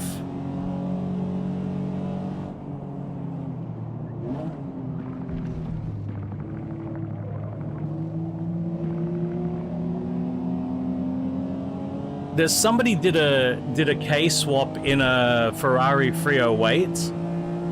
There's a K pace swapped and turboed 911, a 996 911 as well.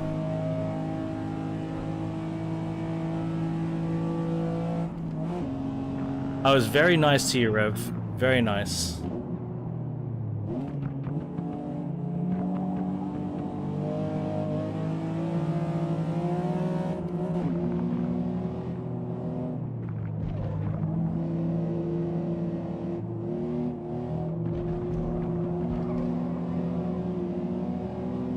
I mean, but still, old XR8 mode is fucking awesome.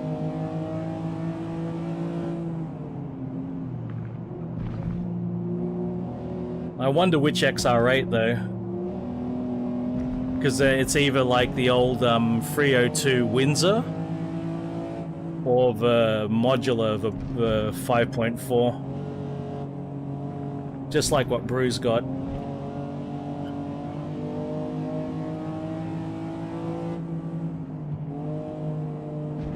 Either way, it's a fucking awesome engine.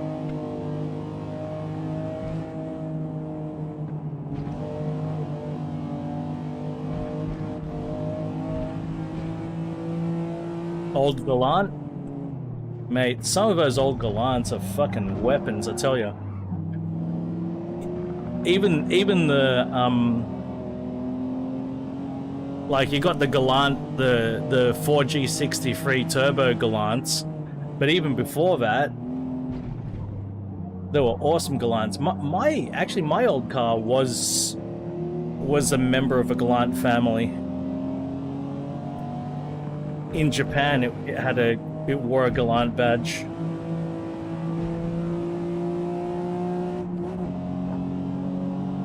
I don't think of my car as a Galant, but I should.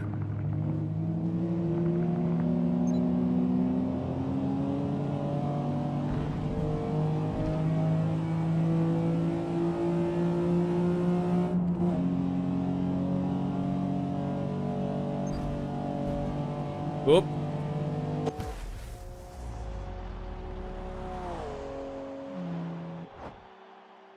And a win to finish off. And Plow and Rev. Again. I love the Mirage Cyborg, man. I don't think there was all-wheel drive standard, but fuck yeah. You might have got me because of my shocking Hockenheim. No!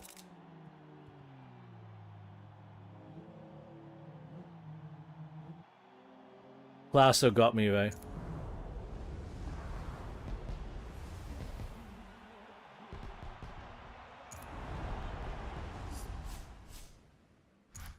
You got on the podium, Rev. Yeah. Okay.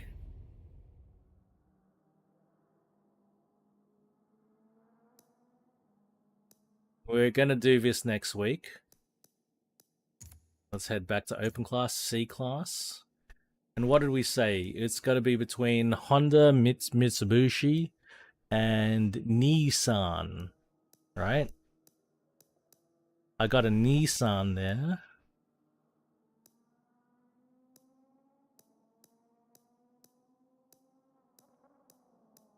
Don't know if I got any Hondas up here. I got a Mitsubishi here.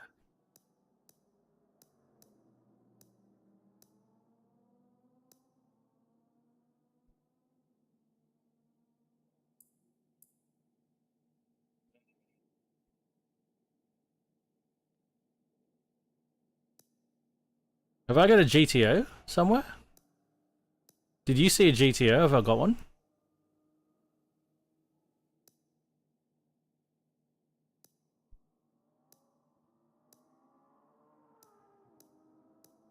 Maybe we'll take the GTO.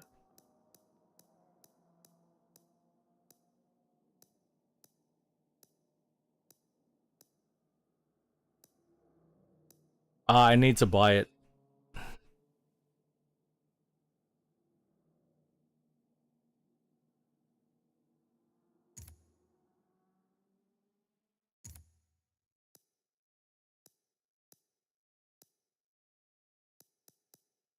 Should it be a red one? Red, silver, or white?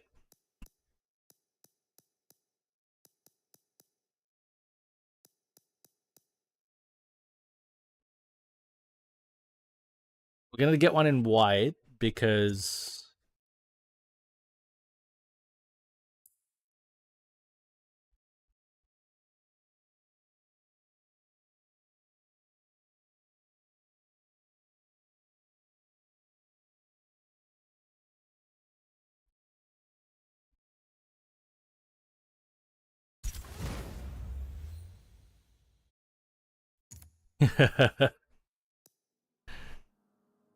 I think it makes sense to get a for that exact reason.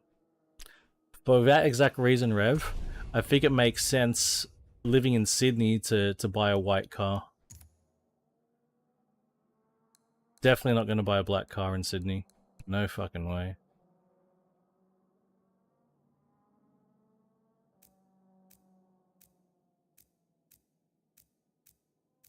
Way too hot for that.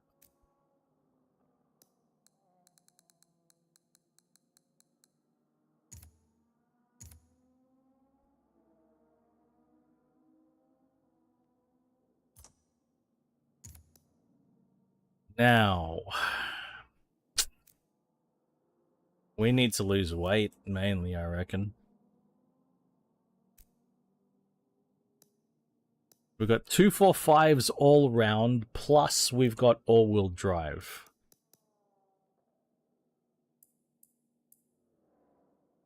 We're not that bad. 1695 isn't that bad, but it was in its time.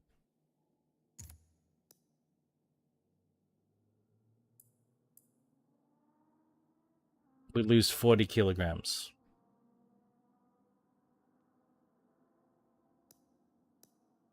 We can get down to the same weight as my Skyline was.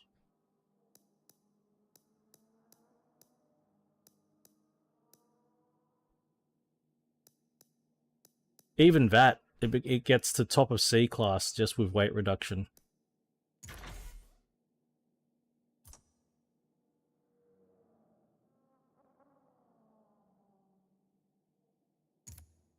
Okay, we're gonna enable, yeah, GTO. We're gonna enable ABS. We didn't have ABS for the M6.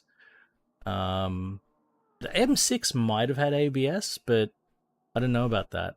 I really don't know. The GTO definitely had ABS.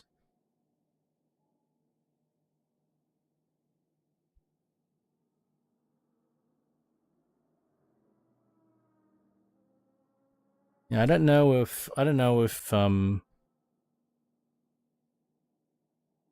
ABS had filtered down to the sports cars by 86.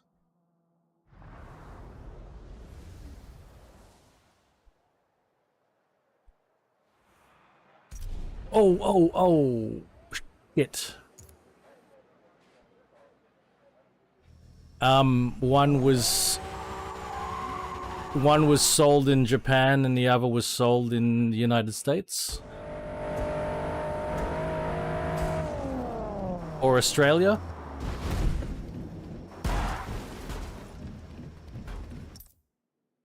It was just the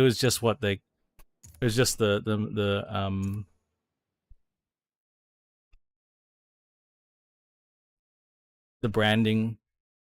That's all. They're the same car.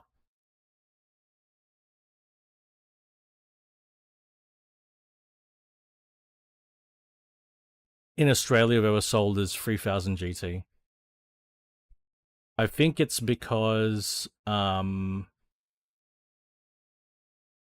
like Mitsubishi used the GTO badge in the 60s, even like in 1968 or maybe 1973. So maybe it's like 1973 and 1972. They had the Galant Lambda GTO. I think that's the first appearance of a GTO badge for Mitsubishi. Yeah, Pontiac. Fucking which Pontiac is it? Why am I drawing a blank? Which Pontiac used the GTO badge first? Fuck.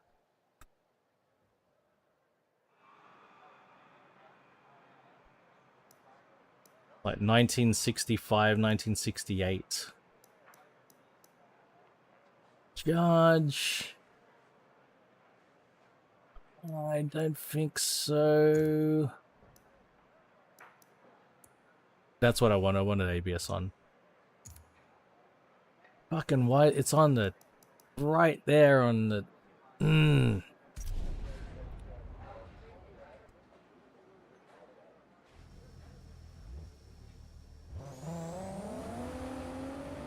It's got some turbo noise.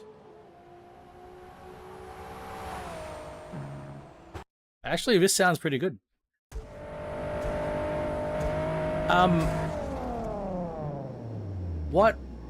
What model did Pontiac first use the GTO badge on? 65 or 68?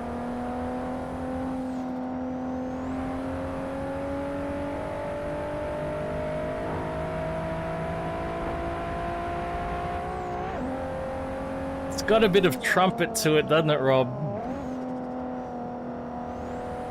Which is probably accurate. Wasn't the GTO not just a GTO? It was based on one of their cars, and then it was the full name was more than just GTO?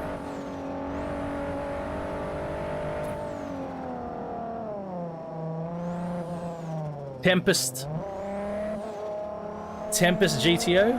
Tempest Le Mans GTO? Yeah, because I know people abbreviate it to GTO for short, but I think it had a 64. Yeah, because I'm like, I think it had a full fucking model, and the GTO was one of the badges.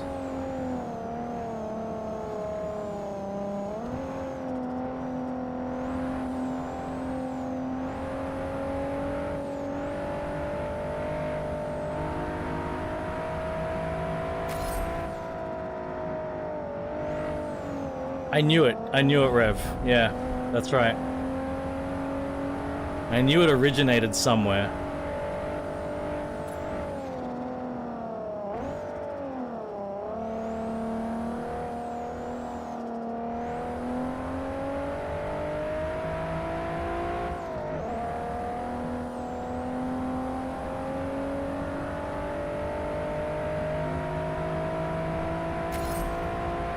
Damn.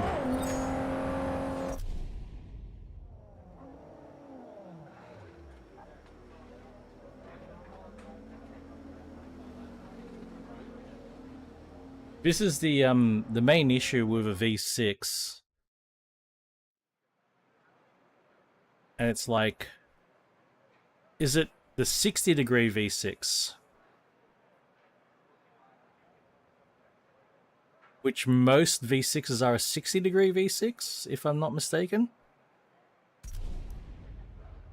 60-degree V6s have a tendency to trumpet, to sound like, and it's not the most pleasant sound. Inner Demons, car lovers here.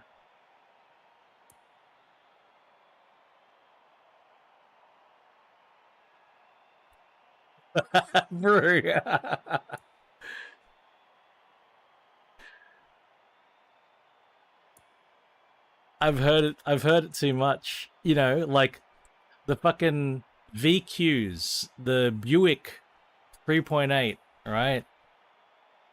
I think if you have a 90-degree V6, they have other problems, but that can help with the sound. And then I think if you go narrower angle, that's exactly what I was going for, bro. I think a 45-degree V6 or lower, like the 15 degrees of the VR motors, that changes the sound again. And that can be a bit more pleasant, but it's something about the 60-degree V6 that makes them trumpet. Hodges, you're here. Hodges, you're driving a Focus RS.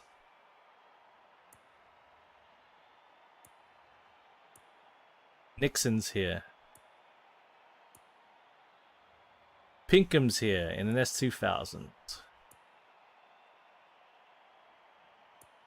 Oh, she. Which livery? South Park livery? I don't know if I've seen it, Rev.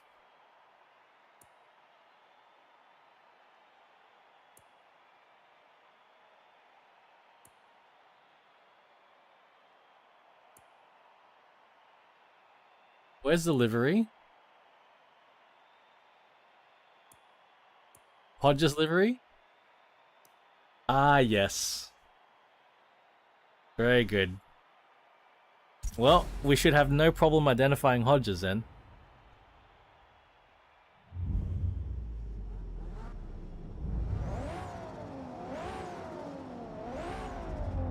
This car sounds better outside than inside.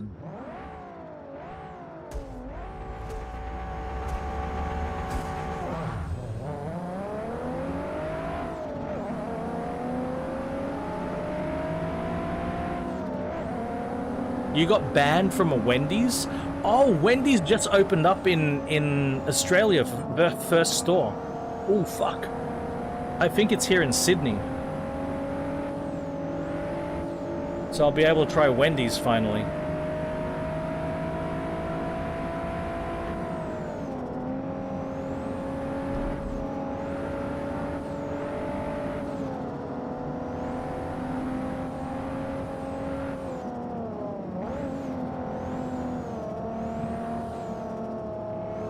Nuggets at Wendy's?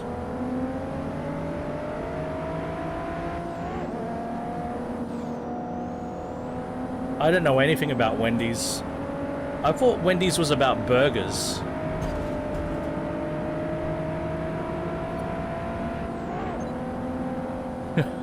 Rev.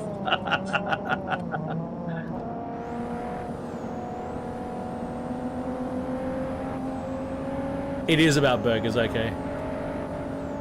Oh, Rev. Shit.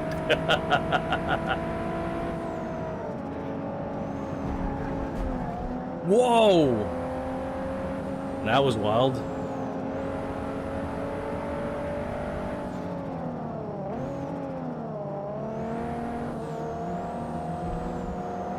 Alright, I think I want to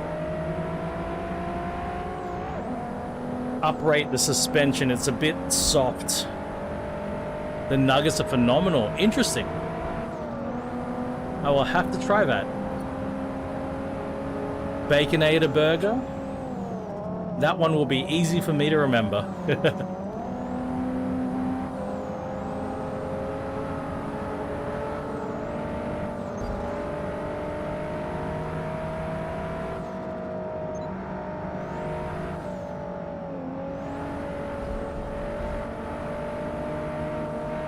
Spicy nuggets, interesting.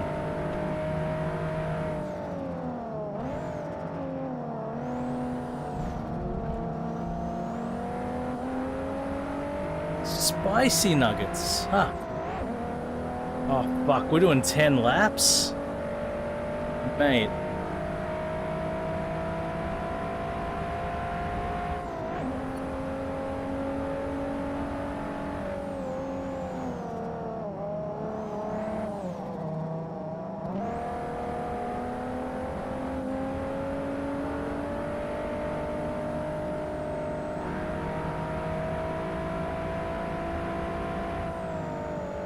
Oh yeah, fries and frosty, yeah, 100%, yep. Fries and ice cream. We used to do McDonald's fries in McDonald's soft serves all the time.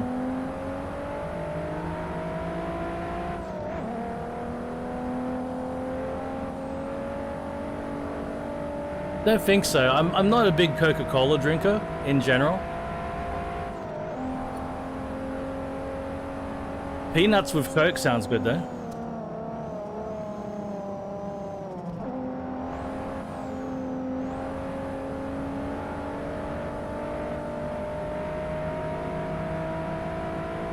That's it, Rob. A Macca's Sunday. For me, I really like the strawberry Macca's Sundays. There's something about the strawberry sauce.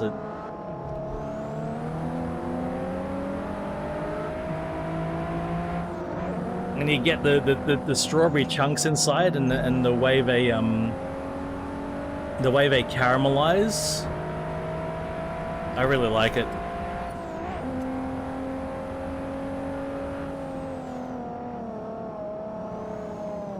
Caramel? For me, the caramel and the chocolate are about the same because they're just a sauce, whereas the strawberry has got chunks. So it's got a little bit more to it than just a sauce. I love a baked potato, Rev. Fuck, I love baked potatoes.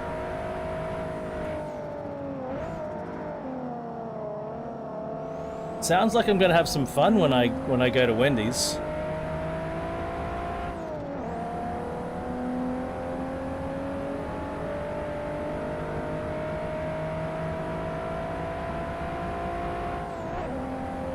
After this race, I'm gonna look up where Wendy's is. I think it's out west Sydney. Oh shit, that's a big slide.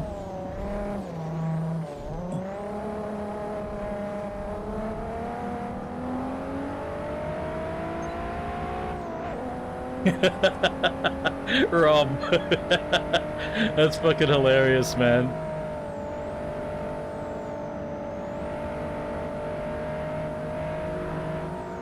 So, concepts like that, Rev, are all good for me, right? Like, as an Aussie, bolognese sauce on a pizza, fucking love it, right? And for me, that's like doubling down, right? Instead of bolognese sauce on your pasta, you put it on your pizza as well. Fucking beautiful. Beautiful. As a Filipino, I eat rice with everything. Okay, so rice with noodles, check. Rice with fries, check. Rice with lasagna, check. Rice with spaghetti bolognese, oh, you better fucking believe it.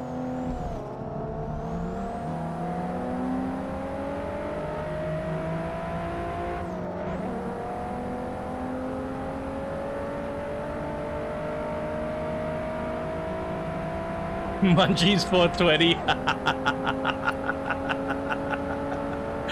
Epic. That's an epic name for a restaurant. Sideways again.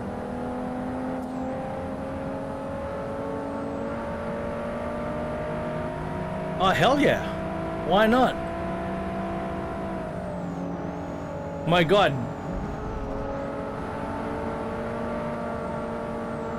They might even do something crazy like, you know, pineapple on a pizza. Imagine that. That'd be wild. Pineapple on a pizza. Crazy. Who would ever do something like that? Can you imagine?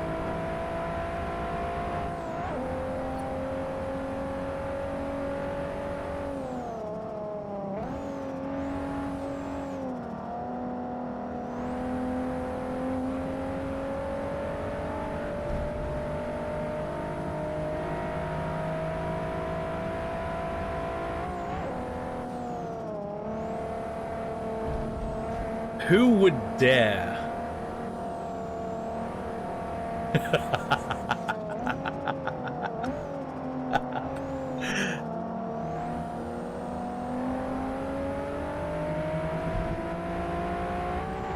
Oh, this is the final lap.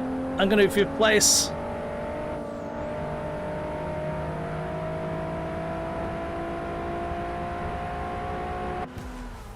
Gonna need something. something, Pallava. Oh, okay.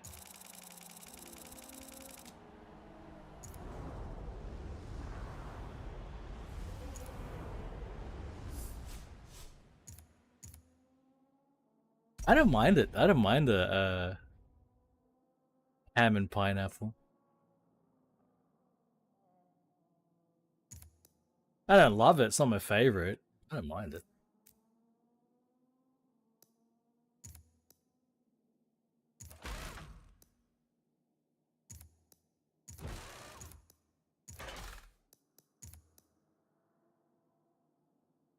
I saw something hilarious recently. It was a list of 10 things that Gen Z believe they invented. And one of them was raw dogging on a flight. And to sum it up, it was basically in the 60s, raw dogging on a flight was called taking a flight.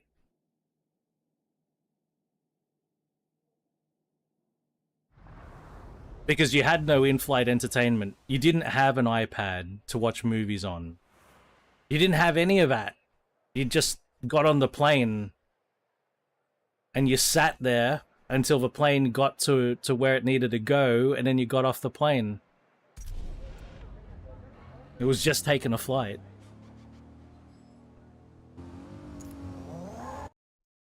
That's true.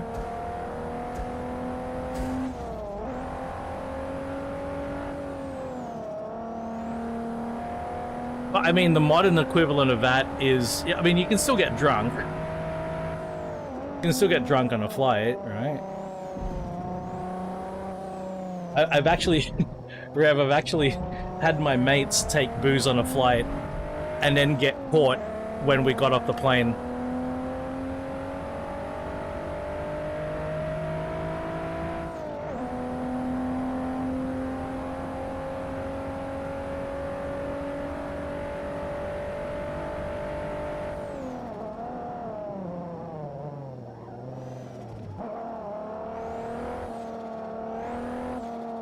Fucking, we're collecting our luggage, and then the fucking airport security is looking for us, and they finally found us. They went around asking to see everybody's plane ticket so that they could see the seat. Because my mate had stupidly, like, he got away with it. He brought duty-free alcohol onto the flight.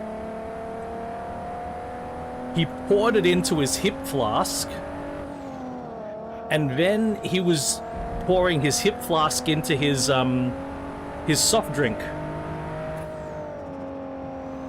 So he would have got away with it, but he stupidly put the empty bottle in the seat pocket in front of him. So when they were cleaning out the plane, they find this empty liquor bottle, and they're like, oh.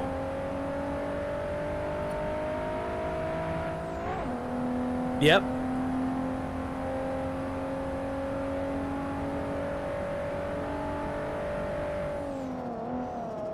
Oh, this is the same guy who cost me all of my spending money in Tokyo. He did, Rob. He put it on my seat. So at first they asked me, and I said, no, I didn't. That's not mine. Somebody else. And then my mate jumped up at that point and said, oh yeah, that's mine. They got me at first. But my mate's standing next to me, right? I didn't immediately look at him. I just said, oh, look, I don't know anything about it. I just said, I don't know anything about it. It was in my seat pocket, but I didn't touch it. I didn't drink on the flight at all. And then my mate said, oh yeah, that's mine.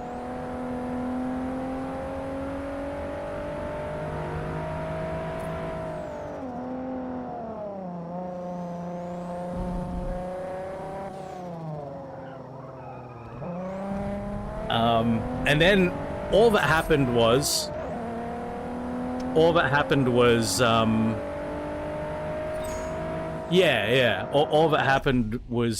they told him off. They said, look, you know, the plane is a licensed venue. If you bring your own alcohol and drink it, you know, we are liable and all of his shit. You know, they gave him a lecture, and that's about it. The Tokyo story. So, my first night in Tokyo, and I've got a friend who lives in Tokyo. And he meets us. There were 5 of us. 2, 3. Four of us who traveled there, and then my mate, so that made 5. He meets up with us, and he takes us out to a really cool fucking teppanyaki restaurant. Oh, what was it, teppanyaki? Anyway, takes us out to a cool restaurant, and then we go to kick on. My mate's brother and our other mate go back to the hotel because they're fucking dead tired. We go to kick on, and his girlfriend sends him a message and says, hey, look, I'm finishing work in about 2 hours. Do you want to meet up? And my mate's like, oh, you know what? We should go hang out at her work because we can drink there. And so her work was a hostess bar, okay? And the way that the hostess bar works is you pay a cover charge up front, and that covers all of your drinks for like 3 hours. You can drink unlimited drinks for 3 hours for your cover charge. The way they make money is if you want one of the girls to accompany you, you have to buy her drinks, and they charge a lot for her drinks. If you and the girl want to take it somewhere private, they have rooms, and you negotiate directly with a girl about what you do and how far you'll go, but there's a standard rate, and you pay per song, literally per song, when you go in private.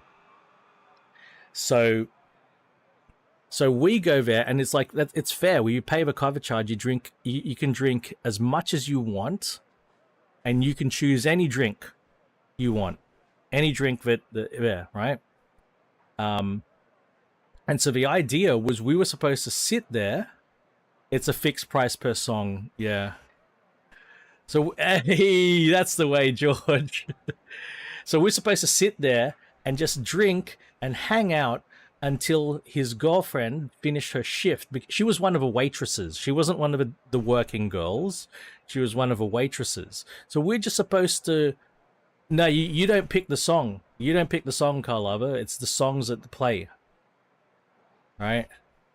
That sort of thing. But unlike a stripper, you negotiate with a girl what you want to do. So if she likes you, yeah. So we're supposed to sit there, enjoy our unlimited drinks until his girlfriend finishes shift. Then we're supposed to kick on. So we're sitting there, and then my mate calls over a Russian girl, and the Russian girl's sitting with him, and he's getting drinks. I did call over a Japanese girl, and I was paying for her drinks, but I'm just paying for a drink. So I'm in my head, I know what I'm spending. Right? And I only called her over because my mate said, oh, she's really cool. She knows the entire Warp Records back catalog, which is Aphex Twin. Right? I'm like, oh, cool. I'll sit with her and I'll chat with her. We had a bit of a chat. And then, so the girl my girl sitting next to me, and my mate my mate who came from Australia with me, but the one who did the alcohol thing on the plane, he's sitting to my left, and the Russian girl's on over there. My other mate's over here, and so I'm talking to the Japanese girl and my other mate, and then suddenly I see my other mate, the one who lives in Tokyo. I see his face.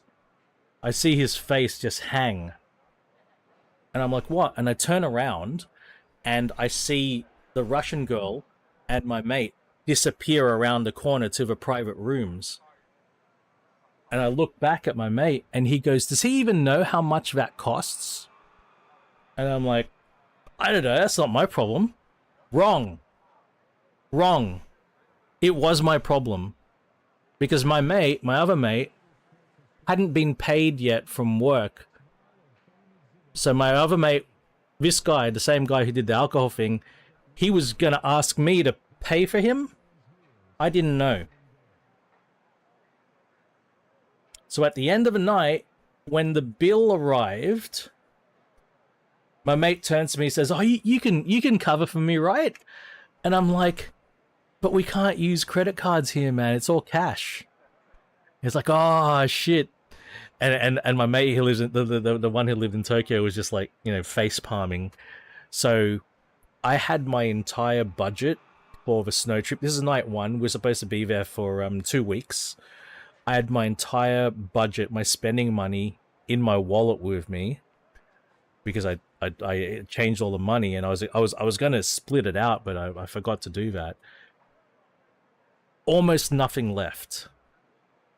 I had to cover our cover charges, the girls' drinks, and then his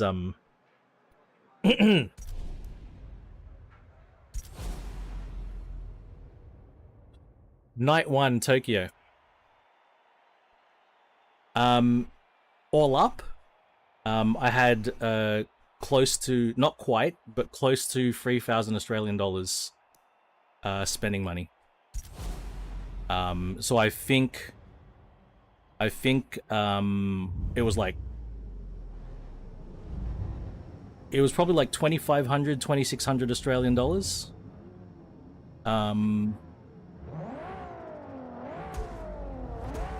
Yeah, that was supposed to be everything.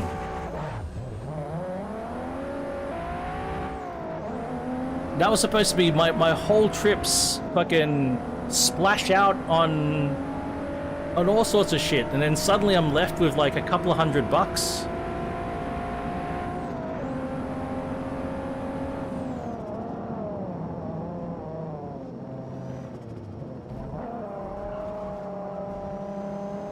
Well, I mean, he paid me back within like 2 or 3 days. He paid me back, and he transferred money around and shit. But still,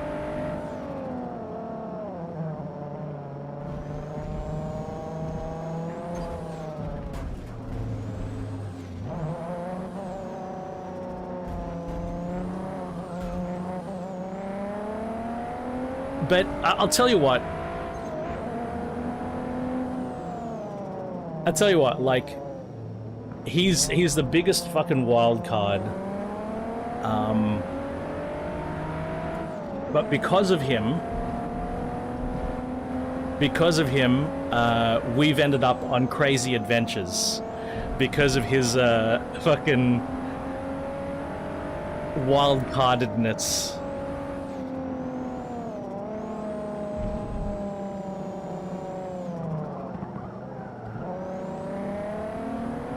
Yeah, he's wild card, bitches.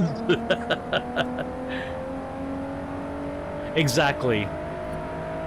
That's what I mean. Like most of the wild shit that happens has him involved, or his brother, who's even.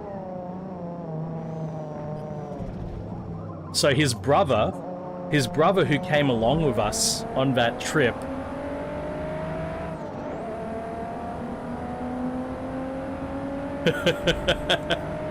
I can't wait, Rev. There'll be some stories, I bet.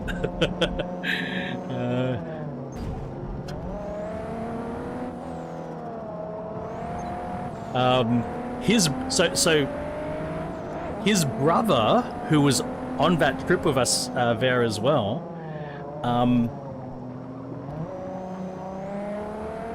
it's his older brother. He pretty much has to babysit his older brother from not, so as not to get into a ridiculous situation. So that's how bad his older brother was. I don't know what the situation is these days, but you know, you get to a certain age and things sort of just don't change, right? What am I driving again? Oh, 3000 GT. Okay, okay. Okay.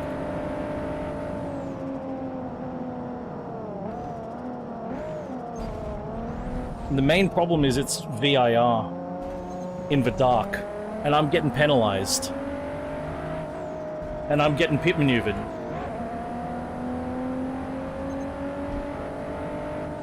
Fuck off, he was pit maneuvering me. Why do I get the penalty?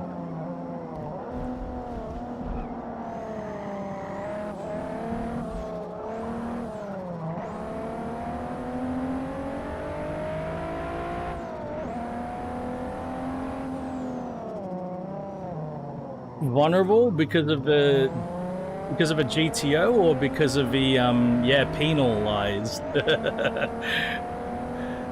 Vulnerable because of a GTO or vulnerable because of the oh, that's how VGT gets transferred. Ah, yes, that makes sense.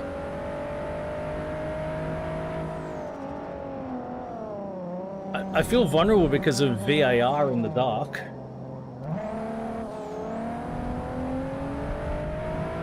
I'm more good with a VGT, that's cool. I mean, fucking... I got VGT on the mind. Throwback humor. 6 PM, oh shit.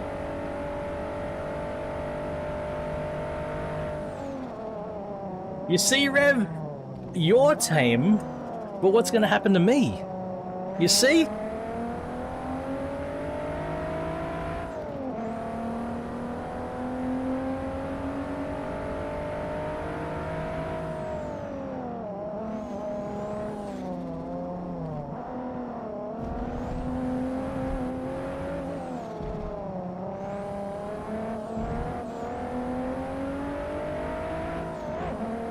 You're probably right about that. Rob, you know when you typed in throwback humor, I thought of Tyler Durden wondering how clean the gun barrel was. Am I about right?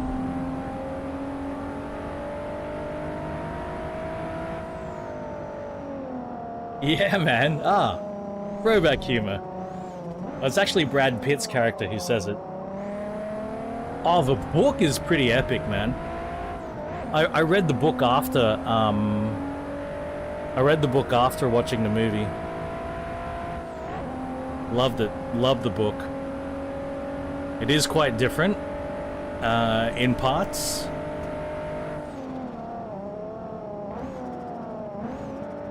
But I think the movie did a great job at conveying.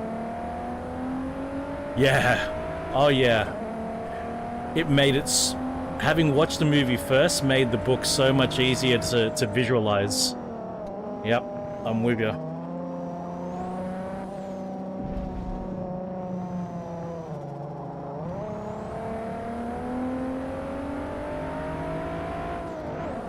Mm-hmm. Yep, it's good to have the concepts already well known. Fight Club was yeah, absolutely. Fight Club, The Matrix, Fear and Loathing in Las Vegas, Futurama. Is there anything else? Futurama.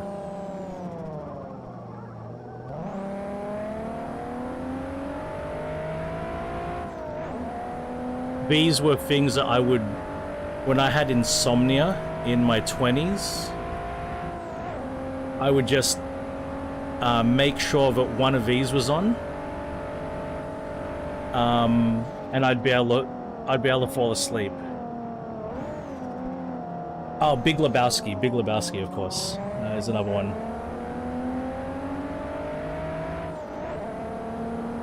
Right. I'm not sure. You know, I read Jurassic Park, the novel, before the movie. I've never seen the movie the whole way. I've never sat and watched Jurassic Park from start to finish. But I read the book in high school. I read the book before the Jurassic Park logo was created for the movie. So the book that I read, on the cover, it was like a scenic shot of the island. But now when you see the book, it's got the logo on it.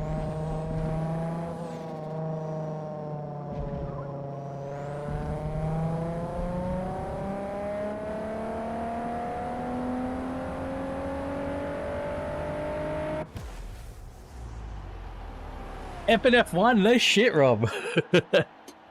Right on, man. Well, that was rough. But it's always going to be with fucking VIR. And VIR in the dark is doubly rough for me.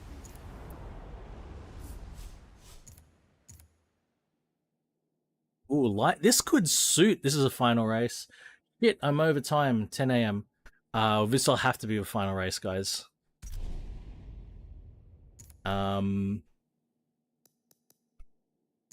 You know what? Oh, it's been all exhaust. We're going to just go power. I'm going to put a sport intake on.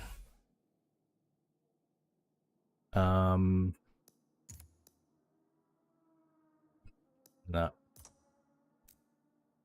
And maybe some displacement.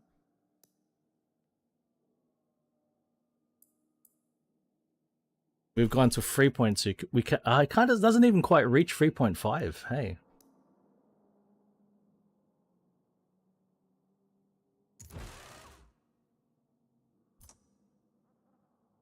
All right, we got a bit of power, and we've got some intake noise to go along with a wobbly exhaust.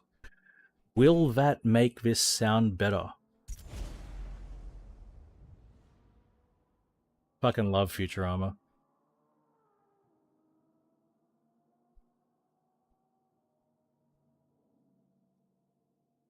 It won't make it sound better.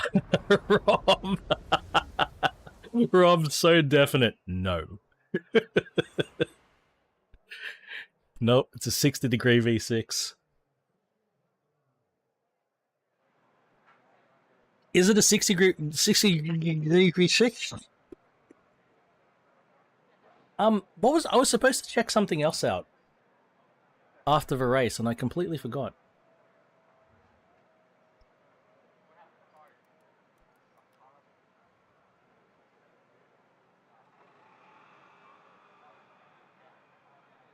So 6G72.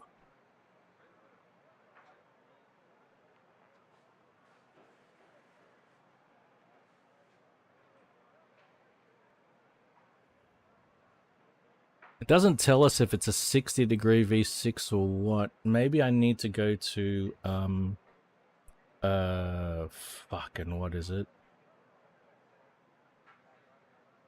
3000 GT.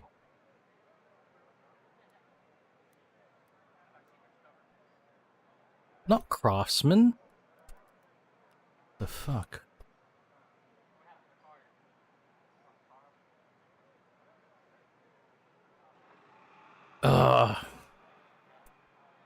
Hmm.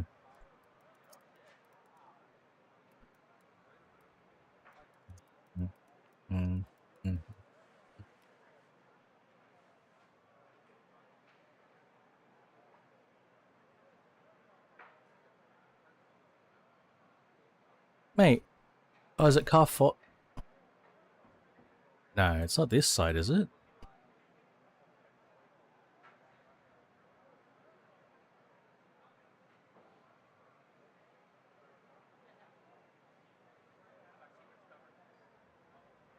There's a specific website I'm looking for.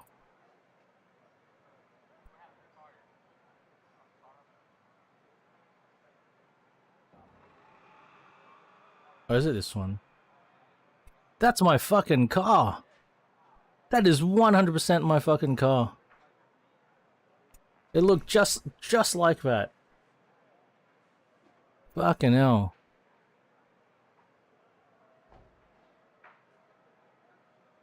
This isn't the page I was looking for.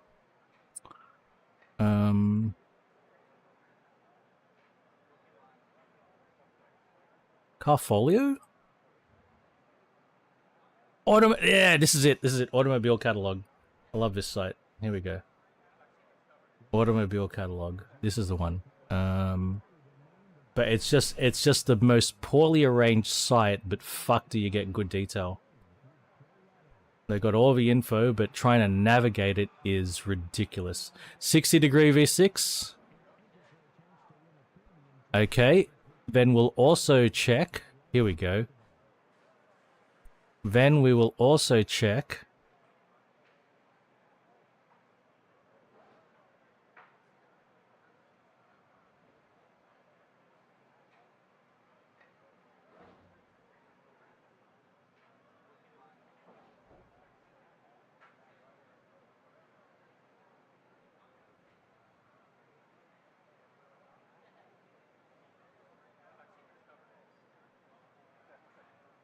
Fucking whatever. More than 50 matches? Fucking whatever. Why is it so hard? That's what she said.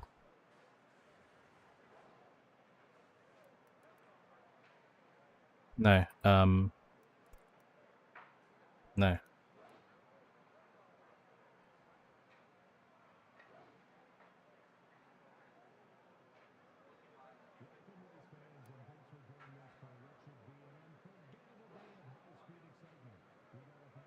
Why am I so bad at this?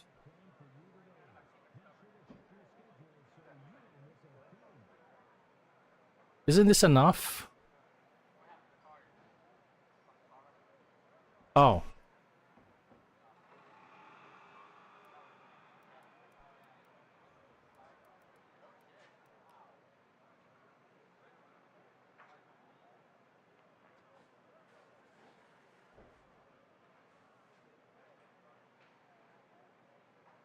There we go. And then there. Fuck off. And then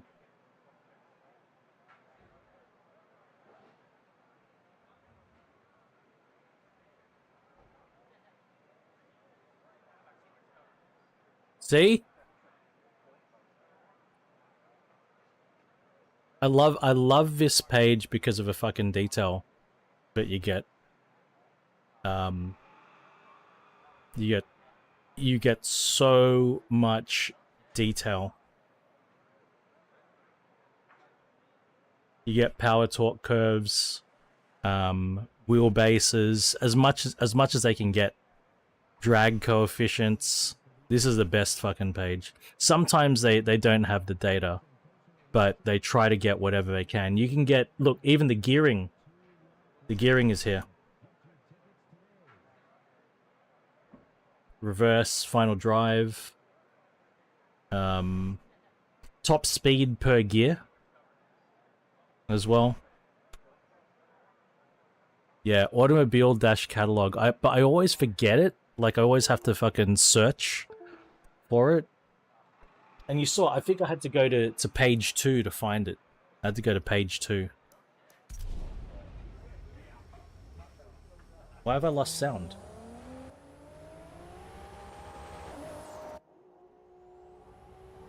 You guys can hear it, I can't.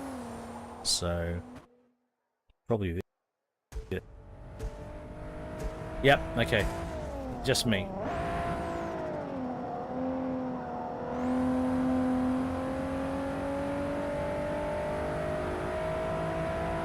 Yeah, it's a 60-degree V6, guys.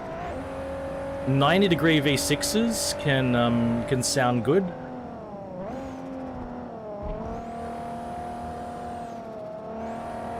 But they're a bit more rare. So the problem with a 90-degree V6 is how wide it has to be. The 60-degree V6 makes the engine narrow enough to fit between two strut towers in most cars. With a 90-degree V6, it can be a little bit more complicated.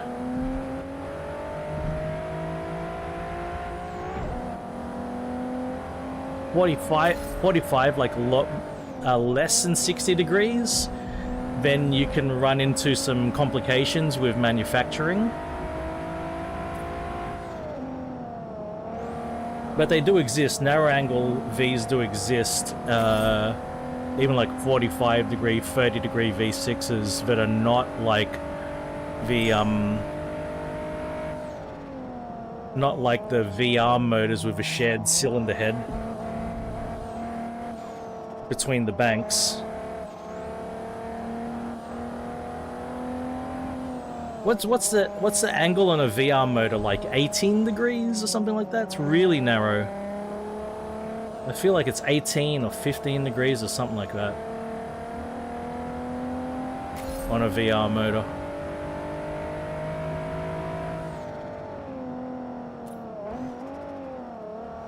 It's less than 20 degrees.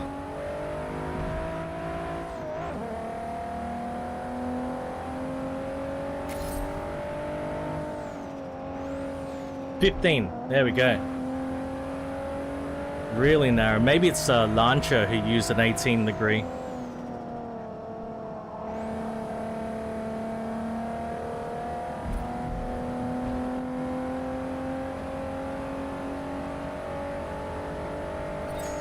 The number 18 is in my head. 18 degree V4. VR4 or whatever. They didn't call it VR, but I don't know.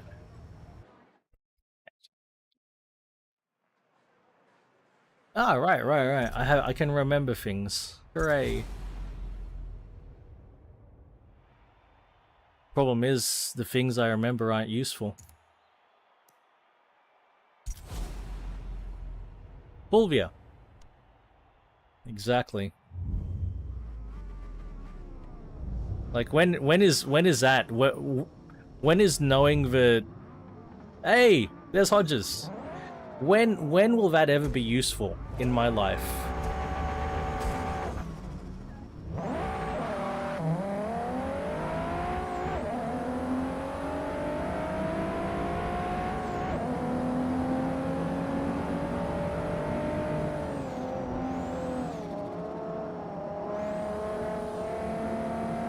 And like, I didn't set out to memorize it, it's just stuck in my head.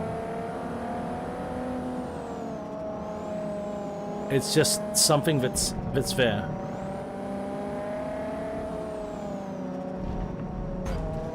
Absolutely not. She feels like the important things I can't remember.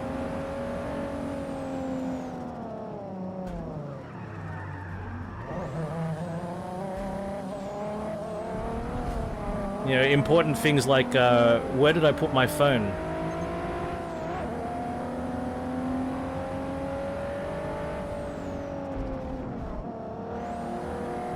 Or did I remember to take the meat out of the freezer?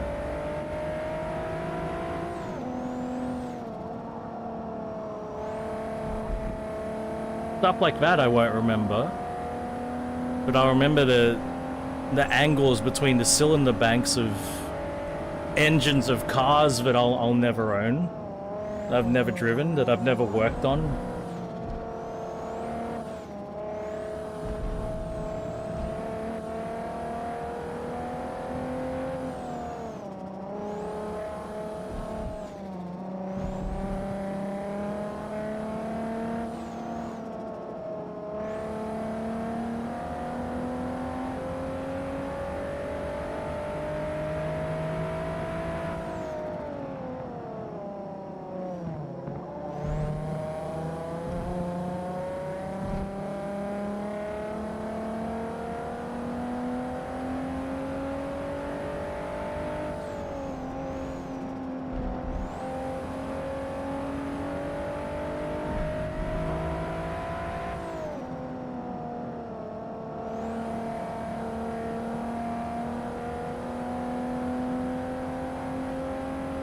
I like this car, even if I don't like the trumpety.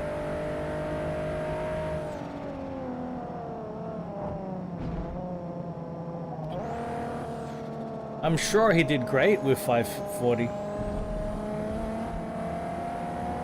540 is normally easier for most people.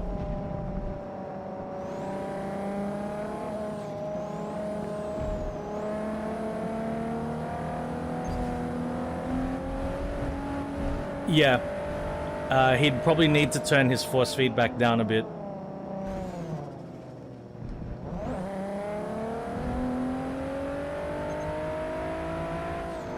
Yeah, you'd want to turn your force feedback down a bit if you run a lower degrees of rotation. If you don't turn force feedback down,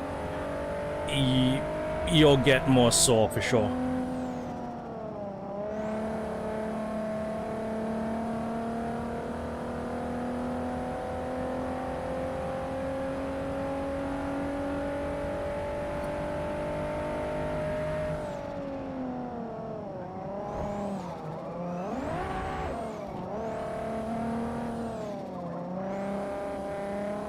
That was weird.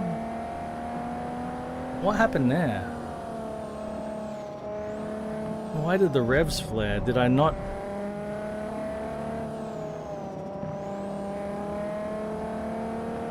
Yeah, FFB scaling's a real thing, isn't it? That's why going to 180 degrees on a strong force feedback wheel is just fucking wild. You break your hands.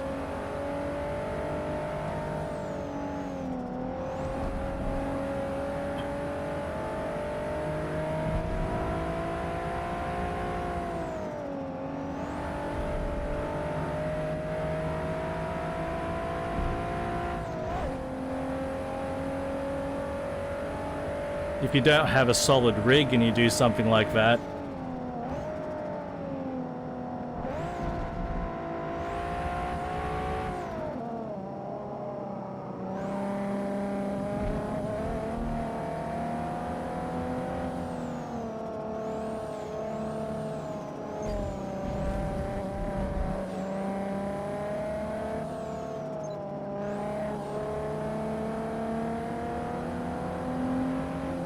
my God.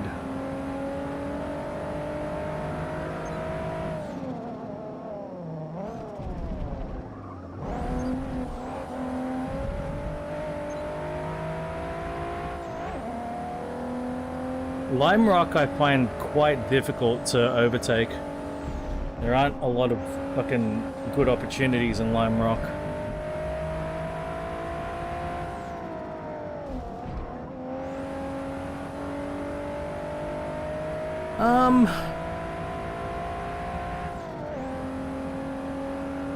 Oh, I can tell you the science one easily, Daniel. RJ, if the bundles are good value and contain stuff that you want, like there's no waste in the bundle, bundles would be awesome to save you some money. It depends on how picky you want to be on the components. You know, if you don't mind settling for a different, say, rim than is your ideal, you know, you have an easier time like finding a bundle. Same goes with pedals. I rarely find that the bundles include both the steering wheel and pedals that I'm super happy with. That's personally. But it might be a different story for you.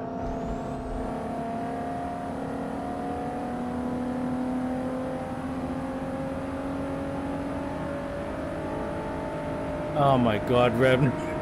One of these questions. Shit. Let me think about that. I think RJ will have to evaluate it on a case-by-case basis, right?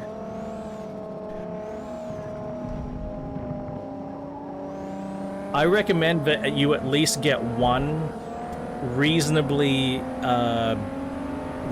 size completely round wheel, at least, because then you got the versatility. You can play anything. George, have a good rest, mate.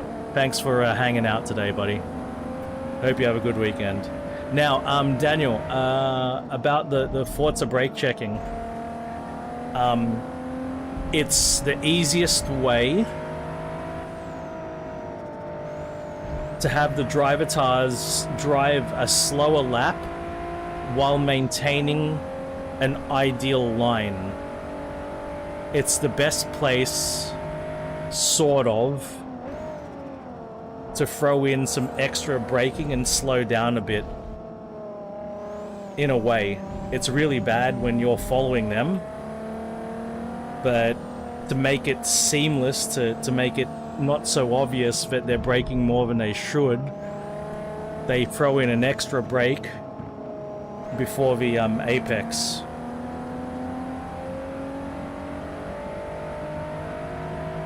That's how it works, and that's how it's worked for a long time with AI drivers. I don't think it's even exclusive to Forza. It's very prominent in Forza, but I believe it happens in other games too.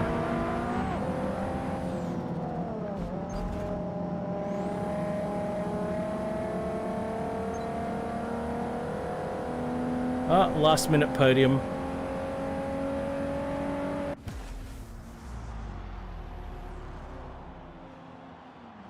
Happy I managed to get up there. Like, it's fucking tough to overtake in Lime Rock. Fucking annoying. Cheers. Actually, you know what? I do have one bonus bit of content.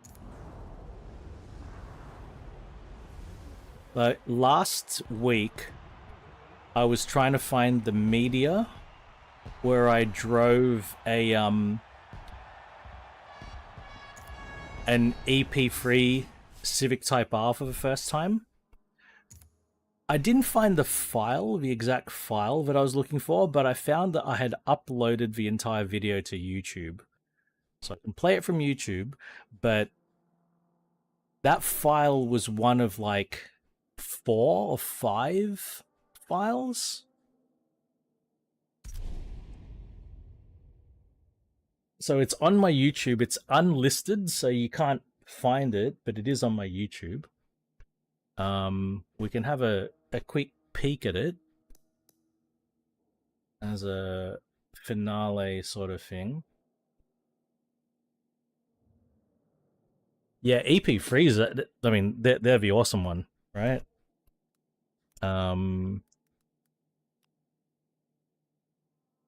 Let's find it. I need to go to studio. I need to go to content. Yeah. Gotta scroll through. Oh wait, have I got it sitting on the... Oh yeah, it's actually set. It's already here. It's on a different fucking window. It's already here. Whoops.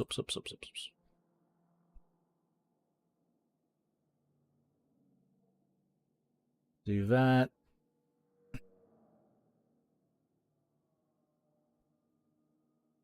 Turn the volume up a bit, I think. Wait. Move the volume window over here so I can see it. Whoop.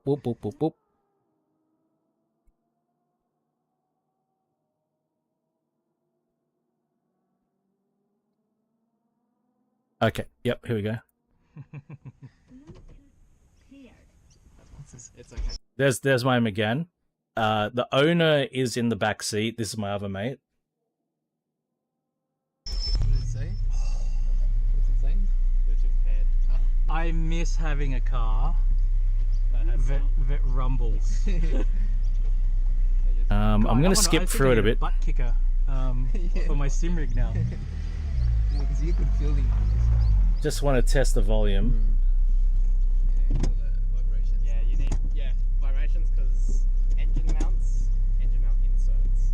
So it fills up the holes in. Problem? Nah, just fucking I adore how the fucking the gear stick is mounted, and the distance between the steering wheel and the shifter, it's so close. It's a lot further away in my Megane. A lot further away. Just Adapting for the brakes. seating position. After you I'll tell you why I don't think I might skip into it a bit. A lot of fun. the fastest thing on the world. It's not the most. Because I was just sort of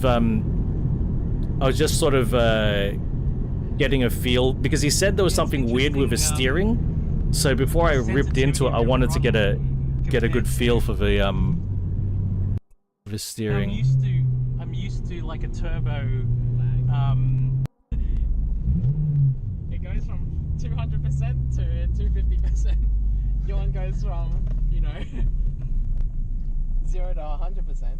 So you just touch a tiny bit, yeah, and it's Just a tiny bit, and it's. I was wow. talking about the Well, it just fucking spins. throttle I think response. that's the thing, right? it's easy spin.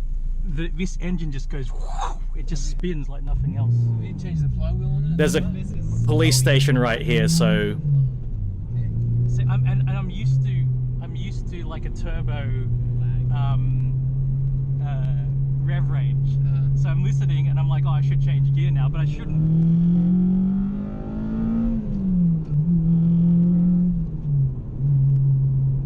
Yeah, this thing was awesome. I really felt there third to fourth. Yep. I should have double clutched up. That was another thing. Have been a bit Because of a smoother rev range, on the up change. the amount that been a the while. rev range and the gearing, Remember the driving amount my the mate's, revs drop between shifts, I feel like I should double clutch to make GT7. double clutch to make it smooth. 2-litre twin spark engine and a really dodgy gearbox. Super dodgy gearbox. And you had to double clutch everywhere. The synchros were gone. But it made it really fun and engaging. But yeah.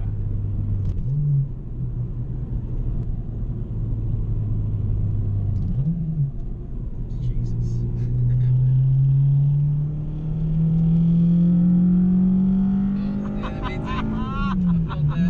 I'm not even going up to like 8. I'm not even going to red light. Like oh my god. So this was just me getting used to it. So I've got some other No wonder you do bloody track days. I've got some other videos where I actually out the track. went a bit harder, but this was just the first familiarization drive with the owner in the car, so he could You'd like the engineering, yeah, so that you have a bit more confidence. and I did the same thing. I took him out in my car, and he did a familiarization up and down before we hit the twisties. Well, but right, if the road is not going to. And it was like, so he could feel comfortable that I was going to drive his car, right? So I'd do some rev matching here, yeah, just so I get the hang of a rev matching, because the rev range is quite a bit different, and the throttle response as well. Yeah, so like maybe I need. Yeah, that's better. And if I go down to 3.5. Yeah, there we go.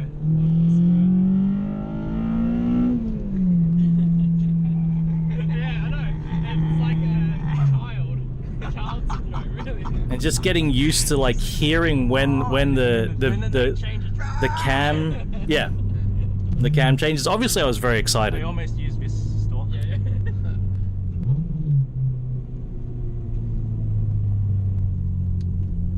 And I spot these bikes, and I'm like, fuck, we might need to be a bit quick. So it was me and the other guy just had a normal Mazda 3, but there's my Megane there. I feel this is a lot of fun in it.